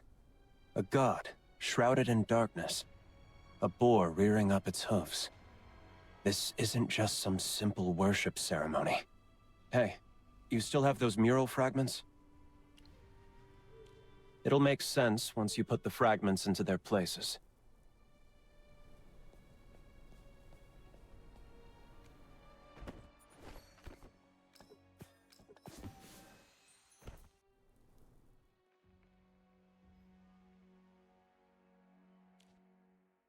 Just as I expected. This mural isn't depicting a worship ceremony at all. It's describing the ritual steps for banishing a god. If that's the case, then everything suddenly makes sense. When Tully was talking to Cetisim, he kept repeating, he found out. Looking back, he must have meant the god of harvest. The people of Tuttleton knew something was wrong with their god. So they tried to use the worship ceremony as a pretense to perform a banishing ritual. Afraid that Sarathiel would learn of their plans, the people could only communicate through these stone tablets. And obviously, their plans failed. The god of harvest discovered what they were up to and just destroyed the entire region with his divine power. What? You really expect me to believe all this nonsense? Believe what you want. Merlin said the mural depicts a banishing ritual. They were trying to banish the god of harvest? They blasphemed against a god. Of course they were bringing disaster upon themselves. Little emissary, do you remember the needle locusts at Mirehold? After the god of harvest's fall, the skies blackened with locusts. That's when the terrible disasters began. Sarathiel abandoned his people first. The townsfolk were just trying to find a way to survive. Take some time to ponder over this, little emissary. Perhaps one day, you'll learn that the world doesn't run on the rules you were taught. Come. We should place the light source on the pedestal and dispel this endless darkness. Everyone, get ready. I have a feeling the god of harvest will appear once we do this. It's almost time. We must face the fallen god head-on.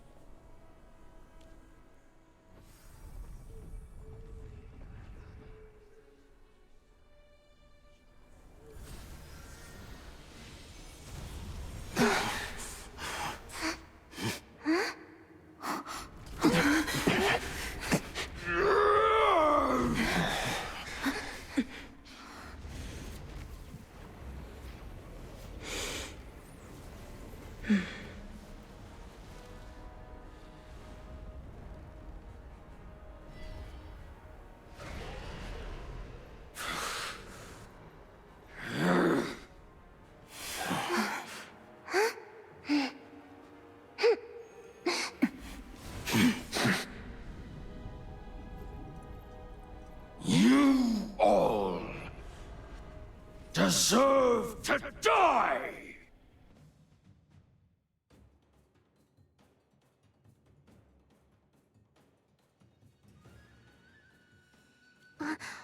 Are you calling me?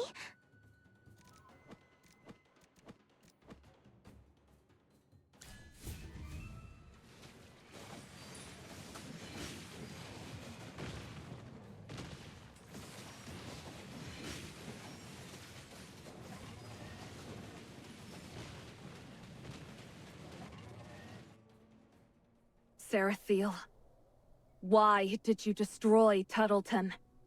Silence! Those wretched mortals, their fates are mine to decide! Fallen god, you have no right to take mortal lives as you please. Their innocent souls aren't your sustenance. I gave them blessed rain and bountiful harvests, but they repaid me with betrayal! Mortals should have offered me their devout faith and eased the pain of my fall. Instead, They dared to weave a banishing ritual against me! The god who took care of this land like a father! Such insolence, death, and destruction are the bitter fruits they deserve! He's utterly insane. Insects. Your powers are but dying sparks in the dark void. The axioms you worship are but a fragile spider's web. You hold up a firefly and dare to call it the sun. I am 1,000 times greater than you. A true god. So this is the power of a fallen god. Divine One! I'll protect you!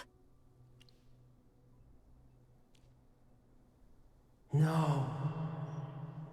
This isn't the end. Rise. Rise. Noble hero. If you're here to save this land, we will aid you.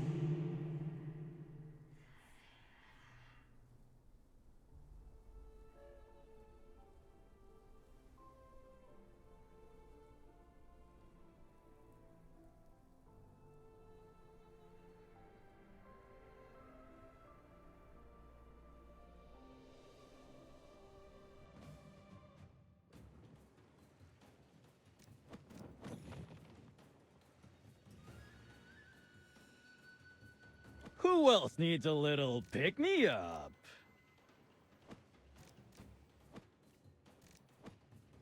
It's our turn to take the stage.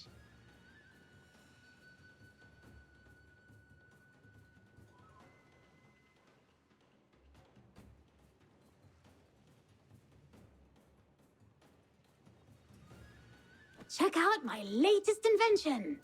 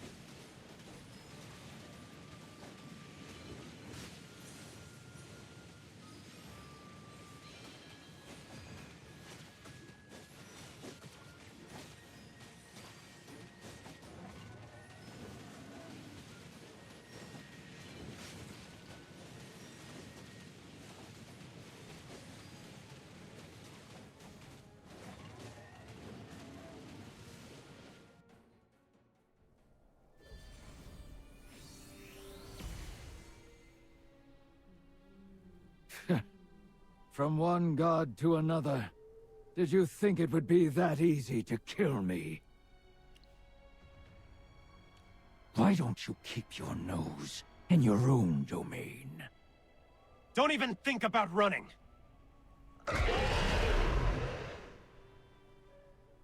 Let's deal with his mount first!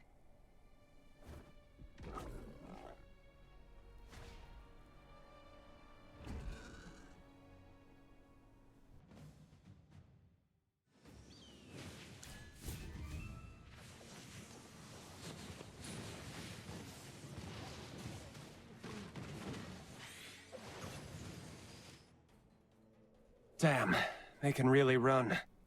Mortals aren't meant to fight gods. The four of us working together and dealing him a serious blow is already a great victory. It seems your power isn't all that great after all. Save the snark for yourself. Wait, when did you wriggle out of those ropes? When the god of harvest struck you, his powers gave me a hand. Then you also heard what the god of harvest said. He said it himself. My master is a goddess.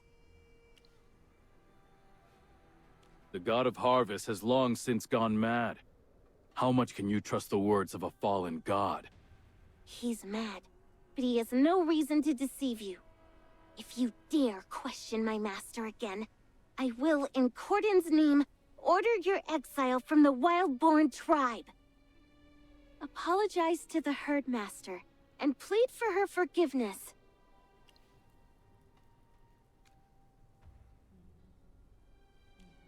Understood. I was wrong.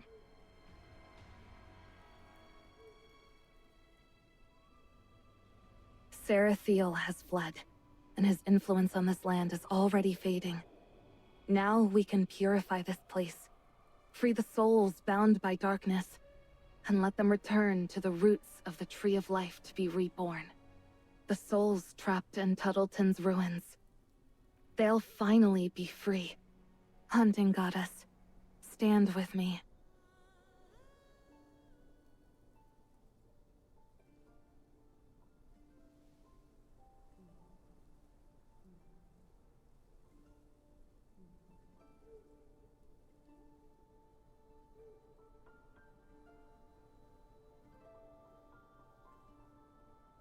The wind isn't howling anymore.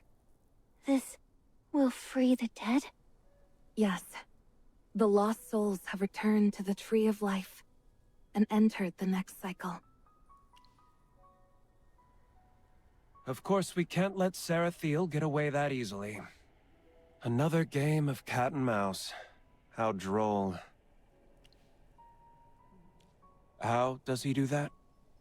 It's a power gifted to me by the Divine One. The power to track prey. Oh, great hunting goddess? If you have this kind of power, why didn't you use it to help us look for the god of harvest?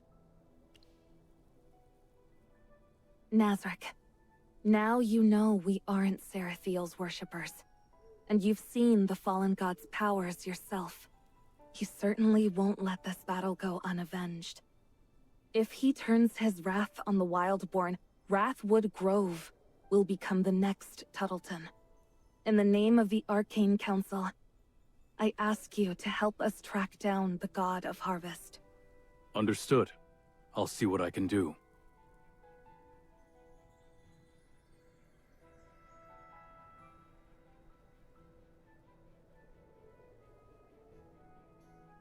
The spear is pointing towards Halia. He's weakened after the battle, but the Halians are still his followers and don't know the truth. They're going to walk into their own graves. We have to catch up to him fast. Come quickly.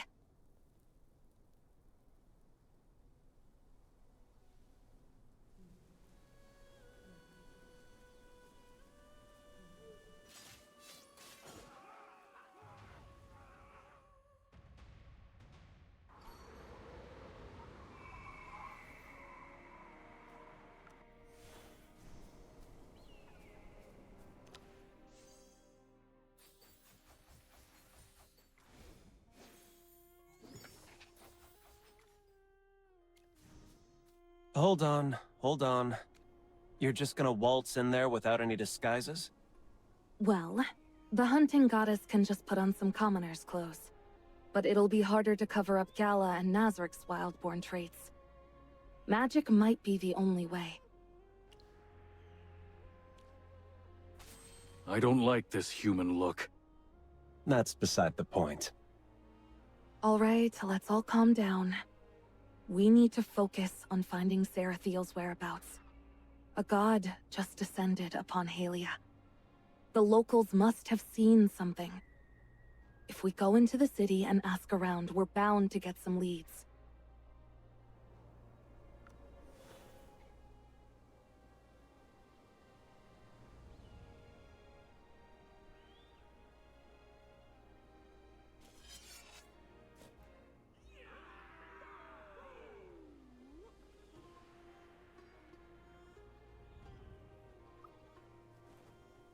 They're attacking Wrathwood Grove? Who knows? Maybe the young Regulus is looking for a quick victory. Abundius may be the Regulus, but his powers are kept in check by the councilors and various nobles. He can't just do as he pleases, especially after the flood. To mobilize an army when people are this unsettled, he'd need an airtight reason to avoid being accused of sending his people to their deaths. This is a huge military procession, but the general isn't with them? Something's very wrong here. The Halians are definitely up to something. We need to find him. We can't let the Halians get away with whatever they're planning. He's gone. The connection I had with my tracking spear was cut off the moment I entered Halia. It's quite simple for a god to block your tracking, even if your powers came from the hunting goddess. But what about Wrathwood Grove? It takes time to move an army. They need to march to Meyerhold first, which is some distance from Halia. The threat to Wrathwood Grove isn't imminent. There's no need to be so worried. If it comes down to it, I'll use my teleportation magic to get us back to Wrathwood Grove. We still have some time, so we should investigate why this Halian army is even marching out. I have a feeling. The reason is probably linked to the god of harvest. Excuse me. Can I ask why the army is suddenly mobilizing? Oh, what else could it be for? To crush those damn fleabags in the forest, of course. Did the Regulus order this attack? Abundius is just a kid. He's got no say in this. Our god gave a divine order for the attack. What? Too bad you weren't here to see it. Just a while ago, the god of harvest descended upon Halia. His bountiful grace proclaimed that a rival goddess is now our sworn enemy and ordered us to attack those savage wildborn and take their souls. And after he uses their souls to regain his divine powers, Halia will have bountiful harvests, and no one will ever go hungry again. What about General Perseus? He's supposed to be leading the army, but he doesn't seem to be with them. Oh, the general? He left with an elite squad through the North Gate. Where does that path lead? I don't know. You have to pass through the Regulus Palace to get to that road. It's not a path just anyone can take. Cunning Halians. They've split their forces to try and ambush Wrathwood Grove. I can't. I've never seen him before. Only heard of him. You have to have seen him in person? The Divine One should know this better than anyone. I saw a few Halian soldiers lagging behind earlier. They might know something.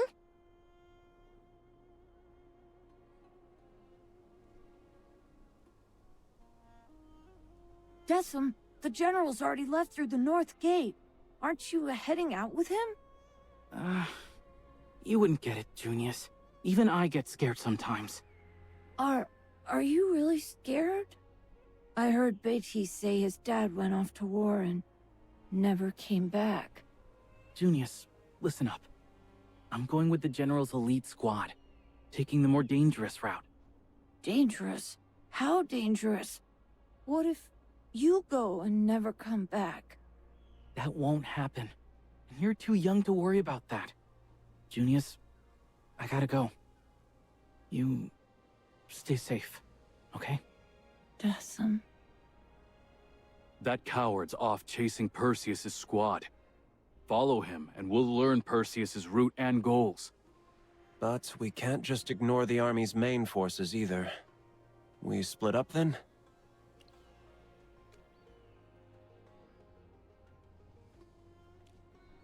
All right. You take Gala and Nazarick with you. And be careful. Use the Echo Stone to contact me if there's an emergency. I want to see all of us come back in one piece.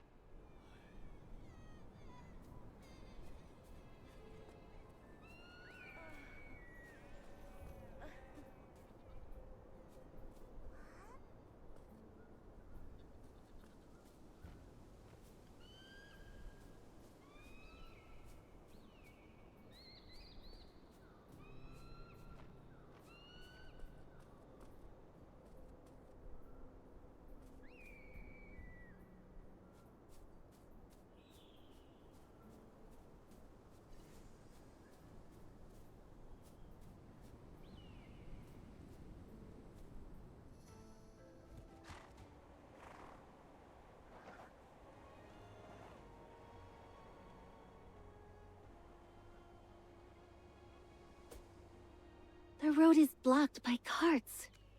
I've already marked him with a tracking spear. Once these carts clear away, we'll be right back on his tail. These carts are loaded with weapons. The Hellions really are planning for war. Follow me.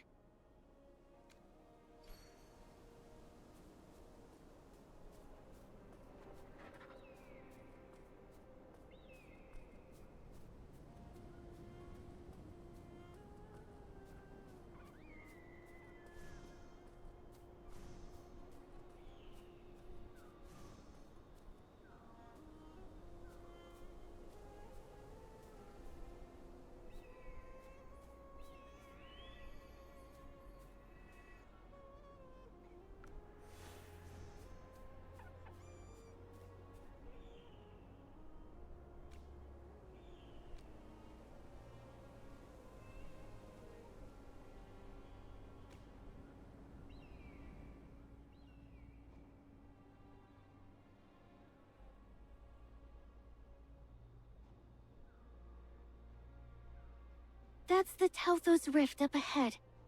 No roads lead off from here. But I don't see any Hellions around either. That soldier definitely went this way, and it fits his description of a more dangerous route. But we're still inside Hellion territory. What if that whole conversation between the brothers was bait for us? Doesn't mean it's not a trap. But Perseus and his soldiers are gone. Did they cross the rift? We'll have to ask someone who knows. Yes, I'll go drag him out. Master, I'll look around for other clues.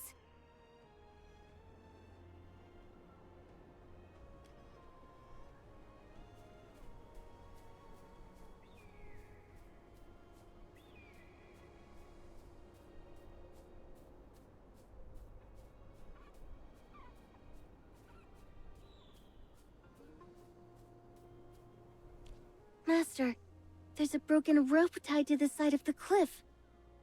Do you think it has something to do with Perseus's army?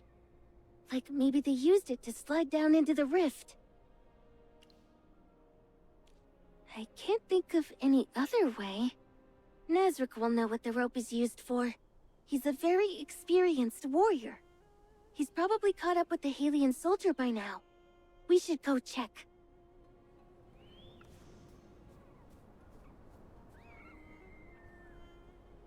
Please, I'm begging you, spare me! My little brother is waiting for me to come home! I see. So start talking. Where is Perseus's army? Tell me everything you know. I don't know where they are, but I swear I'm not here to ambush anyone. I rushed all the way here, only to find the general and everyone else had already left. No one waited for me. Why did you split from them? What's the plan? Then get ready to sleep at the bottom of the rift. Wait! I'll talk! I'm afraid of heights. A member of Perseus's elite squad is afraid of heights? Who do you think you're fooling? I'm not lying! General Perseus didn't tell us we had to cross the Tauthos Rift until the very last minute. This is the Tauthos Rift we're talking about. One wrong move, and you fall to the bottom and get smashed to pieces. I didn't want my little brother to think I was a coward, so I had to follow them. Talk. Wait, I'll talk! Don't kill me! They used a rope to slide across. I don't remember the specifics. General Perseus explained it to us, but I was too zoned out. My mind went completely blank the moment I heard the word rift. That doesn't make sense. He's clearly trying to trick us. How should we deal with this one? Too bad. Thank you. Thank you for sparing my life. I won't tell anyone I saw you here.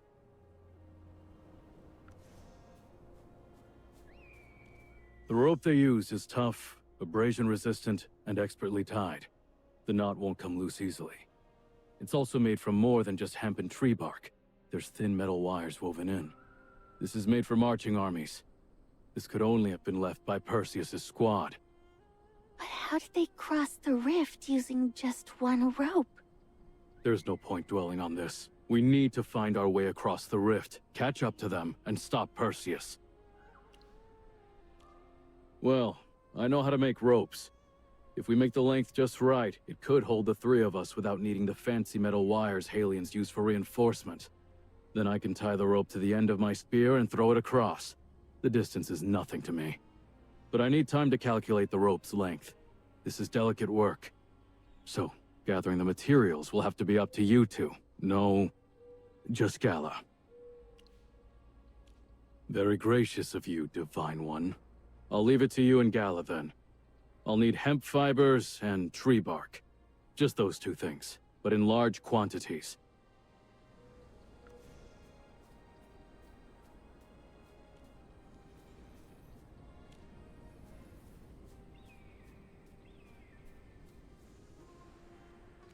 This is just the right length.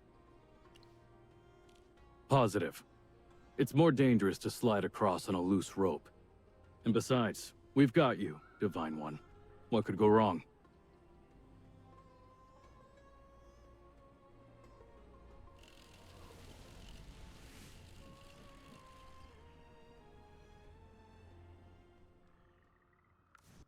Nazric? Why did you stop all of a sudden? I see a hidden ledge below the cliff, and there's something on it. Give me a second. This is the spear I used to track Gorgana. I've told you this before, Divine One. Gorgana frequented Windfang Crag, and I tracked her in secret. The last time I tried to track her, she disappeared along with this very spear. Our current location puts us just outside of Windfang Crag, practically within shouting distance. Are the Halians planning a sneak attack on Wrathwood Grove? I fear they are planning something much worse. We need to find out where Perseus is trying to attack. Wrathwood Grove, Veilwatch Camp, or just a short walk from here. The Primal Shrine.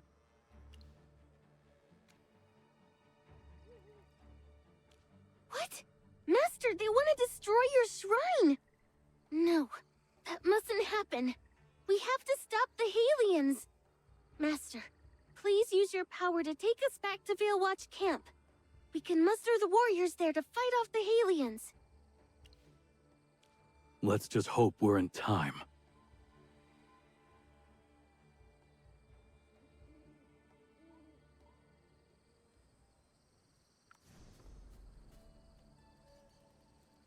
Lowen, get the word out. We need to prepare for battle. The Halians are about to attack the camp. What? How did they make it this far? Perseus led an elite squad across the rift. I'm going to report to Elder Toro and Captain Tuft. You go rally the other warriors. Right, I'm on it. Oh, great Herdmaster, please watch over us.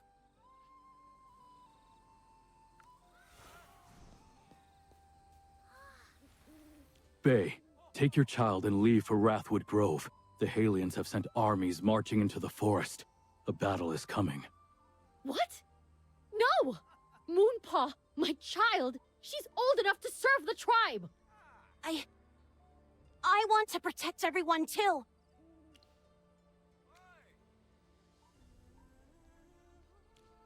This is a divine order. Move to Wrathwood Grove. Toro will send people to escort you. Fine. I'll take Moonpaw and leave. May the wild moon light your path, Nazric, Gala. Herdmaster, I heard about the Halians' plot from Lowen. My warriors are building up our defenses and setting traps. We won't let them breach our camp or harm your followers. The God of Harvest ordered this attack, so we need to reinforce the shrine's defenses. Have the patrols spotted anything unusual? Not yet. The Halians must still be hiding in the forest. I've sent out our scouts. If we can find them before they attack, we'll have the upper hand. My warriors will shed every last drop of blood to defend our lands and the honor of the Wild Moon. Now, with the Herdmaster's blessing upon us, our spirits burn brighter than ever. Let the enemy send 10 times the soldiers, and we will still emerge victorious. Our blades have long thirsted for Halian blood. Let them come, for they won't be leaving here alive.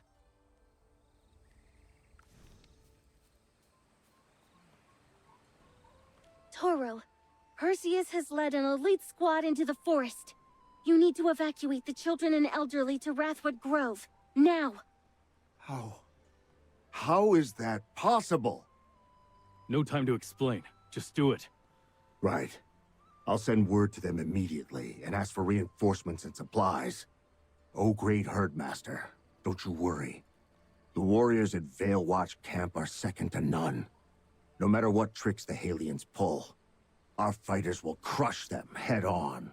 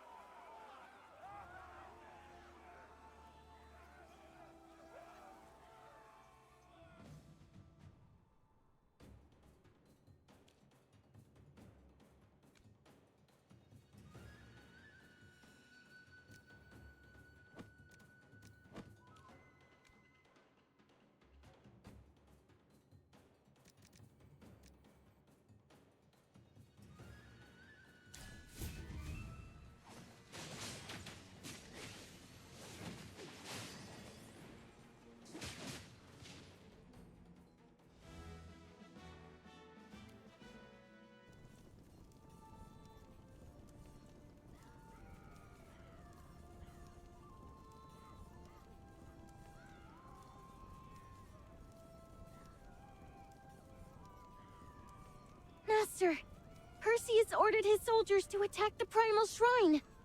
Ha! This is good news. The entire way from here to the shrine is guarded by our people. They won't get past us easily. We can press our advantage. The great Herdmaster is going to intervene personally? The Herdmaster has spoken. All you need to do is obey her divine will. The Halians are cunning. Stay on guard in case they have another trick up their sleeve. Understood.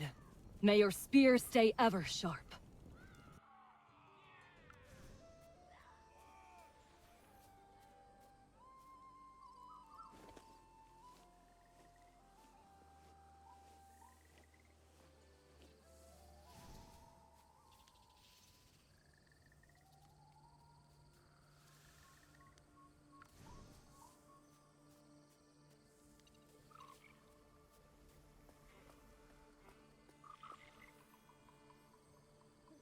Nazric, Herdmaster, the Halians snuck into the forest.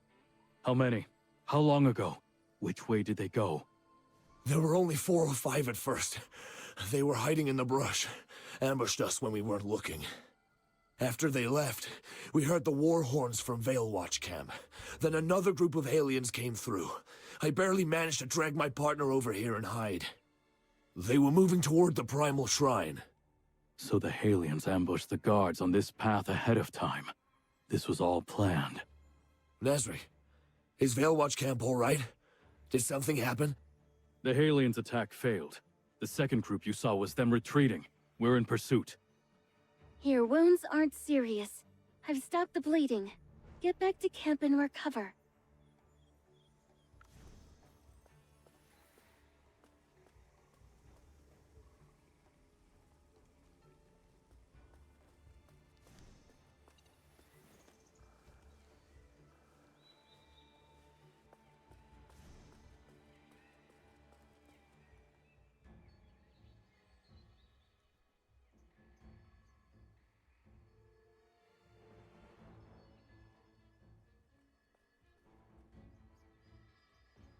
Stop right there, hunting goddess!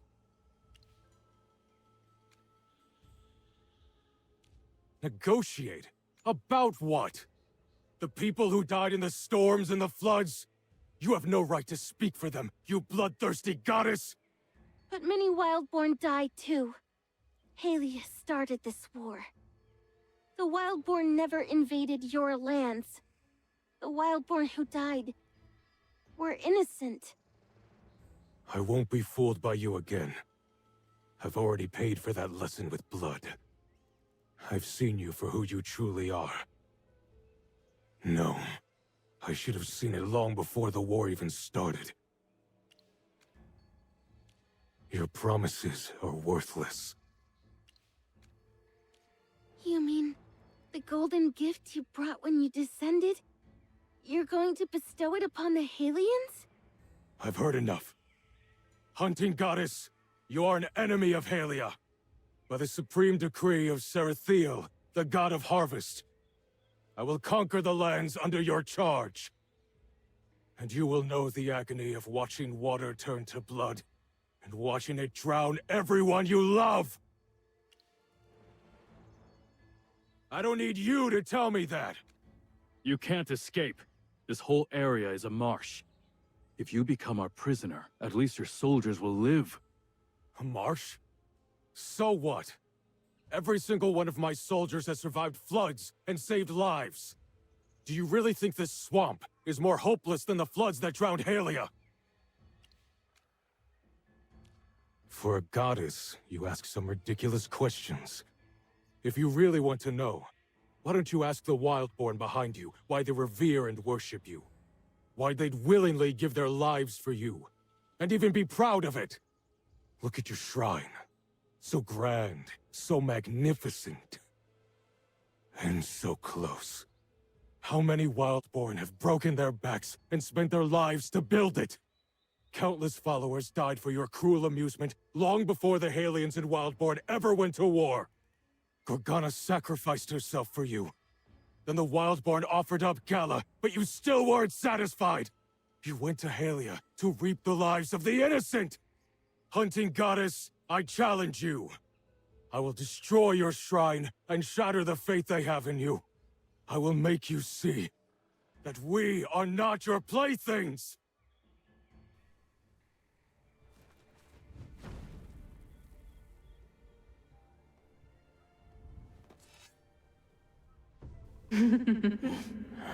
You've come to wake me, Perseus. Huh?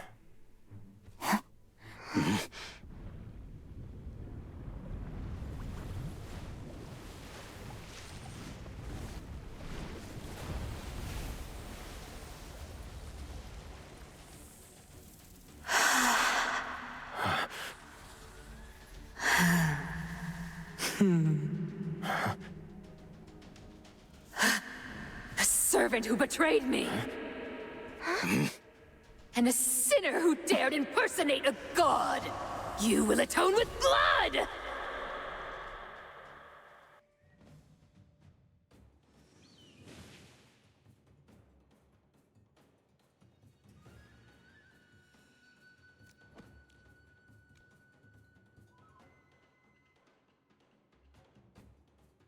Chaos holds no place in my soul.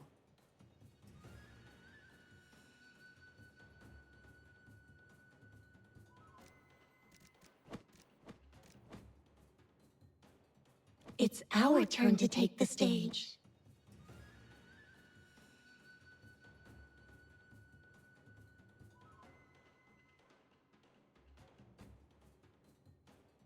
Check out my latest invention!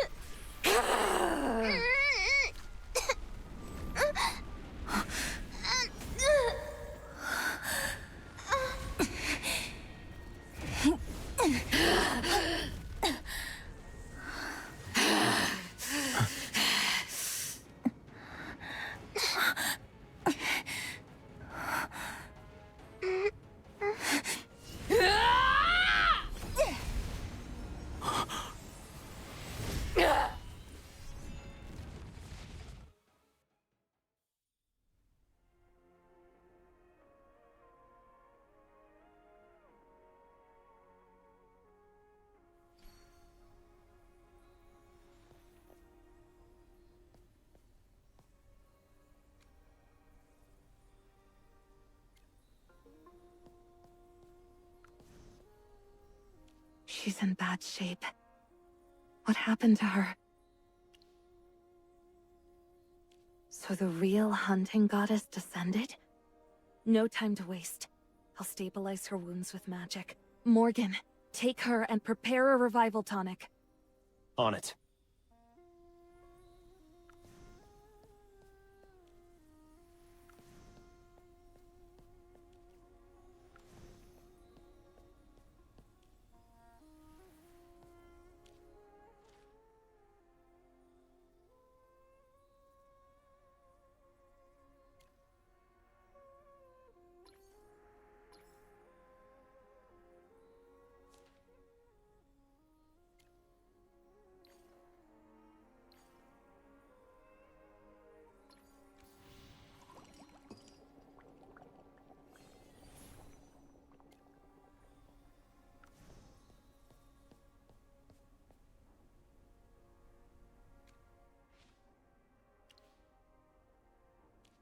She won't wake up yet.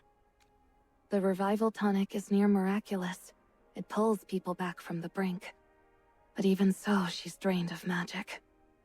You actually fought the hunting goddess directly? I see. Against a goddess, there's no holding back. Her body pushed past its limits, and the cost was everything she had. But don't worry. Her wounds were tended to in time. Now, she just needs to rest.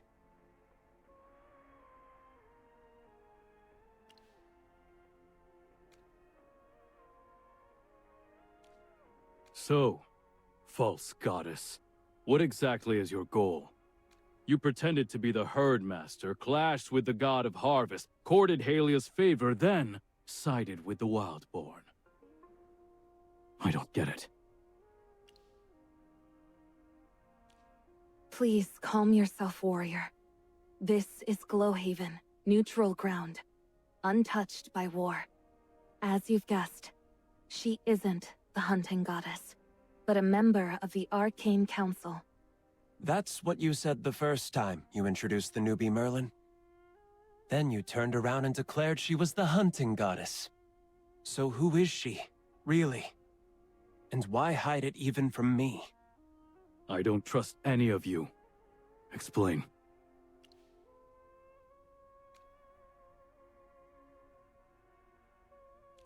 Not yet. That doesn't mean you won't. You look like a Halian, and Halians see only what they want. Listen, since she arrived, she's repeatedly fought to protect your people from Halia's attacks.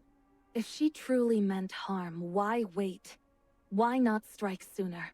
As head of the Arcane Council, I give you my word. Everything we've done is to end this war. We've pursued peace openly and quietly. Hiding her identity was necessary. Otherwise, your ceremonial blade might have reached her throat, and your warriors wouldn't have survived her magic in return. Is that what you wanted, Nazrek? Do you truly believe in the hunting goddess's bloodlust and meaningless sacrifices? I just want to protect my people. If peace matters to you, then tell me where Halia's army is headed.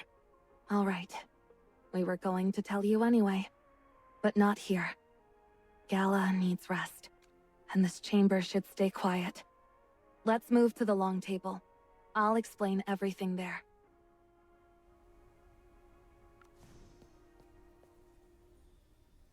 To maintain transparency, Morgan and I will share the results of our separate investigations. The main force led by Lieutenant Ligo set up camp after arriving at the Meyerhold base. They didn't engage directly. They just deployed scouting teams into Wrathwood Grove. There was minor unrest, but it was quickly handled. However, they also dispatched several elite soldiers into the swamp.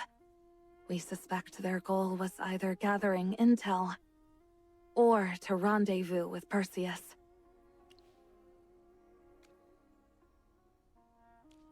Ah, so Lygos's force was just a smokescreen. The real strike came from Perseus. He targeted the hunting goddess's shrine from the start, probably because of you. He really holds a grudge. Perseus, in his fury, shattered the ritual chime outside the shrine. After that, the real hunting goddess descended. You mentioned the chime was crafted by Gorgana before she passed, and later finished by Gala? And thanks to that so-called goddess, Gala and I were branded traitors to the Wildborn.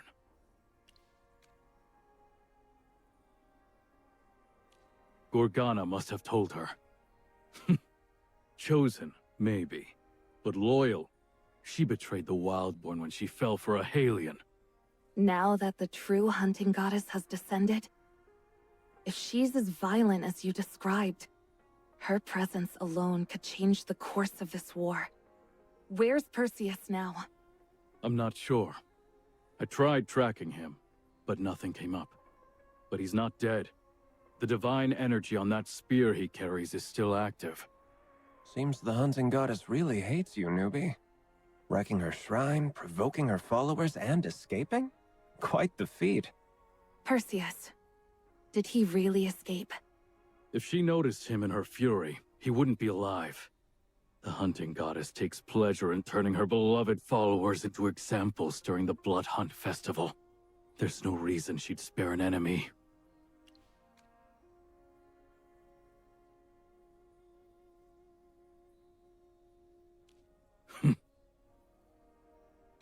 Something must have happened. Why don't you tell us? Only fools lay their past bare. Don't worry. Your past isn't even worth a footnote in my journal.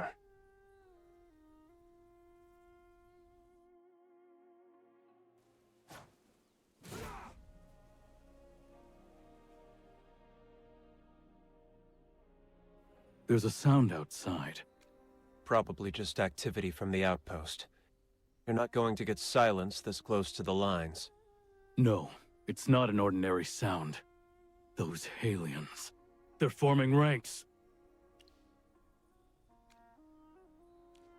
We should head to Windchoke Fen. That's where the terrain evens out. If a large-scale conflict breaks out, that's where it'll happen. Just as I warned. The hunting goddess's presence was bound to accelerate things. As for you Longhorns, you'd better sit this one out. If you charge in now, you'll be surrounded with no allies on either side. You... Gala still needs care. Nazric, please look after her. Take this Echo Stone. It'll help us stay in contact. Also, keep an eye on the crystal on the table. If it reacts, contact me immediately. Reacts to what? It's attuned to detect high-level magical surges. When something happens, you'll know. Fine.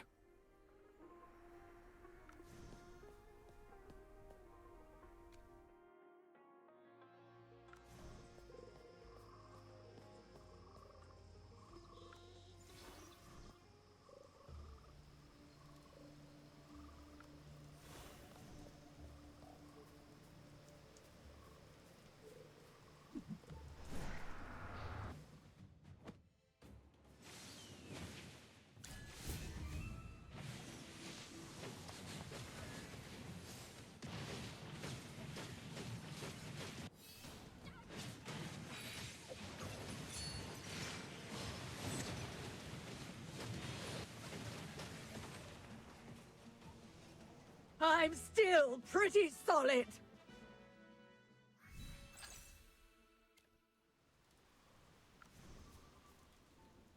In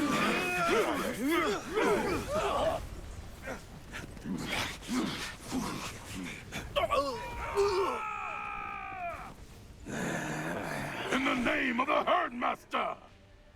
Die!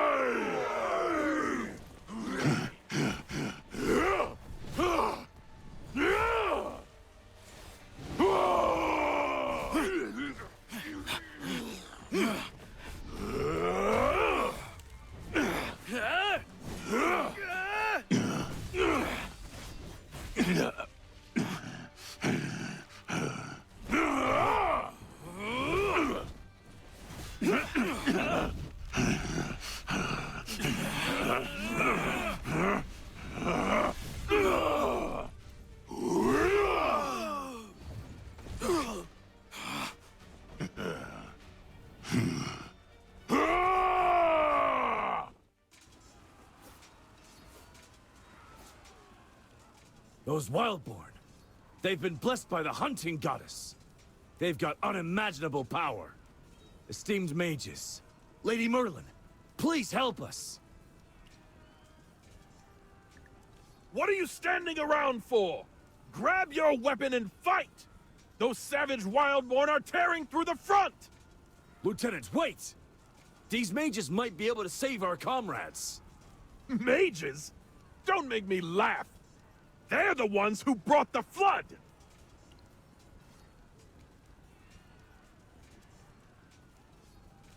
Soldiers, listen well! These spell slingers are in league with the Wildborn! Surround them! Cut off their heads! Let them taste... Watch out! It missed? You're cornered now! Offer your blood to the Wild Moon!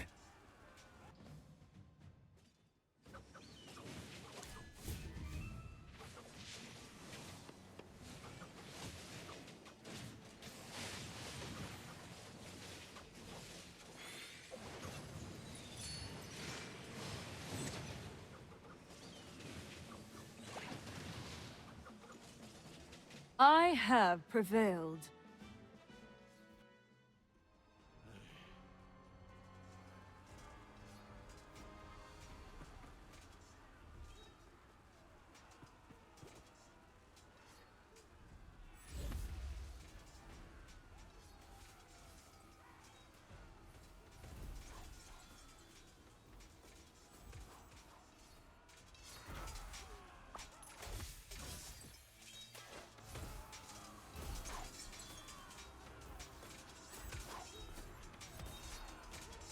Why did you divide the battlefield? Withdraw your sorcery, or I'll have you executed. Stop acting all righteous. What are you scheming now? Oh, please. Before you go frothing at the mouth again, maybe glance behind you. At the bleeding soldiers your bravado couldn't save? If Merlin hadn't acted, you'd be counting bodies, not barking orders. You dare blaspheme the dead?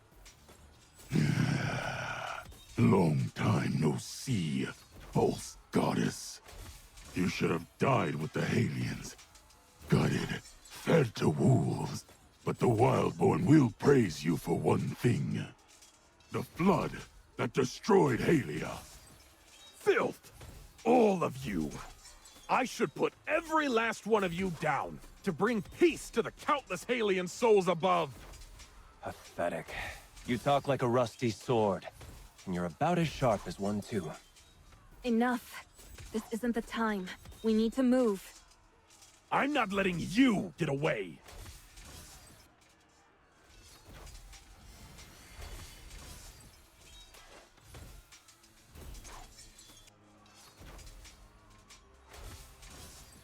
Merlin. Your light wall spell can only stall them for a while. You can't maintain it forever. Your precious magic shouldn't be wasted like this. Cute idea. Neither of us is capable of that. Morgan's right. As long as someone still wants to fight, the war won't end. No matter how many barriers we raise, they'll be broken sooner or later. And with divine blessing on their side, the Wildborn will overwhelm everything in their path. Not just the border camp, but Halia itself may fall. Those who survive will become prisoners, or corpses. This is the worst-case scenario. And the future we must prevent.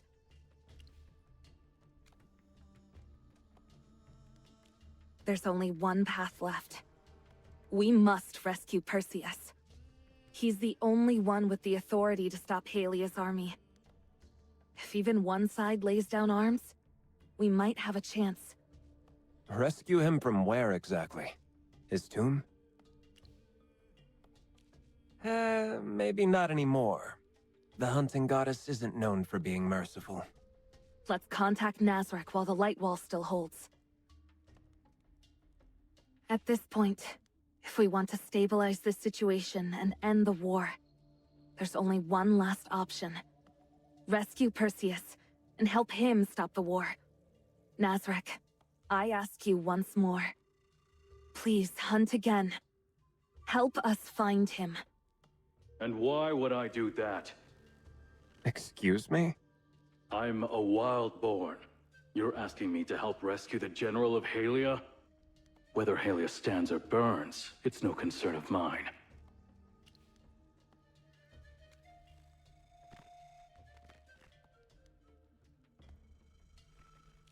No.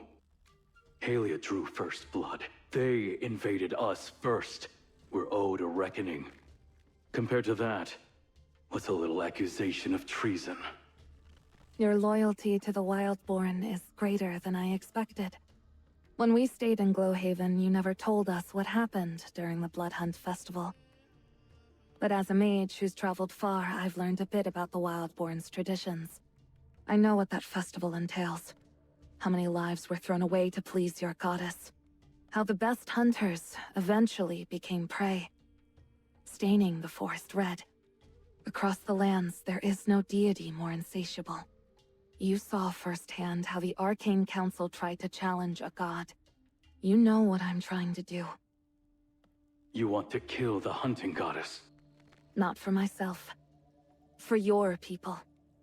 Just as I pursued the fallen Sarathiel to save Halia, I would do the same here, for the Wildborn. Tell me, what is the difference between her actions and those of a fallen god? If she's this merciless now, what would become of the Wildborn if she were to fall? If you let it all happen, is that the justice you seek? Even good intentions, over time, can turn into the worst kind of evil. Someone promised me the hunting goddess would fall. My other soul. A twin soul? Wow, your value just skyrocketed. Quick, spill it. What's going on here? I think I've made my answer clear. The real focus here isn't me, it's her, the hunting goddess. She ordered the death of countless souls, devoted followers, her own people. If Perseus returns to the battlefield, is there a chance? Could you work together to bring her down? I'll do my best. And if I fail, I'll keep trying until the day she falls. Fine. The trail leads to the Primal Shrine. The signal's faint. I can't even confirm it's Perseus. There's interference like last time. Likely interference from the hunting goddess herself. Nazrik's tracking ability comes from her. If she's descending, her presence would obscure his sight. Then it might be a trap. Even so, it's our only lead. The Arcane Council thanks you, Nazrek. You've given us a direction. Sacrificing blood and lives to select the strongest, condemning dozens of warriors to death. I never want to witness such a scene again. If faith means killing your own to prove your worth, then I want no part of it. Good luck. Gal is starting to groan again. If more mortals had his spine, this job would be a lot less miserable. I was busy being lazy. Mortals may never match gods in power, but an idea, a spark. Given time, a spark can become a blade. Let's go. The Primal Shrine awaits.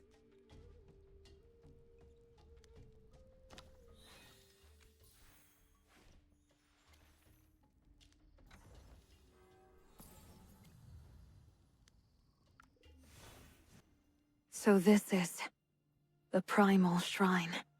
The scent of blood seeps from the stone.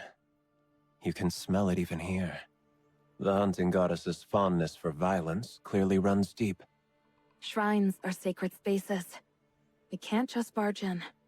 Especially not here. The hunting goddess is far more alert than Sarathiel. Come closer. I'll use magic to mask our presence.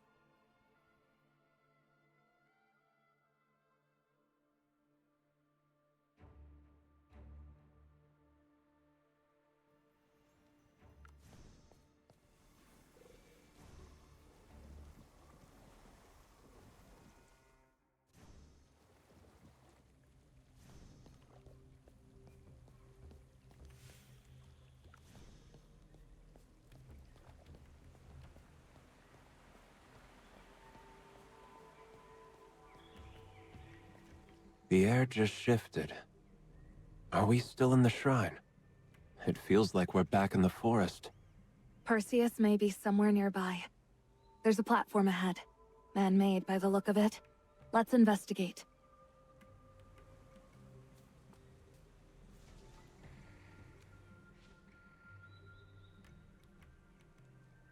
No reaction. There's a groove on the surface. Like the altar for Sarathiel, it probably requires something specific to be placed in it. In a shrine surrounded by water and wilderness. What kind of offering would it accept? Is someone there? Help me! A hallucination? The Wildborn revere the hunting goddess. They wouldn't enter this place lightly. But Halian soldiers who followed Perseus, they might have fled in here, desperate. Whatever it is, we stay alert.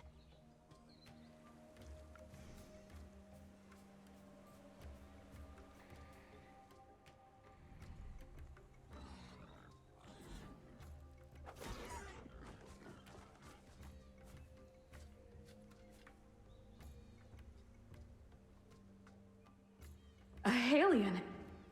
You're on Wildborn land. Who are you? And what are you doing here? Do the Wildborn not have a word for thank you? I never say thank you. Fine. Since you're unhurt, be careful heading back. Wait! You haven't answered me. And if I don't, you're going to stab me with that spear? That depends. On my mood, not your answer. What's your name? Gorgana. Gorgana? Mm-hmm. I permit you to call me that. I'm Perseus. Perseus. Do you regret saving me? Maybe I will. Someday. But not today. I'm going to search for my spear now. What's this little scene? That woman, Gorgana. That's the one Perseus loved. The one who died. That was just illusion magic, dunce. It was an illusion built from memory. Gorgana was a living sacrifice to the hunting goddess. If there's a spell that can preserve the memories of the dead, I'd love to study it. We're in the hunting goddess's shrine. Under divine power, nothing behaves as it should. So the goddess likes watching tragic love stories play out in memory? Bit of a twisted hobby, if you ask me. Merlin, be honest. Are you just dying to pluck my memories out and stash them in your room like souvenirs? Could be interesting. I might. Sure. I'll invite you when the time comes. You two... Never mind. I brought this on myself. Let's keep moving. I'm curious what scene comes next.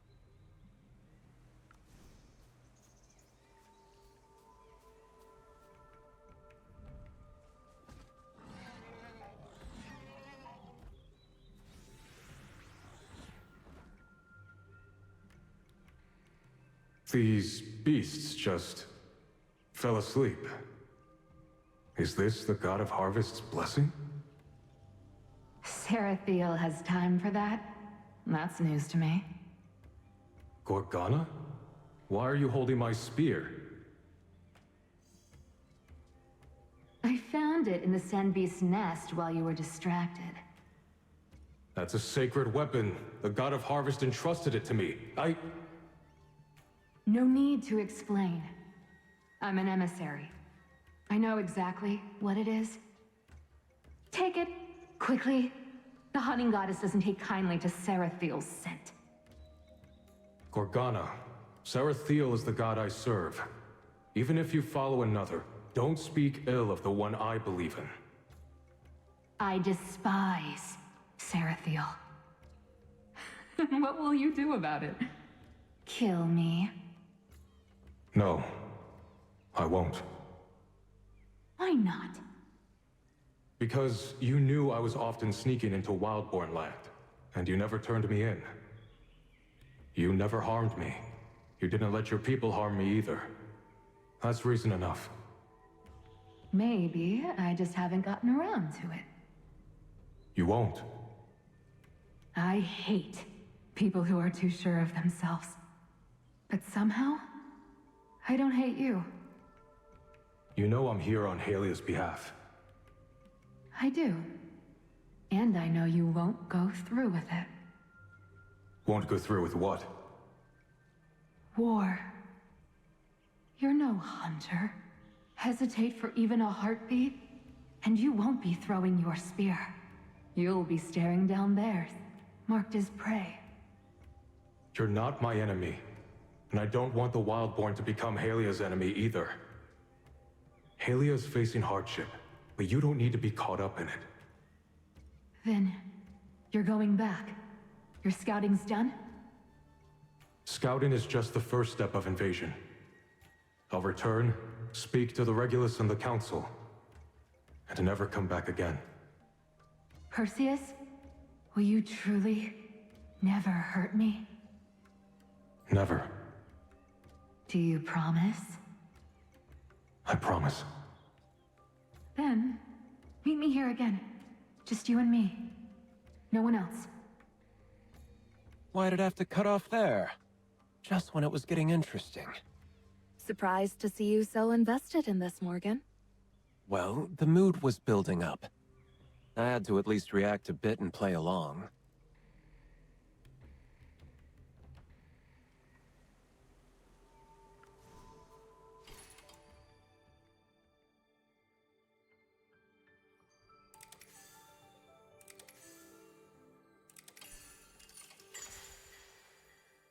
There's magic energy on that glowing orb. It's a memory sphere. It holds and replays stored memories as illusions. So we're seeing Perseus's past. All this romance. How did the hunting goddess resist smashing his skull in? Really? That explains a lot. Wait, Perseus can't use magic. So who created this illusion? Reproducing memories requires a very complex ritual. Merlin, this level of skill is almost on par with yours. Whoever cast this was exceptionally skilled. I've got no leads, but maybe it'll help us track down Perseus. Let's return to the pedestal.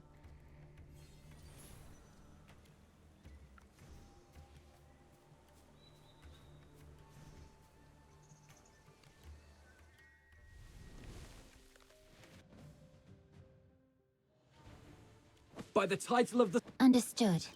I'll keep them quiet.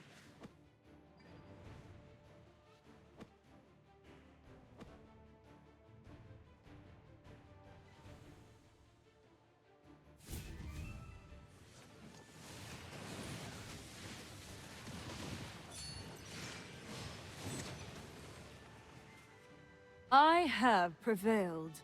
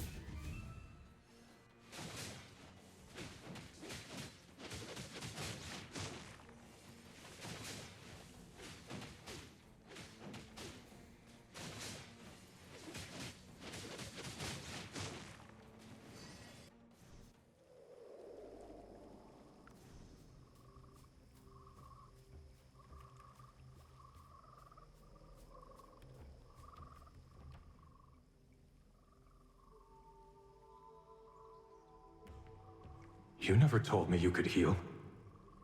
Why didn't you say so? Why are you asking that now? I'm starting to realize how little I know about you. Does it matter? I've already kissed you. You always leave me speechless. Even with Sarathiel's spear, you still got hurt. You're an idiot. An idiot that you're kind enough to treat. Anyways, why all the questions? Did you miss me while I was gone?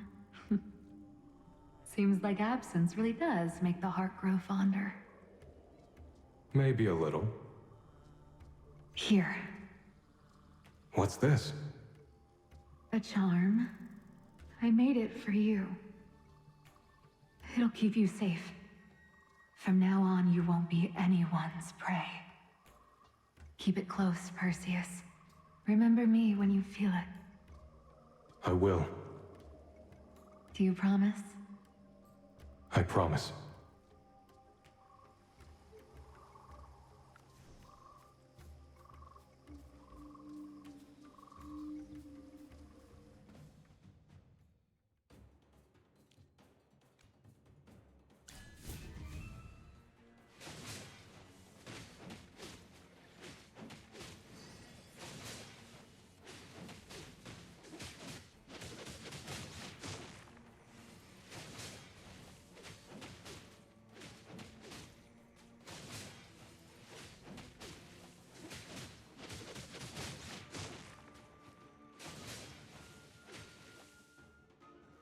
Fall in! Back to camp!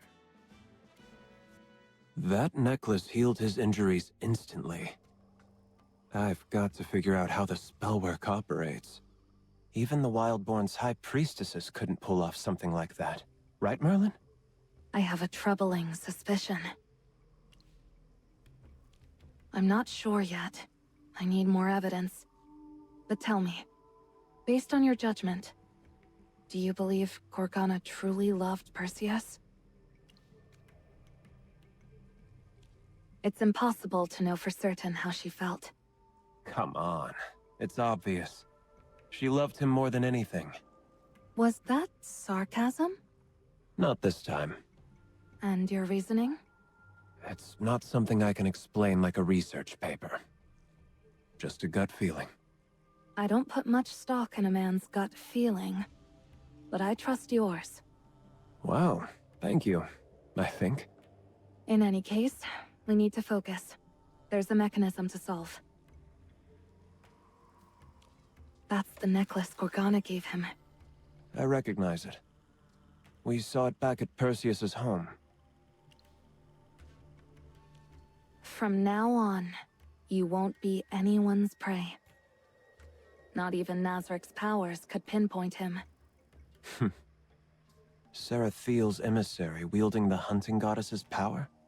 If she truly loved him, and if my theory is right, this might all be part of a once-in-a-lifetime opportunity.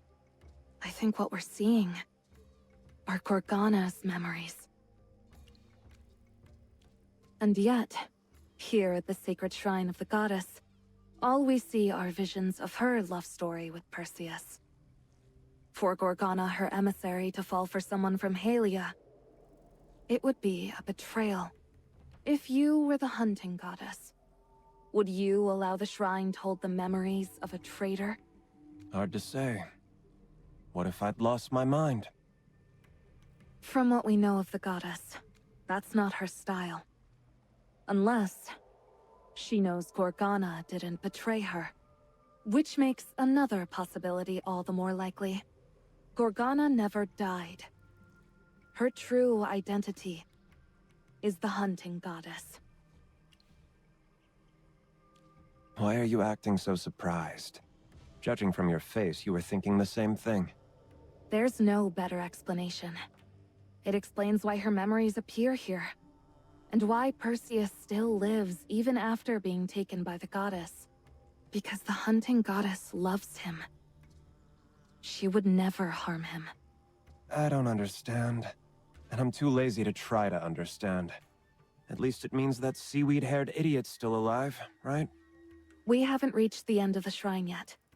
Let's keep searching for any scraps of evidence with this guess in mind.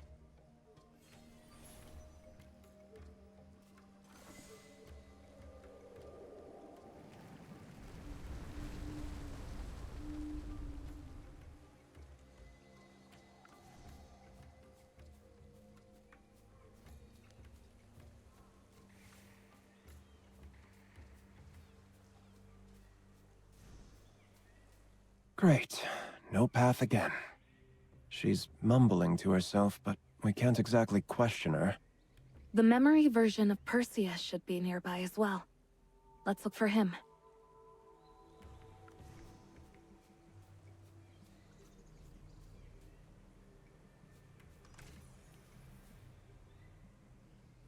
I chiseled off too much. Stone carving is harder than it looks. No wonder the Wildborn used them to prove their unwavering love. If Gorgana saw this mess... I wish I knew magic too. There must be some spell that can assemble these broken pieces together. No, don't rush. Calm down. It'll come together... eventually.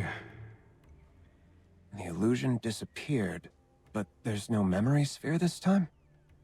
That's new. Could it be that he requires our help with the carving? Then perhaps this time, the memory sphere is the sculpture itself. There are quite a few fragments around. Let's see if we can piece them together. What a pain.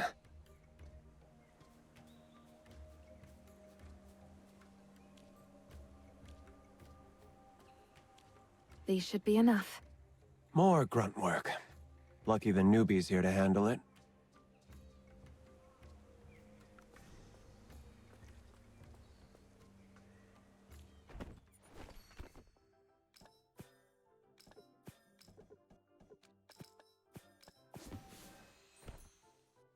Is this it? Some seams don't really line up.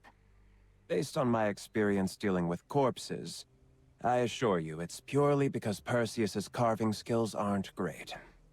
Time to use a little magic to finish it up. Your turn, newbie. I prefer to think of it as offering you a chance to shine. Thanks for helping.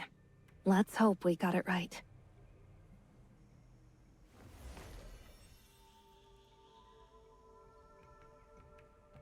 That said, Perseus may want to stick to swordplay. All brawn, no finesse. Well, he is a warrior, not an artist. Let's place the sculpture on the table. That should trigger the next part of the memory. It's finally done. Will she like it? I'll give it to her today. No more waiting.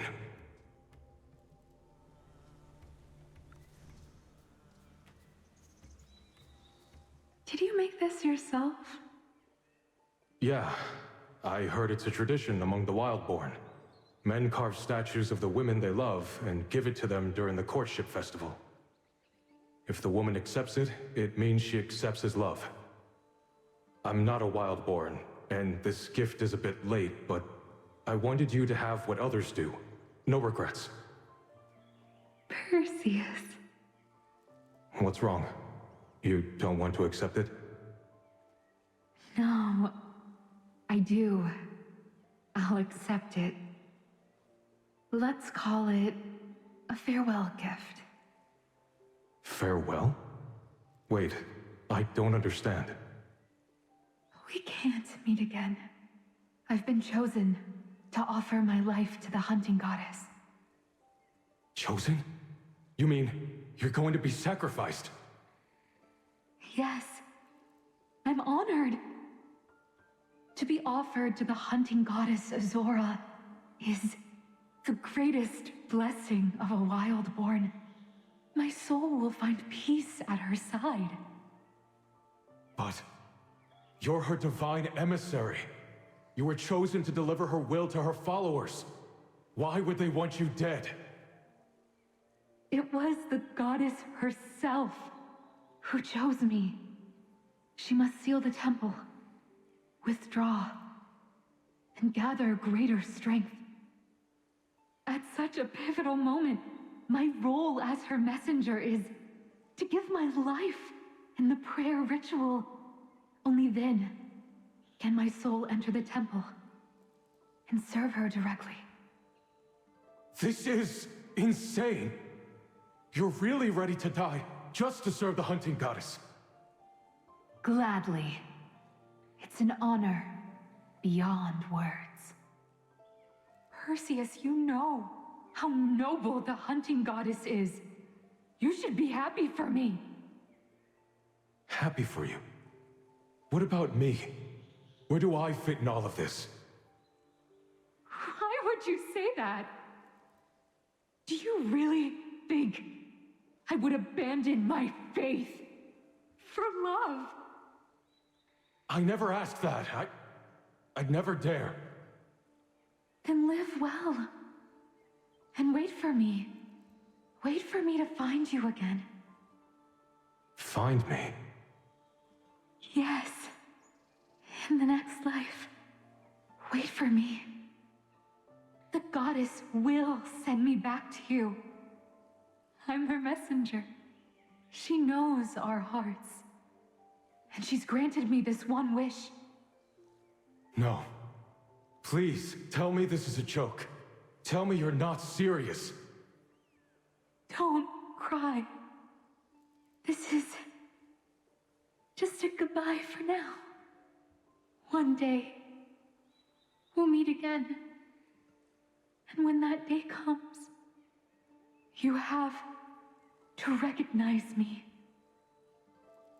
Promise me, Perseus, you'll know me when you see me. Won't you?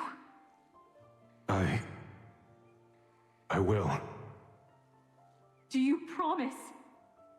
I promise.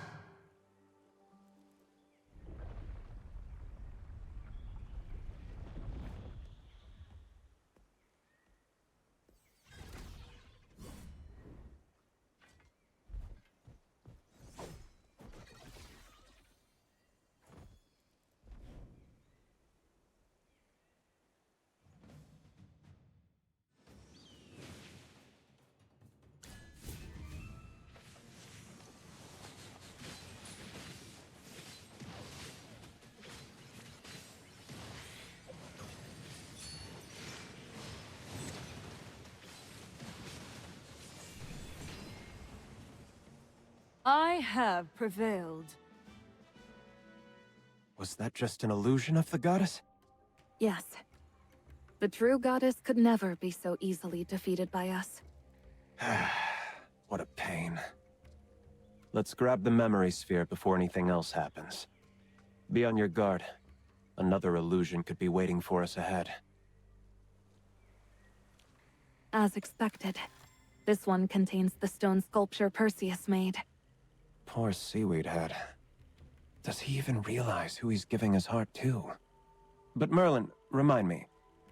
Was there ever a custom where the hunting goddess required a living sacrifice before going dormant?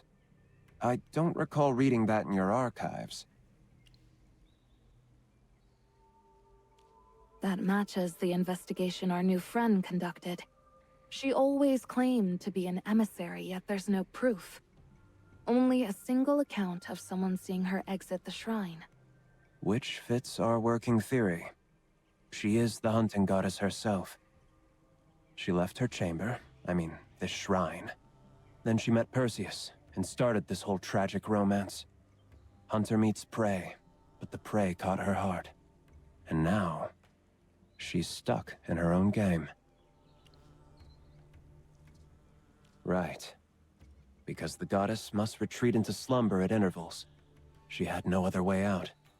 Whatever the truth behind her feelings, our priority is to locate Perseus. Nazric said he should be somewhere inside the shrine. If this isn't a trap set by the goddess. Search every corner. There might be hidden mechanisms around.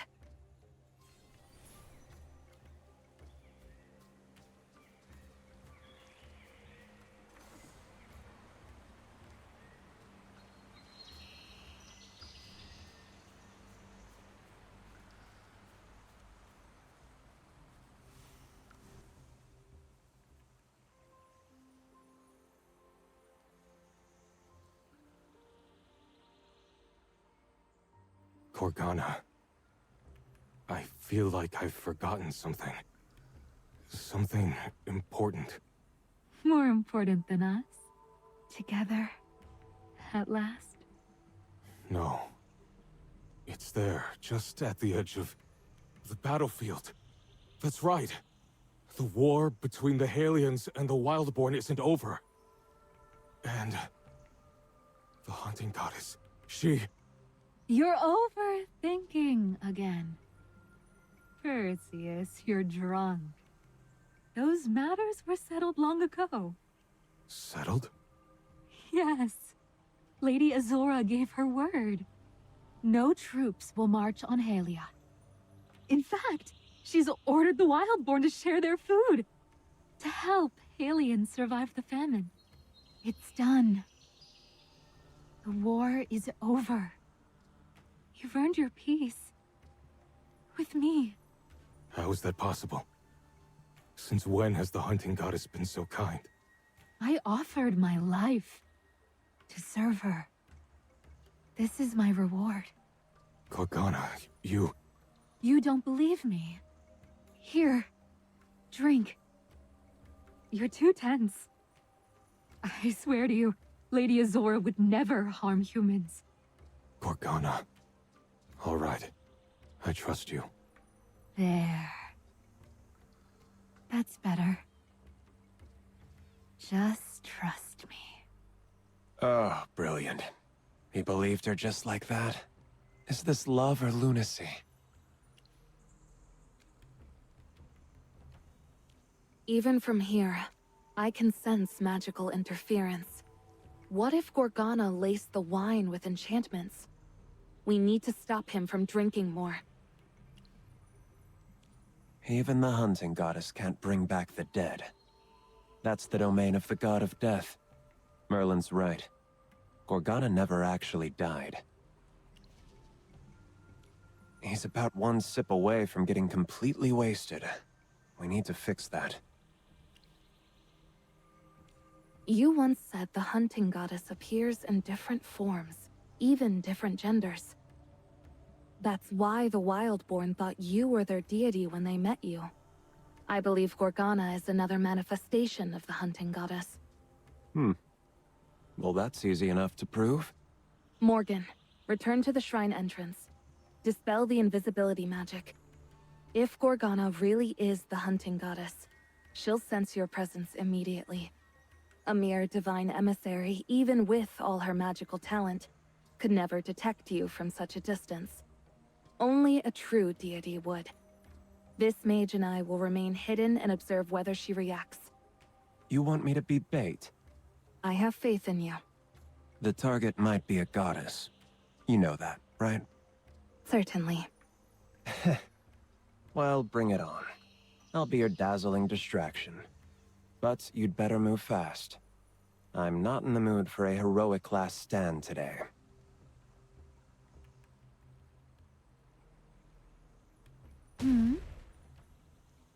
Who? Your expression changed, Gorgana. What happened? It's nothing. Just a pest outside. Wait here for me, Perseus.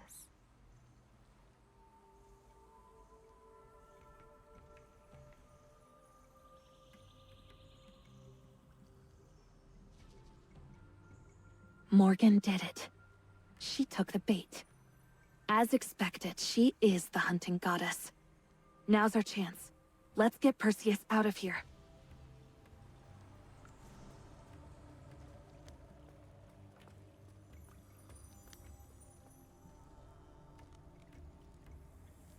Lady Merlin, how did you end up here?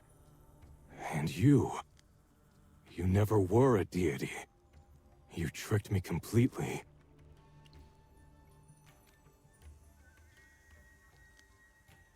Save me. No need. The hunting goddess has promised to aid Halia during the famine. Perseus, has that wine completely dulled your judgment?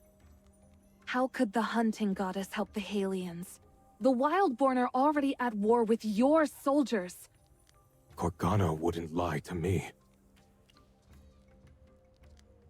Compared to Gorgana and the hunting goddess who are willing to extend a hand to Halia, are you asking me to trust you?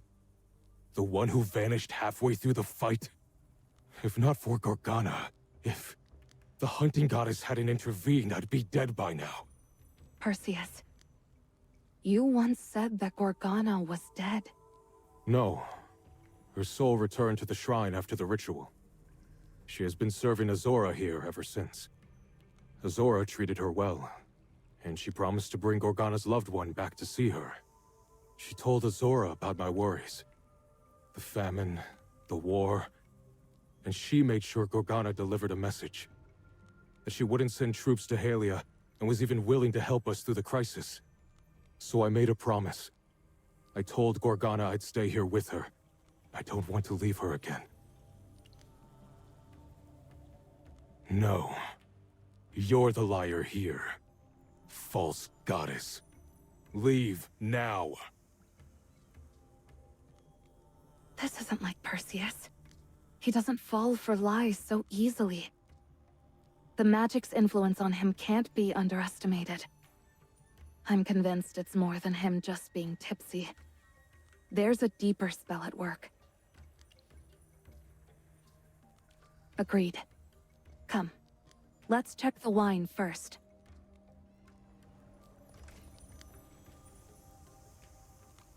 No signs of magic in the drink itself. Looks like she directly used magic on Perseus, and the wine was merely a tool to lower his defenses. To keep herself hidden. If Perseus had been in his right mind, he'd have seen through her lies in an instant. And when someone you long for suddenly returns, even if they feel like a dream, sometimes that illusion is too sweet to resist. Don't worry. We'll get him back.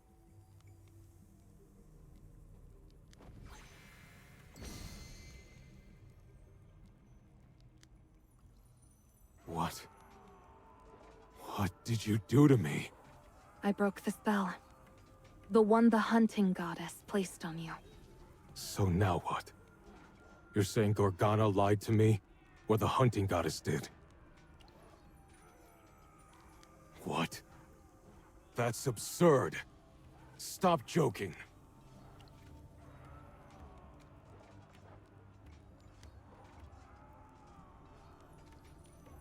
No. You expect me to believe that based on your word? You've deceived both the Halians and the Wildborn before. Listen, Perseus. You're caught in a dream, wrapped in a lie sweet enough to ignore the truth. We aren't forcing you to believe us. But we're not lying. The goddess herself gave the order. The Wildborn have already begun their full-scale assault. She's blessed every one of their warriors. You know how thin Halia's forces are. Starved and worn, they can't stand against divinely empowered soldiers. I've raised magical wards to slow the Wildborn, but that will only hold the Wildborn army off for a short time. I'll show you the battlefield. See it for yourself, then you'll know what you must do.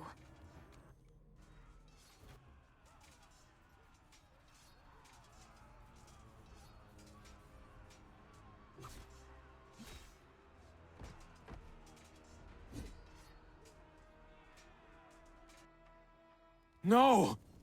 Lygos! My men! What is this? The hunting goddess didn't keep her word. She's been lying to you, from the very start. The soldiers need their general. With you there, they'll still have hope. How do I know everything you showed me isn't just a magical illusion? I don't need to prove anything. If you doubt my magic, then go to the battlefield yourself. Even if it's just for the comrades who entrusted you with their lives, what's so wrong about leaving the shrine for a while? If we've lied to you, you're free to return here anytime. You're right. Show me the way. Take me to the battlefield. I'm glad you've come to your senses, Perseus.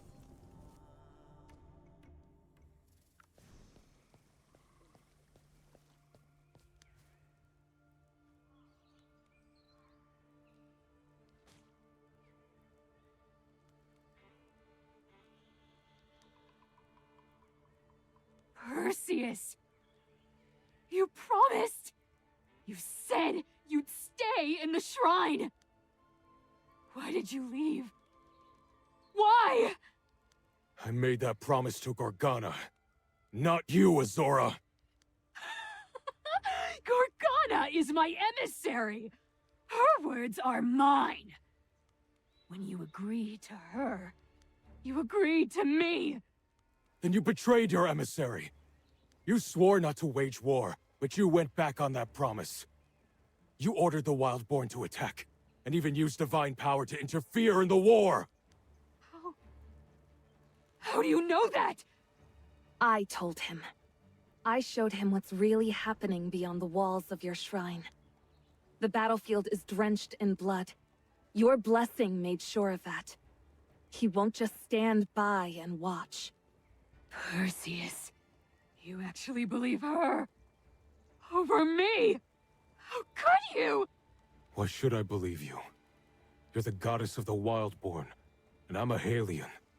Besides Gorgana, there's nothing linking us at all! Nothing. Besides Gorgana, You said you wouldn't hurt me. You destroyed my shrine. And disturbed my slumber. You said to cherish the gift I gave you. You won't even show it to others! You promised you'd recognize me. The next time we met. Perseus, I'm right here! Why won't you recognize me? You promised! No. Gorgana. You really are her. You've been lying to me all along. So what if I have? You're mine! My prey alone! No one's taking you away from me!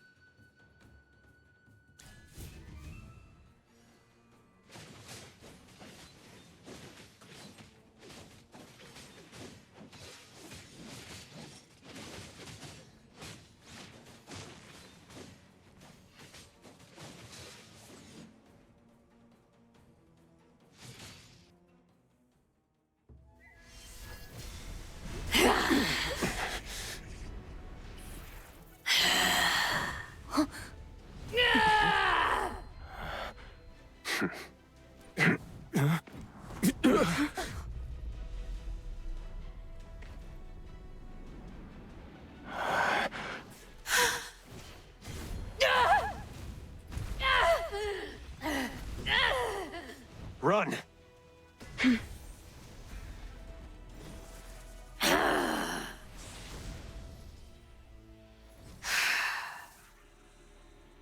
Perseus. I will never let you leave me!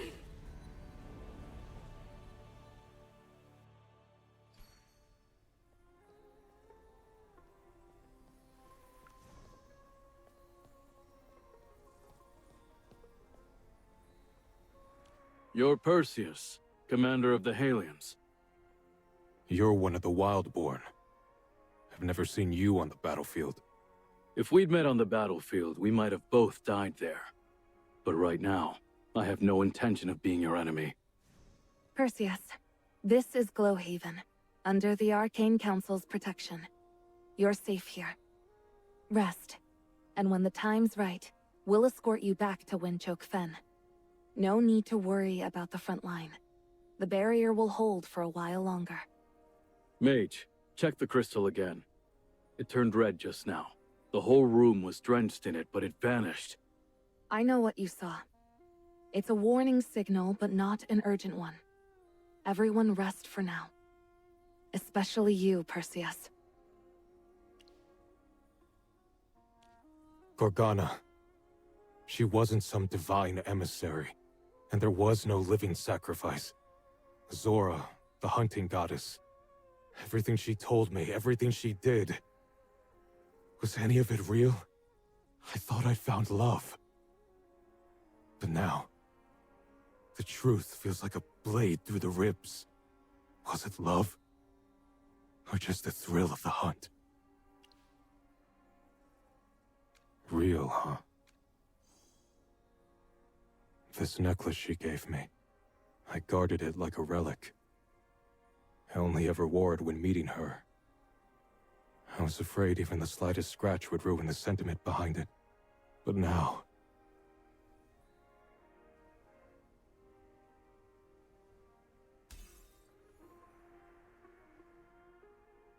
I don't need it anymore. What are you doing? There are injured here, you fool!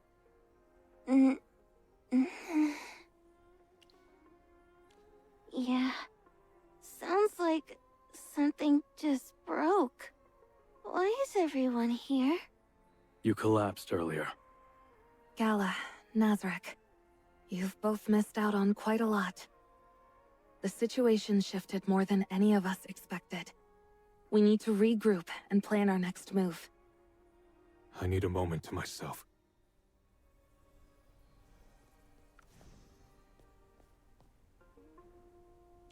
We can save the small talk. So Perseus really made it out alive? What exactly happened in the Primal Shrine? Long story short, we found both Gorgana and Perseus there. And that's where her mask finally slipped. Gorgana is none other than the hunting goddess Azura. Huh? The hunting goddess? You've got to be kidding. The deity of our tribe. In love with a human. It's true. Gorgana is the hunting goddess. Then, who is this mage? Wait. Time magic? Is that what this is? Let me explain. It'll make more sense once you see the whole picture. She comes from many years ahead, from a distant future. In her time, Merlin is no longer just a name. It's a title, one passed from one head of the Arcane Council to the next. And she is the Merlin of that age, my successor. So it's true. From the future? That person in front of the shrine. Was that truly the hunting goddess? Did I really stand against the goddess? I didn't even think. My body just moved on its own. You're not even a wildborn, but a human. But still you helped me. Helped a wildborn. You didn't let me die. And helped me discover who I really am. Are all humans from the future like you?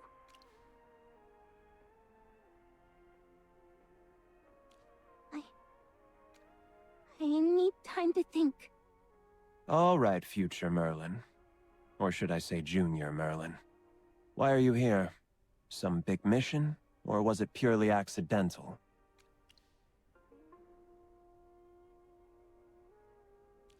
Even if arriving here wasn't your intention, your presence is already changing the course of this era. That alone may be your mission, whether you know it or not.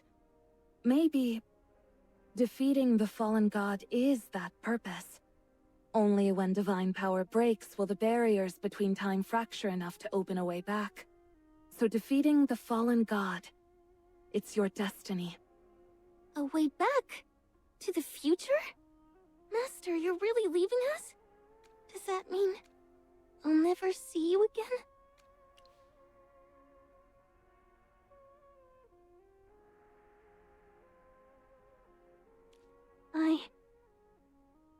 I understand. Don't be sad, Gala. She was never meant to stay here. She needs to return to the era she belongs in. Huh. She took that better than I expected. Honestly, thought she'd start throwing spears once she found out our newcomer wasn't a god. That spares us a lot of trouble. Gala's respect and trust for her have nothing to do with her identity. You've all been through enough. Rest while you can. The barrier still holds, and Perseus needs time to recover before we return to Windchoke Fen.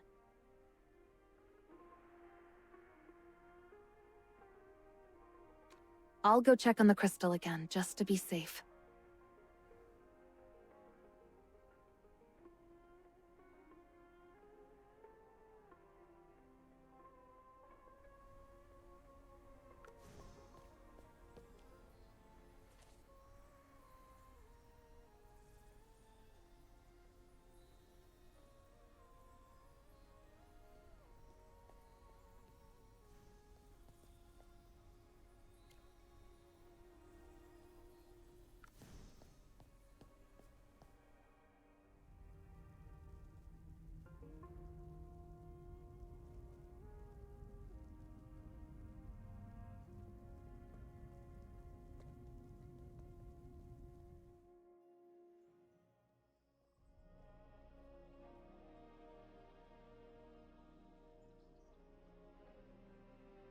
The sky is turning red. Is the blood moon returning? Modra didn't foresee this. The blood moon is usually a good omen. But something feels different. The blood moon is also the symbol of the hunting goddess.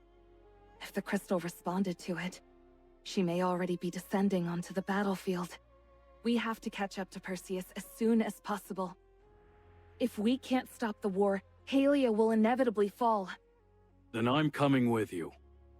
Really? Both sides want your head on a spear. I remember what you promised me. You'd kill the hunting goddess. Ah, right. That whole slay a god thing. Well, come on then. Just try not to die before you're useful. Nazric, you... Why are you doing this? Gala, if you want to protect the one you're following, then think carefully about what a god truly is, and what it will take to stop such a violent one. You won't get many more chances. She nearly killed you.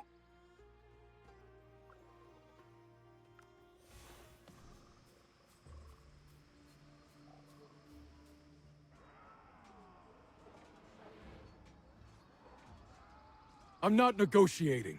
Retreat. That's in order. And what? Let the Wildborn think us cowards? You're the general. You know your troops. We'd sooner fall on this soil than be mocked as spineless deserters. We'll hold this damn fort with our bare hands if we have to. Halia will not fall. Listen to me, Lygos. I know your courage. I trust your loyalty. But the Wildborn aren't just some warband. They fight under the hunting goddess's protection. Pitting steel against a god's favor is slaughter, not bravery. How many more must die before you see that? If we pull back now, we live to regroup. To strike when the odds are ours again. Stop fear-mongering, Perseus. If we retreat now, all that awaits us is death. Where would we even retreat to? How long could we hide? Only by fighting the Wildborn to the death do we even have a sliver of hope. Lygos? That's not hope. That's sacrificing lives for nothing. Defy me again, and I will bring down the full weight of martial law. I won't let your pride kill us all.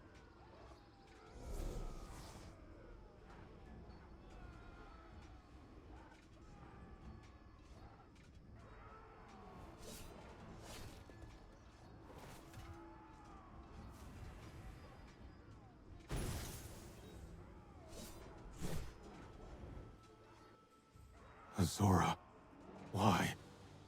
Why did you kill him? Why would you use divine power against a mortal? He harmed you! How could you have gotten hurt? You had my necklace. You were meant to be safe. Come back. With me, you're protected. I don't need it anymore. And I don't need you. Perseus, you! Ignorant apes! You think this is your land to claim? You trespassed, and now the Herdmaster will make you pay in blood! The day you marched into Wildborn lands, your fate was sealed! Brave warriors, do not fear. The Wild Moon watches over us. Show the Halians what it means to enrage the herd and avenge our fallen kin! Charge! Cordon's about to launch a full-scale assault. So are we doing this or not? If no one's going to deal with the goddess, I'll take care of it myself. Nazric, wait. As a Wildborn, you can't go yet. And your weapon was bestowed by Azora. You can't use it against her. Take Gala. She's only just come to. Keep her away from the fighting, and wait for our signal. Don't worry. The Arcane Council will honor your wish. Then make sure you do. Gala, let's go. Master is heading into the heart of the fight. I can't just leave.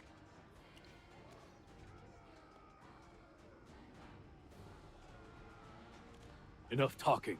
Go! I'll wait for you. You have to come back.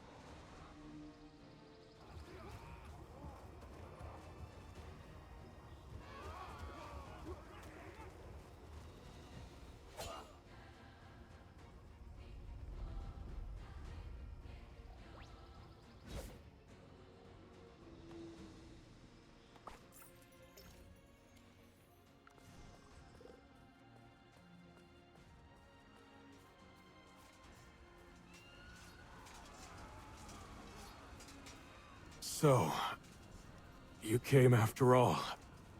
And here I thought you'd welcome the help, not bleed all over us. How bad is it? Can you stand? It's nothing. I've had worse. We must find a way to hold off the Wildborn's attack. Only then will the Halian soldiers have a chance to escape. You'll pay for our dead, you hairless apes! Shield Perseus, he can't die here!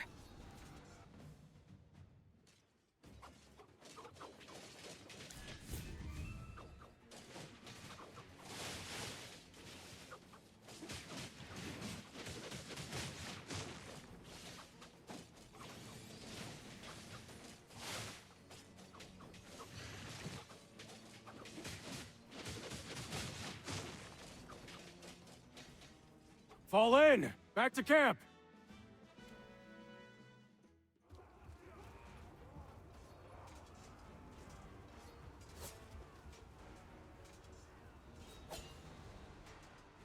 Perseus! Don't think you can get away! Azora, enough! The Wildborn won't shed Halian blood any longer! Why don't you understand? I only wanted you by my side! You promised! And you broke that promise! You betrayed me! But it's fine. I'll make you keep your promise. No matter what it takes.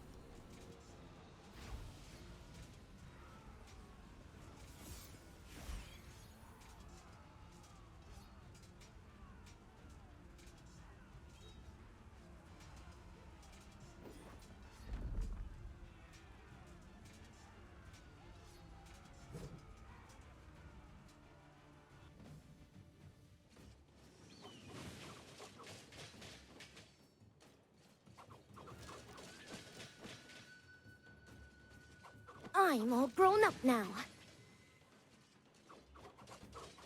It's our turn to take the stage. The battlefield, a state of art. I'm all grown up now.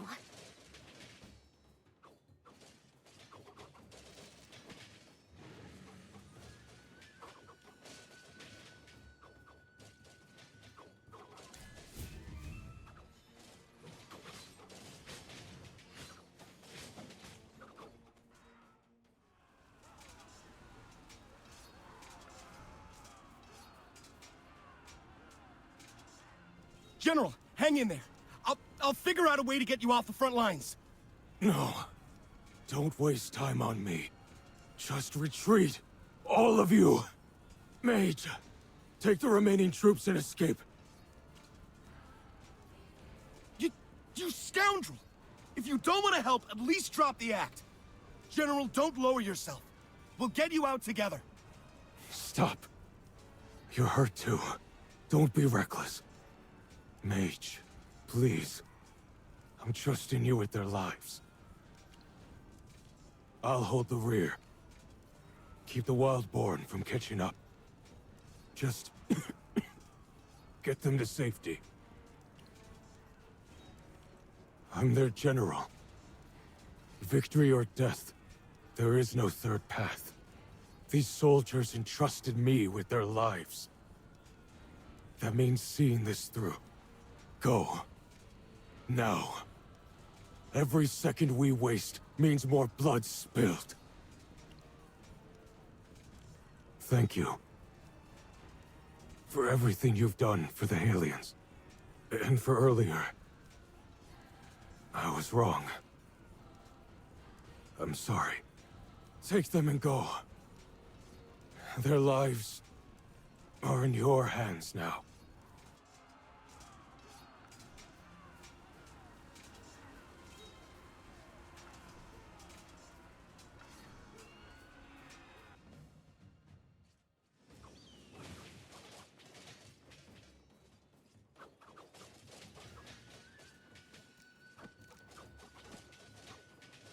I'm all grown up now. It's our turn to take the stage. The battlefield, a state of art.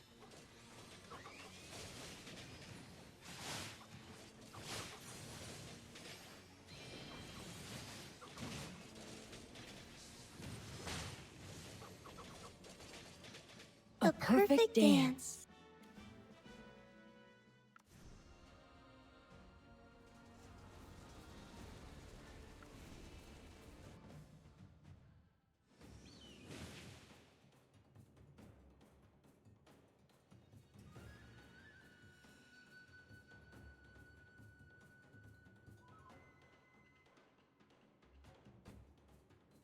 Check out my latest invention!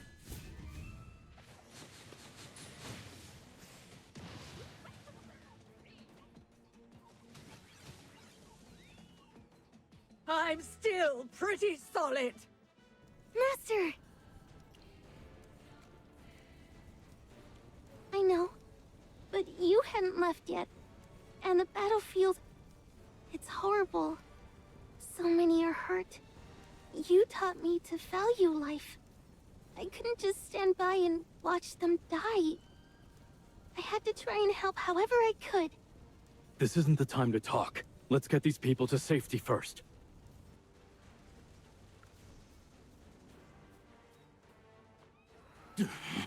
Why are there so many obstacles everywhere? We need to move the wounded.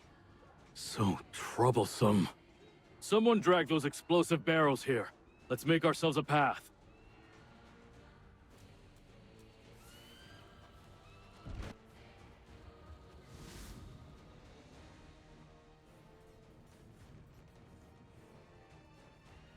No beasts nearby, and the Wildborn warriors won't come this far.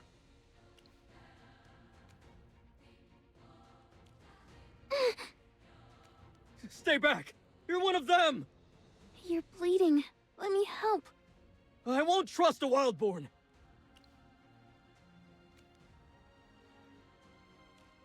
Save your breath. We've done more than enough. Wait, where are you going? You said you'd rescue the general! I'm sorry.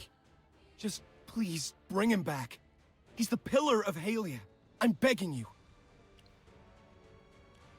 I'm going back to the battlefield. Master, me too. I want to be useful. Gala, if you've chosen to step into a real battlefield, then you're no longer a child. You're a warrior now, and you'll have to survive on your own. I'll survive in a way you'd never expect. Good. That's the Wildborn spirit. What about these Halians? There are too many wounded. If beasts attack again, they won't make it. Then I'm counting on you. We can't afford any distractions.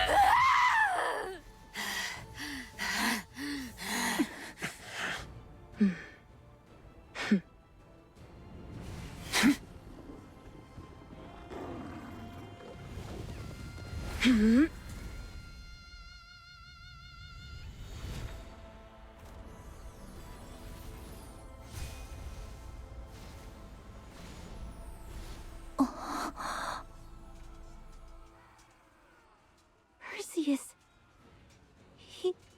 He's dead. Forget him. We need to deal with the hunting goddess first. No, no! Perseus! You're not allowed to die! I forbid your death!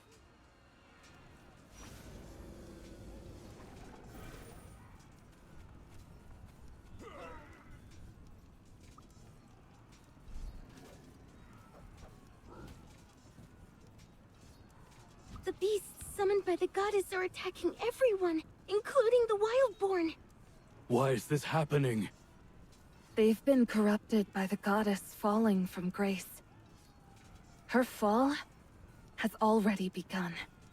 We don't have time. Save as many as you can.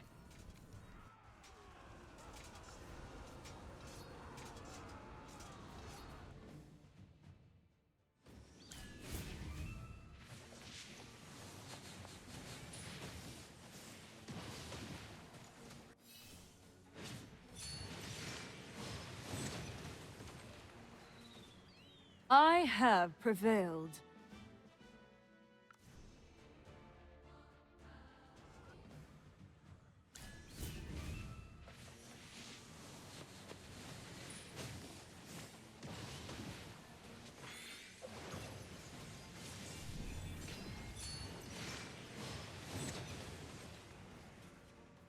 Every sword is a witness.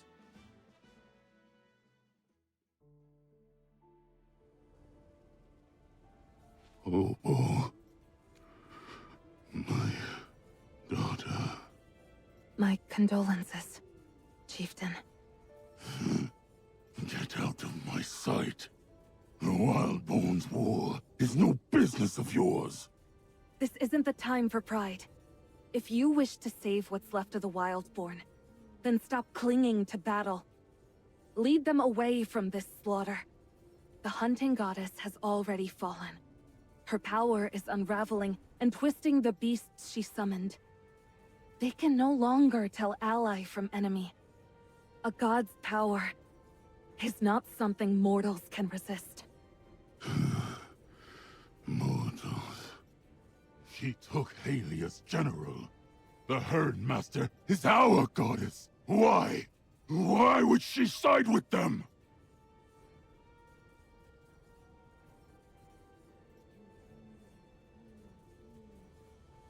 How could she turn her back on the faithful Wildborn? For alien. Will the Herdmaster never bless the Wildborn again? That bloodthirsty goddess has fallen. The fact that Wrathwood Grove is spared is already a miracle. A fallen goddess. And on a blood moon, no less. A sign of divine descent. We were abandoned by our own deity, and saved by a false goddess. A disaster.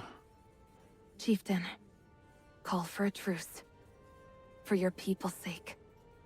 Halia's forces are in no shape to fight either. Peace cannot bring back the dead, nor can it erase the scars left by bloodshed. But at the very least, it offers the living a chance to breathe. A glimmer of hope for the Wildborn's future. As for the goddess, don't fear her return. The Arcane Council will not let her bring further ruin. For the sake of lasting peace, we will eliminate her. You know what to do. Don't send more of our kin to die for nothing. Nazric, you traitor. Stick to your pride if you like. I'm sure Death will be thrilled. So many souls walking straight into his arms. Where else can he find such a deal? Go on. Might as well become his follower. He'll greet you with open arms. Or maybe, ask yourself, didn't you lose someone too? Homo. Wildborn, hear my command! Fall back!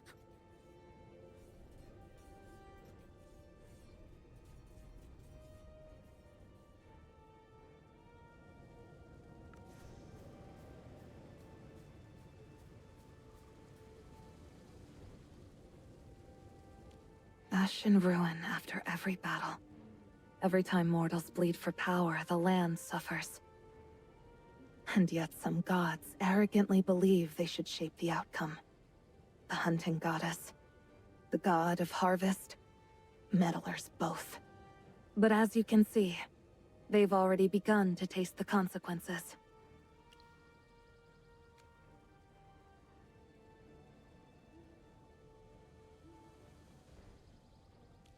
I've known her for a long time.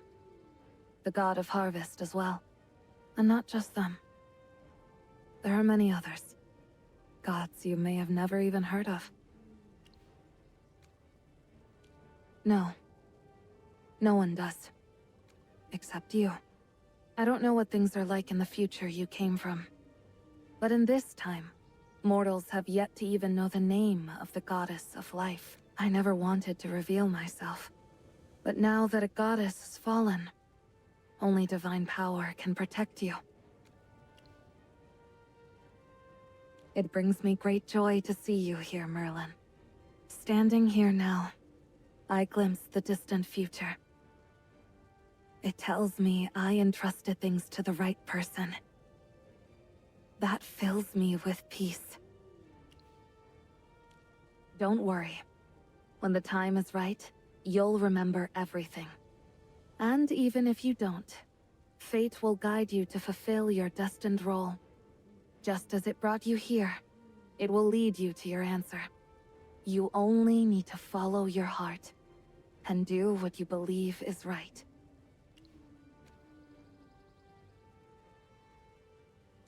In your own time, only you can decide that. Right now, there are more urgent matters to deal with.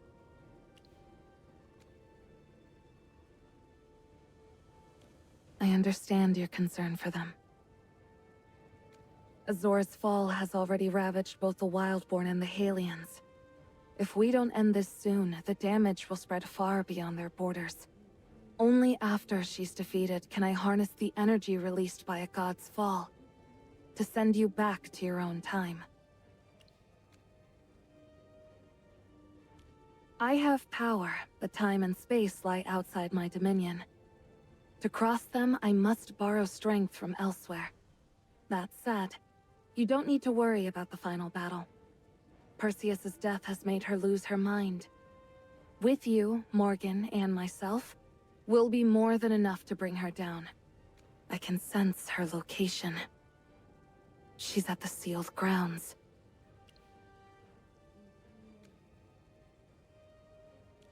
You're right. There's no normal path to reach it. But I can take you. I can't predict what awaits us there. Gala and Nazarick might not be suited for what's ahead. You should speak with them first.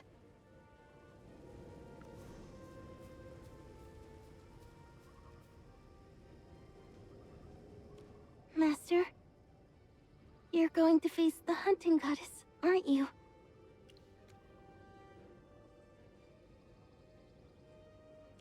Just like with the god of harvest. Then I'm going with you.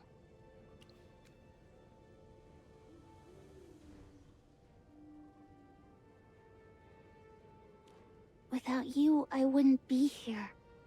Modra always said the goddess would bless the Wildborn. That our spears would strike true. Our hunts would thrive. I believed that. I found pride in devoting myself to the divine. But Azora... she betrayed the Wildborn. Abandoned her followers. She let her beasts feed on our dead. Just like the god of harvest, who turned on his own. That's not the kind of deity we need.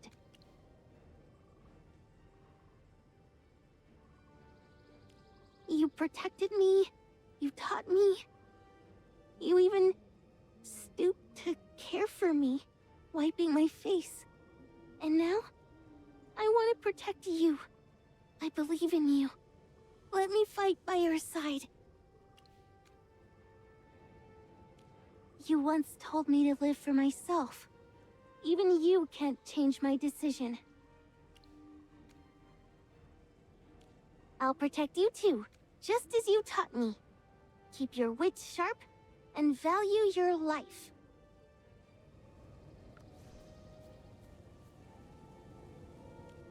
The Wildborn have suffered terrible losses. Azora, when are you setting out? I'd love to be the one to kill her myself, but that mage was right. My weapon was a gift from her. It's useless against her. I know my limits, and I know when I'm outmatched. The Wildborn still need me. Corden needs help. Not anymore. The one who betrayed the Wildborn was the hunting goddess. Slaying her, that's your task now.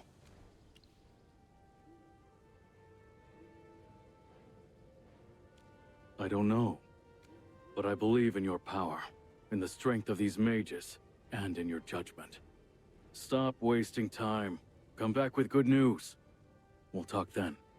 Come back alive. Don't make me go avenge you.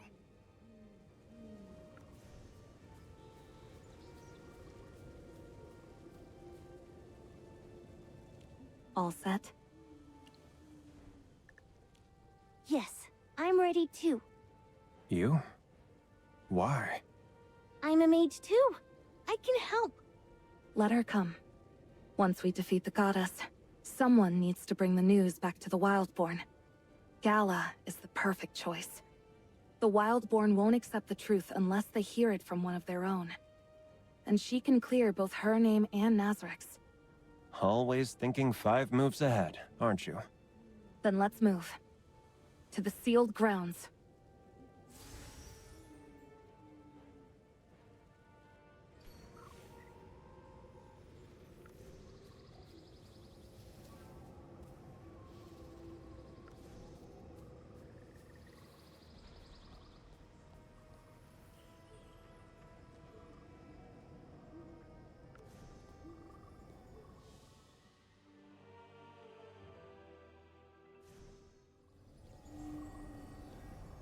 What a huge ravine.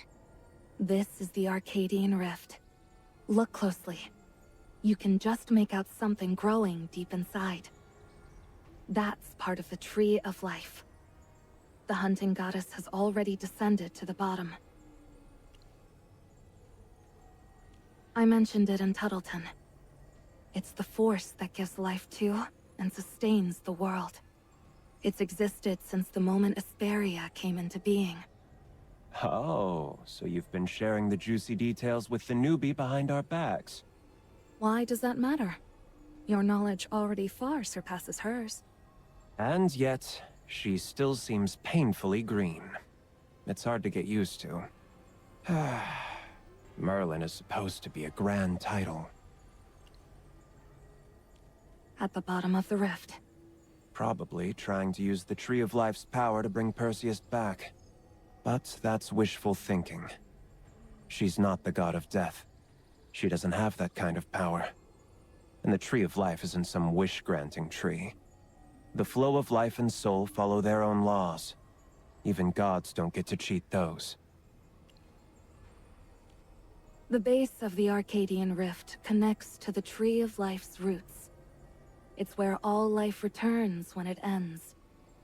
Like fallen leaves, drifting back to a tree. Yes, but once a soul returns to this place, it no longer belongs to him. When a soul returns to the roots, it begins a new cycle. Long ago, the gods placed 3 sealing wedges here. Forged with divine power, they form chains and barriers that seal away a being, beyond even the gods, deep inside the rift. That's a secret for another time. Just know this. Sealing it cost the gods everything. Because of that, only gods can pass through the seal. Mortals usually cannot. That's the first I've heard of this. So, how do we get in? There's only one way. Remove the 3 sealing wedges. Once they're gone, the divine seal will collapse. That sounds dangerous. What if that thing gets out? It won't leave. If Asperia is destroyed, it will perish as well. Our focus should be on breaking the wedges. Then what do we do?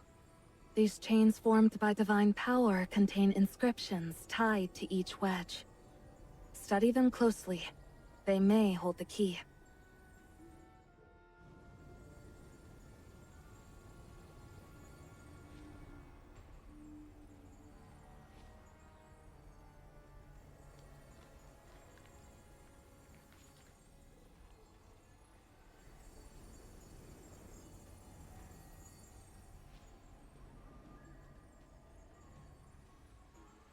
These are all inscriptions?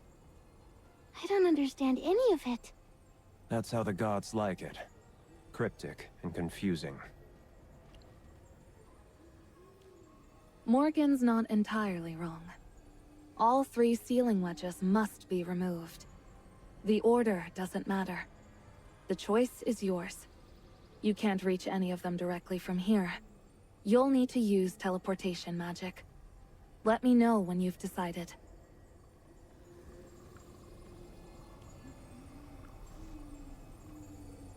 Matter is the foundation of all creation, the vessel in which spirit resides.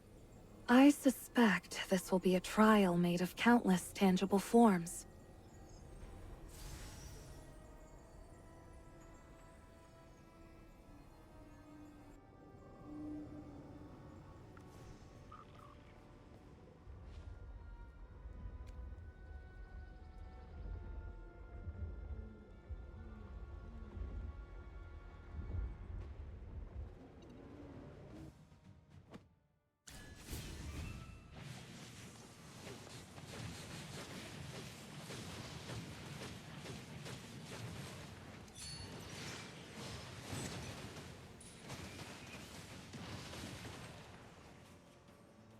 I have prevailed.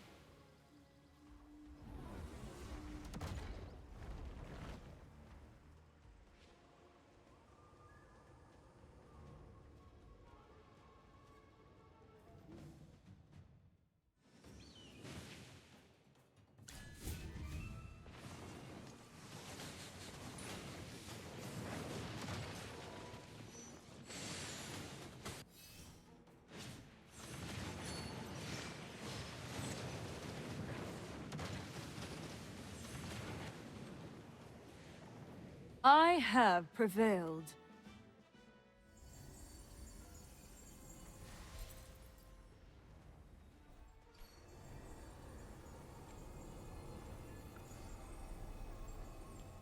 Spirit. Is this going to test our willpower?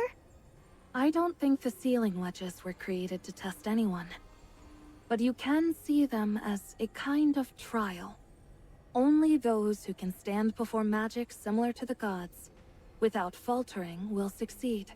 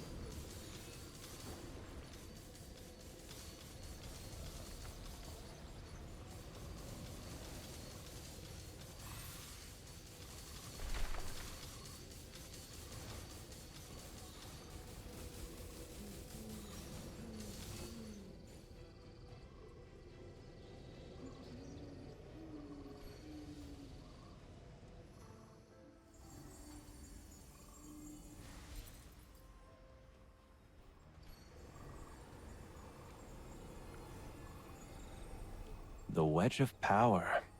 Think we'll see divine authority in action? If only I had a chance to witness a divine battle. That sounds like a disaster waiting to happen. Though the sealing wedges were placed by the gods, they don't hold the gods' powers themselves. They're closer to the core elements that shape the world. We'll be confronting unrestrained power. Be prepared.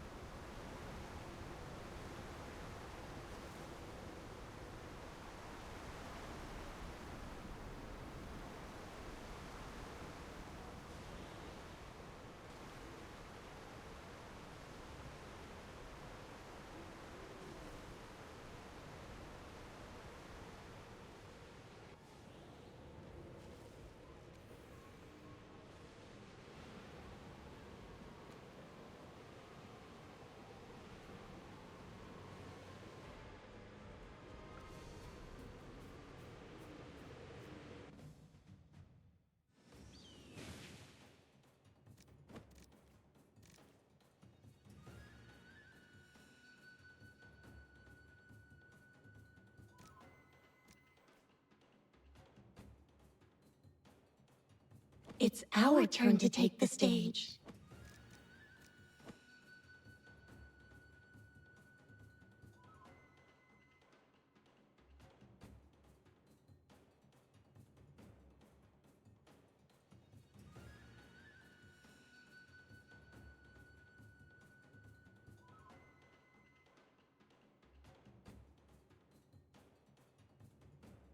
The battlefield, a state of art.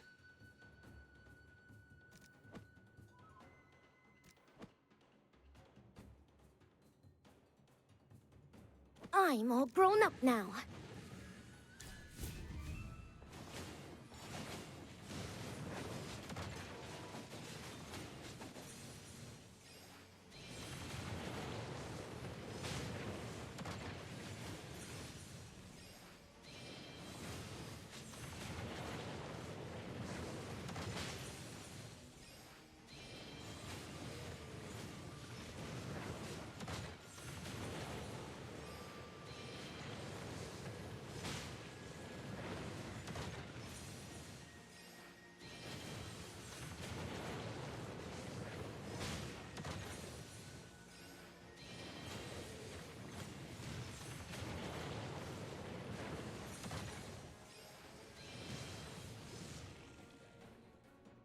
Yay, Stitchy! We won!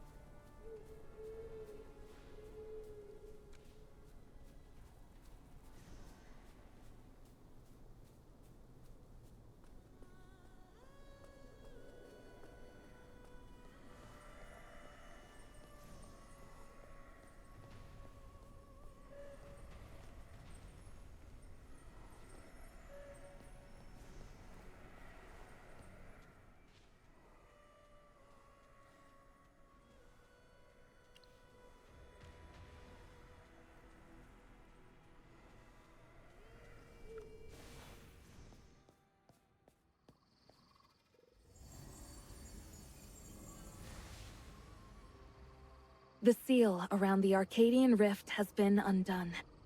We don't have much time. I'll teleport us to the bottom of the rift.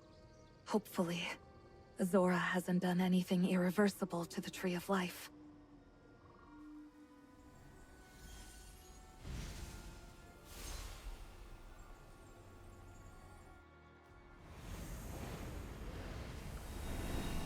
This place... it doesn't feel real. You'll get used to that. The world rarely plays by the rules we expect. And trust me, you haven't seen anything yet. Azora's just ahead.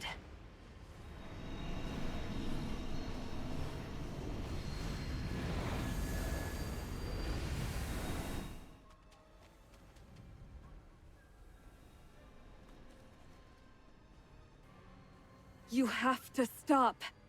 You again! Dura. Dura? Azora, you know the truth better than anyone. The Tree of Life obeys the cycle. It can't be bent to your will. Drawing power from it like this will only bring ruin. Hypocrite. Leave me alone!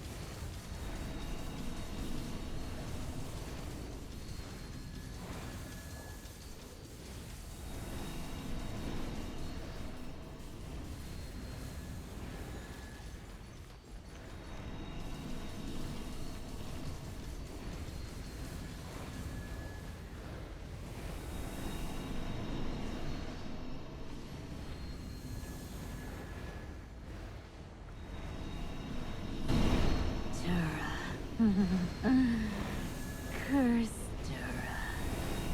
Why do you intrude upon my sanctuary? Why must you interfere with what's between me and Perseus? The tree doesn't belong to you alone. You have the divine authority.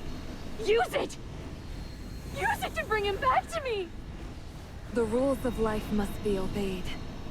They are not mine to change. Divine authority? Rules of life? Merlin!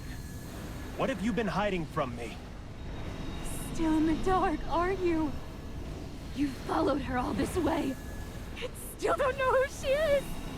The great and exalted goddess of life! How many lies have you told mortals? Lies should be your domain! And look at the wild-born child beside you! She was once mine! And now, she stares at me with eyes full of hatred! My land, my people, my creations! My love! You will take nothing else from me! Merlin is a goddess? Silence, traitor! You are my creation! You were meant to revere me! I no longer worship any god. I follow this mage. Enough! Once I bring Perseus back, I'll cast you all back into the Tree of Life! You can't save him, Azora. Mortals are like leaves on the Tree of Life. When they fall, their time is over. Perseus has returned to the roots. His soul has already returned to the tree. Even if a new leaf grows in the same place, it will no longer be the one you loved. Unless you pray to the god of death. But would a god ever pray to another god? And who even knows where the god of death is now? No! I won't let him have Perseus! I forbid his death! You and I are both gods! If you can give life, why can't I do the same? She's still draining power from the tree. Azora, you will not take him from me again! I will succeed! He's about to wake up! Oh, Perseus! We'll be together forever and ever!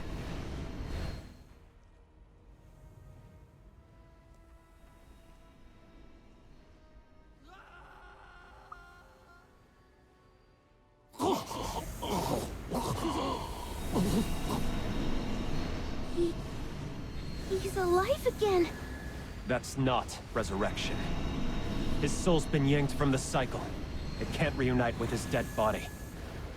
He's nothing more than a soulless, mindless corpse. This is what she calls love? Perseus, take your spear. Strike them down! We'll be together forever!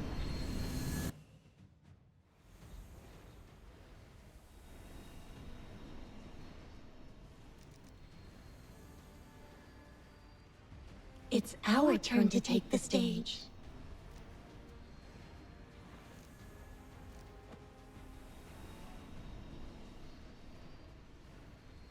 Chaos holds no place in my soul.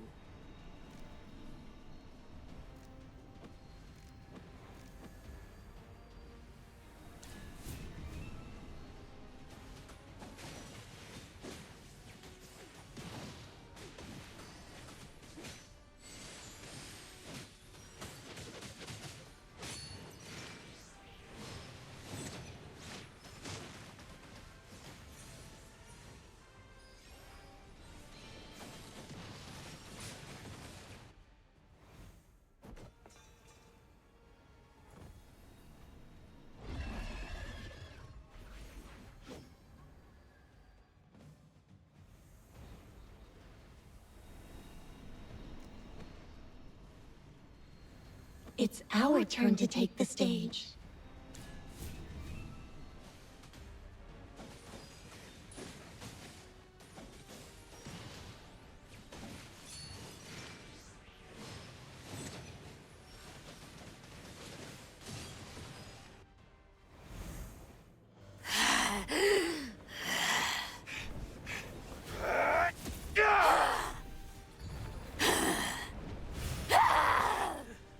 Find a way to restrain her!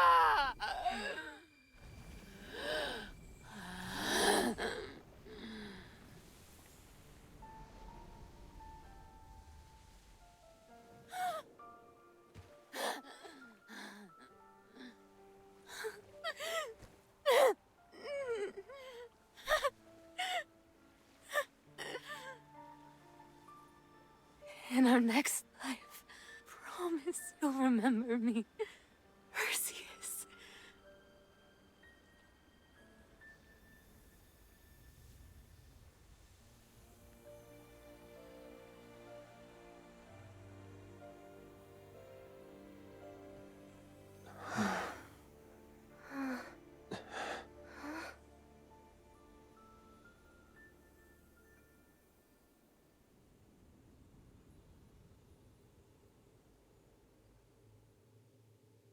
It's over. She's gone. She won't be coming back. The Wildborn are safe now, right? Thank you. So, Merlin, or should I say Dura, goddess of life. Now that's a revelation. Looks like it's time for an Arcane Council meeting. We gotta have a little heart-to-heart. You're the Merlin of the future. You'll have your own council to clean up. If the future council still exists under the leadership of a grand mage like you. For now, the conversation is between me and her. When the time is right, I'll explain everything. For now, we should return to Wrathwood Grove. The Wildborn deserve to know what's happened here. I can sense it. The Blood Moon has ended. I'll take Perseus's body. Leaving him here would be disrespectful. I trust the ruler of Halia will make proper arrangements for him. He deserves a resting place of his own. Then, when the time is right? You'll have your answers. No more secrets. All right. I'll wait.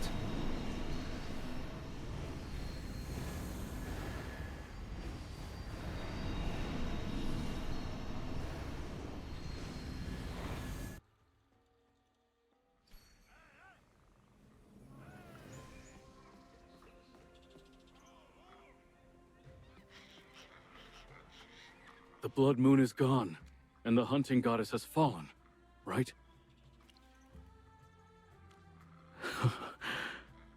My thanks.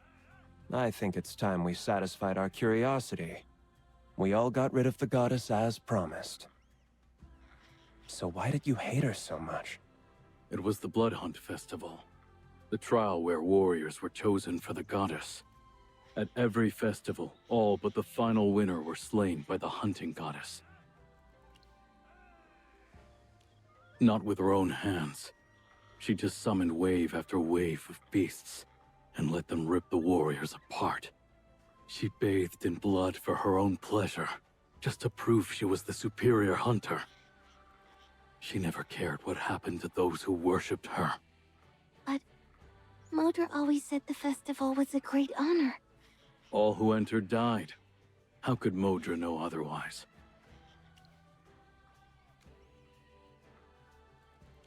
I wasn't alone in hating her.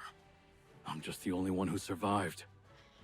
And you, Mage, even if I don't like you much, you're still far better than the real hunting goddess. If you were her, maybe I wouldn't have been granted the divine weapon, but at least I would have respected you more than I ever did her.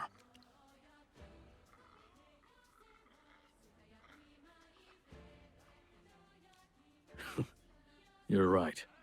The god of harvest and the hunting goddess both fell. Corden and Modra have arrived. I imagine they'll want a word. I'll take my leave first. One last thing. Don't linger here. The Wildborn aren't your path. There's a greater world ahead. Go and find it.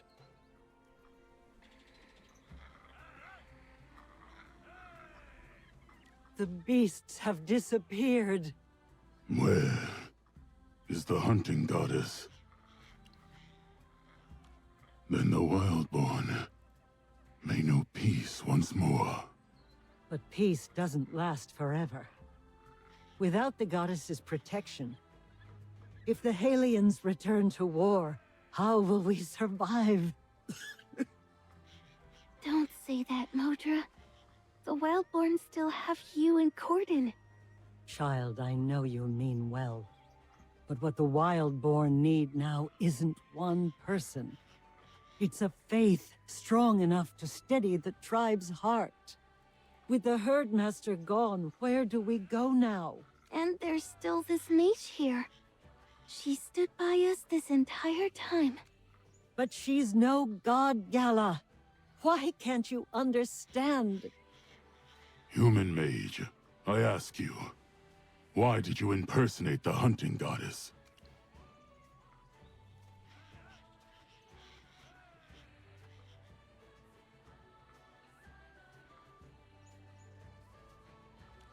You really are different from the hunting goddess. We should have realized it sooner. Corden, what's done is done. The goddess we served has abandoned us. The blood moon vanished, its blessings faded. And the people are afraid. Rumors have spread in Wrathwood Grove that this blood moon was an omen of disaster. If this continues, the entire Wildborn tribe will fall into chaos. High Priestess, you need not worry so much. The Age of Gods is coming to an end. The future belongs not to deities, but to the Wildborn. To mortals. Bold words, Alien. But you don't know what will happen in the future. One goddess has fallen, but others remain. And they are dangerous. If they choose to destroy us, they can. Please trust the judgment of the Arcane Council. Time will prove everything. You will write your own story, free from divine chains. Pass on your honor, your strength, and your will to the generations to come. No more gods. Only ourselves. You promise us a vague future, Mage.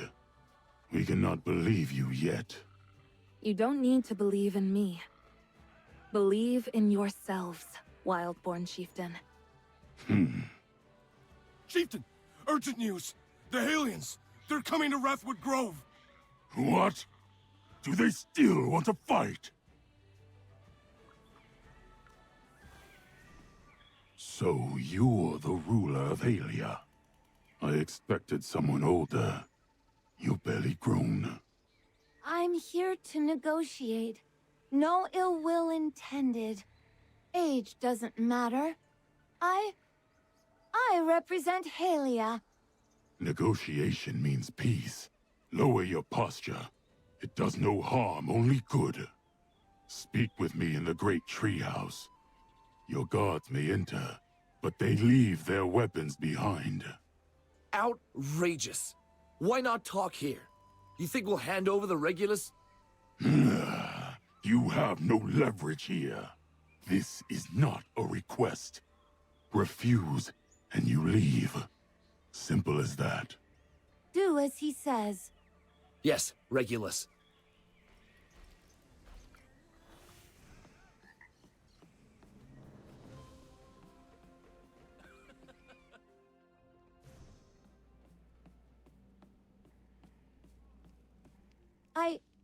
I come today, representing the sincere intentions of all Halian people, hoping to reconcile with the Wildborn.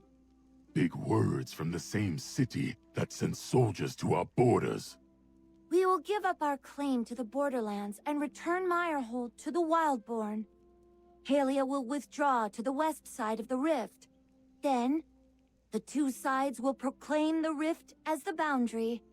But we asked the Wildborn for food aid. Halia is on the brink of famine. We can trade weapons, tools, whatever's needed, in exchange for food. There's little prey in the wilds as is. But if you refuse, it's like letting thousands starve. The disasters suffered by Halians have nothing to do with the Wildborn. You are the ones seeking peace. We do not fear fighting you again. But everyone needs food. On this point, I cannot concede. You intend to gift the wheat stock you brought with you to Halia? Wheat? We used to grow it too. But since the land dried up, no crops can grow. I heard it's because of the god of harvest's fall and curse. Regulus Abundius. The wheat this mage brought is unique. It comes from the future, untouched by Sarathiel's curse. It can grow and bear grain. From the future? I don't understand. But you're sure it'll produce food?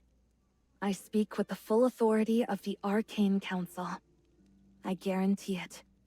With the right harvest magic, it could produce enough to see Halia through this famine.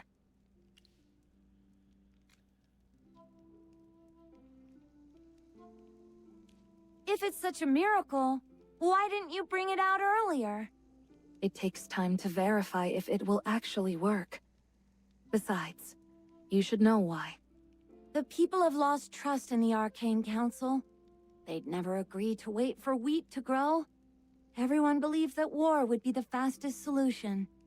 If we can't convince everyone, war will still break out. That's right. Now that the Wildborn and Halians are willing to talk peace, our newest mage is willing to donate this wheat to help you through hard times. Then, the Wildborn also have conditions. War benefits no one. But since Halia started it, you must accept limits. The wheat stays on Wildborn land. We'll oversee its growth. When it's ready, we'll divide the harvest. That puts Halia's survival in your hands. And yet, you have no other option. The choice is yours. Given the circumstances, it's a fair condition from those who suffered the war. If trust is still an issue, the Arcane Council will oversee the arrangement. If both sides are willing to place that trust in us. I accept. If this truly can save Halia, then I have no choice. Very well. I'll send someone to draft a truce with the agreed terms. I'll expect you mages to be witnesses to it. Thank you, Chieftain Corden.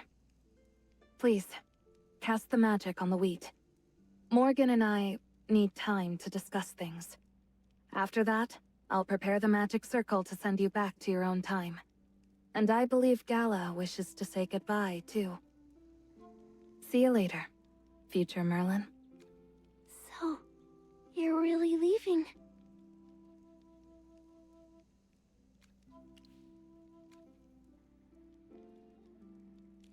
No. I know you have to go back to your own time, to where you truly belong. I just didn't think it would be this soon. That wheat stalk you carried when we first met.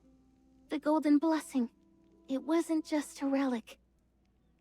It was a turning point. You changed everything. For Halia, and for us Wildborn.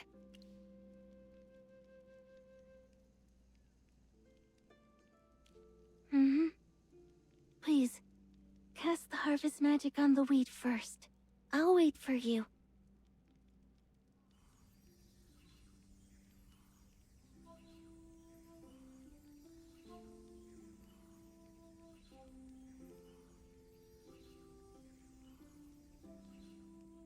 This wheat, it really will bring peace, won't it? Between the Wildborn and the Halians? Master? You're really going?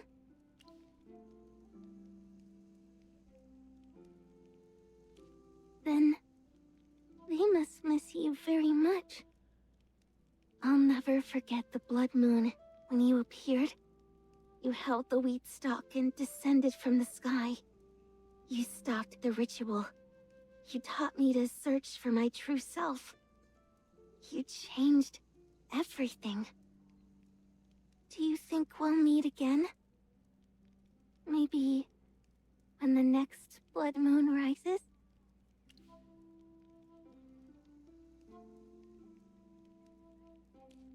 Thank you. I'll be here. I believe the story's not over yet.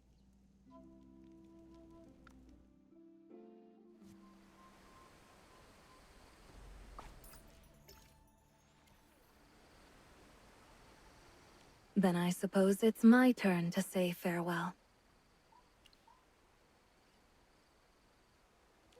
I'm still standing here, aren't I? You don't need to worry about us. Your existence proves our efforts will shape a better future. Now, the magic circle has already connected to the temporal rift. Activate it, and it'll send you back to your own time.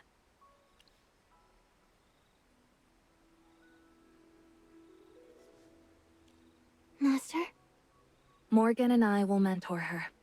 For the Arcane Council, people with magical talent are precious. Gala has a very special talent. What's that look for? Relax, I'm not in the habit of scaring off new recruits. With some work, she might even become a decent assistant. I can't promise forever, but they'll have peace for a long time. Morgan and I will also stay here for a while, doing our best to mediate any possible conflicts. And don't forget, the God of Harvest is still out there somewhere. Ugh, I was really hoping for a nice long nap. I'll repair them myself once you're gone. It won't pose a problem. Take care of yourself when you return. Your journey will not end here.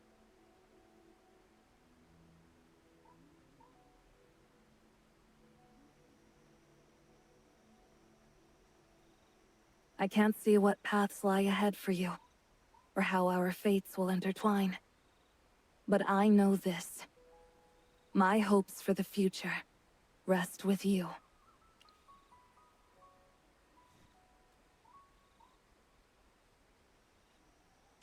Spare me. I break out in hives when things get too sentimental. Morgan only pretends to be grumpy. And you. Morgan and I will too. Until next time. Goodbye, Master. I'll never forget the promise we made. Now, return to your own era.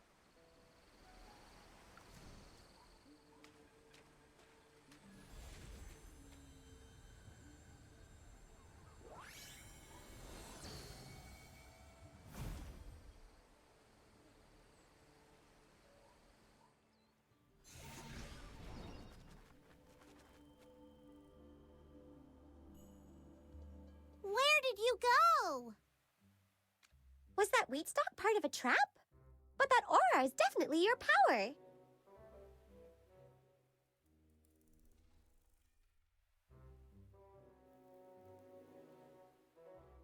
By the stars! You actually defeated a goddess! There's no record of that goddess here. Perhaps her name was lost over time. As for the Arcadian Rift, it's not in the Sanskrit temple. I've never even heard of it. Maybe it goes by a different name now. Wait, look at the Wanderer's mural. It's changed.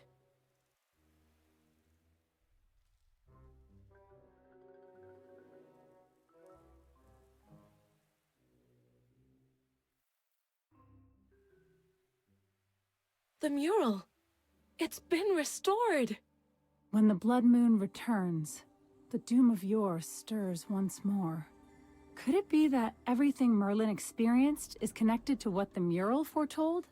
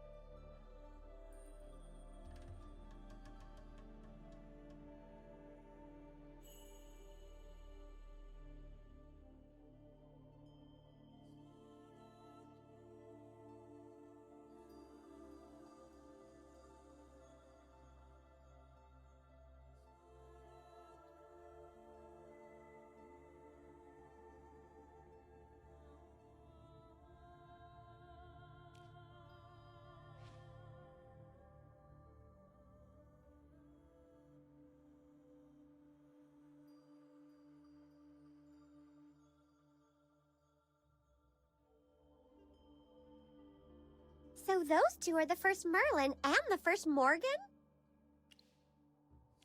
The Arcane Council's second seat, that seat is named Morgan.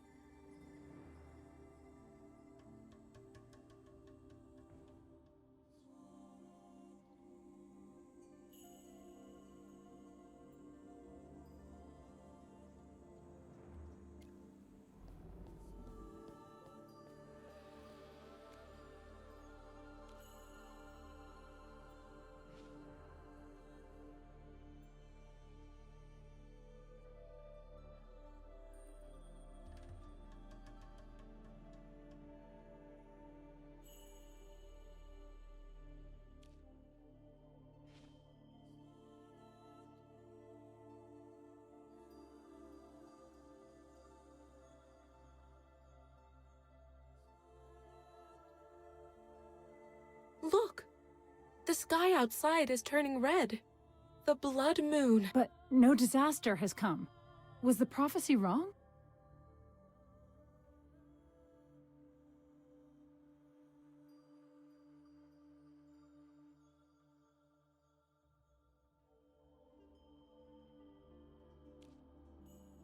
Huh. There's a new figure on the scroll. A little girl? Who is she?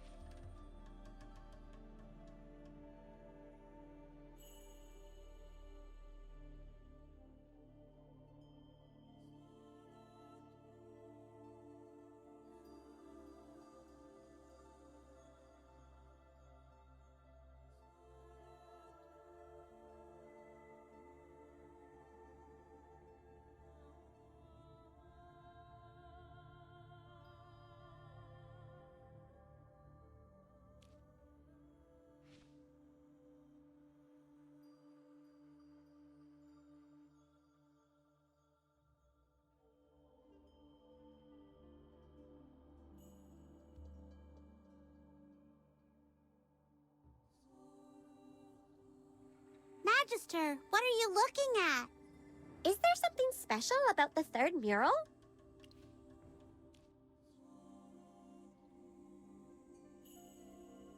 Gala. I think I've heard that name before. Was she in the Arcane Council?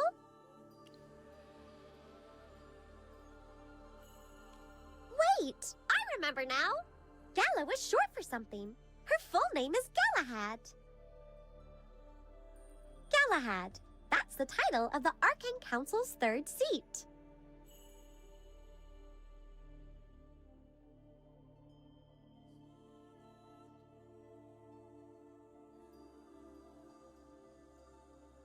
Master. At last. You.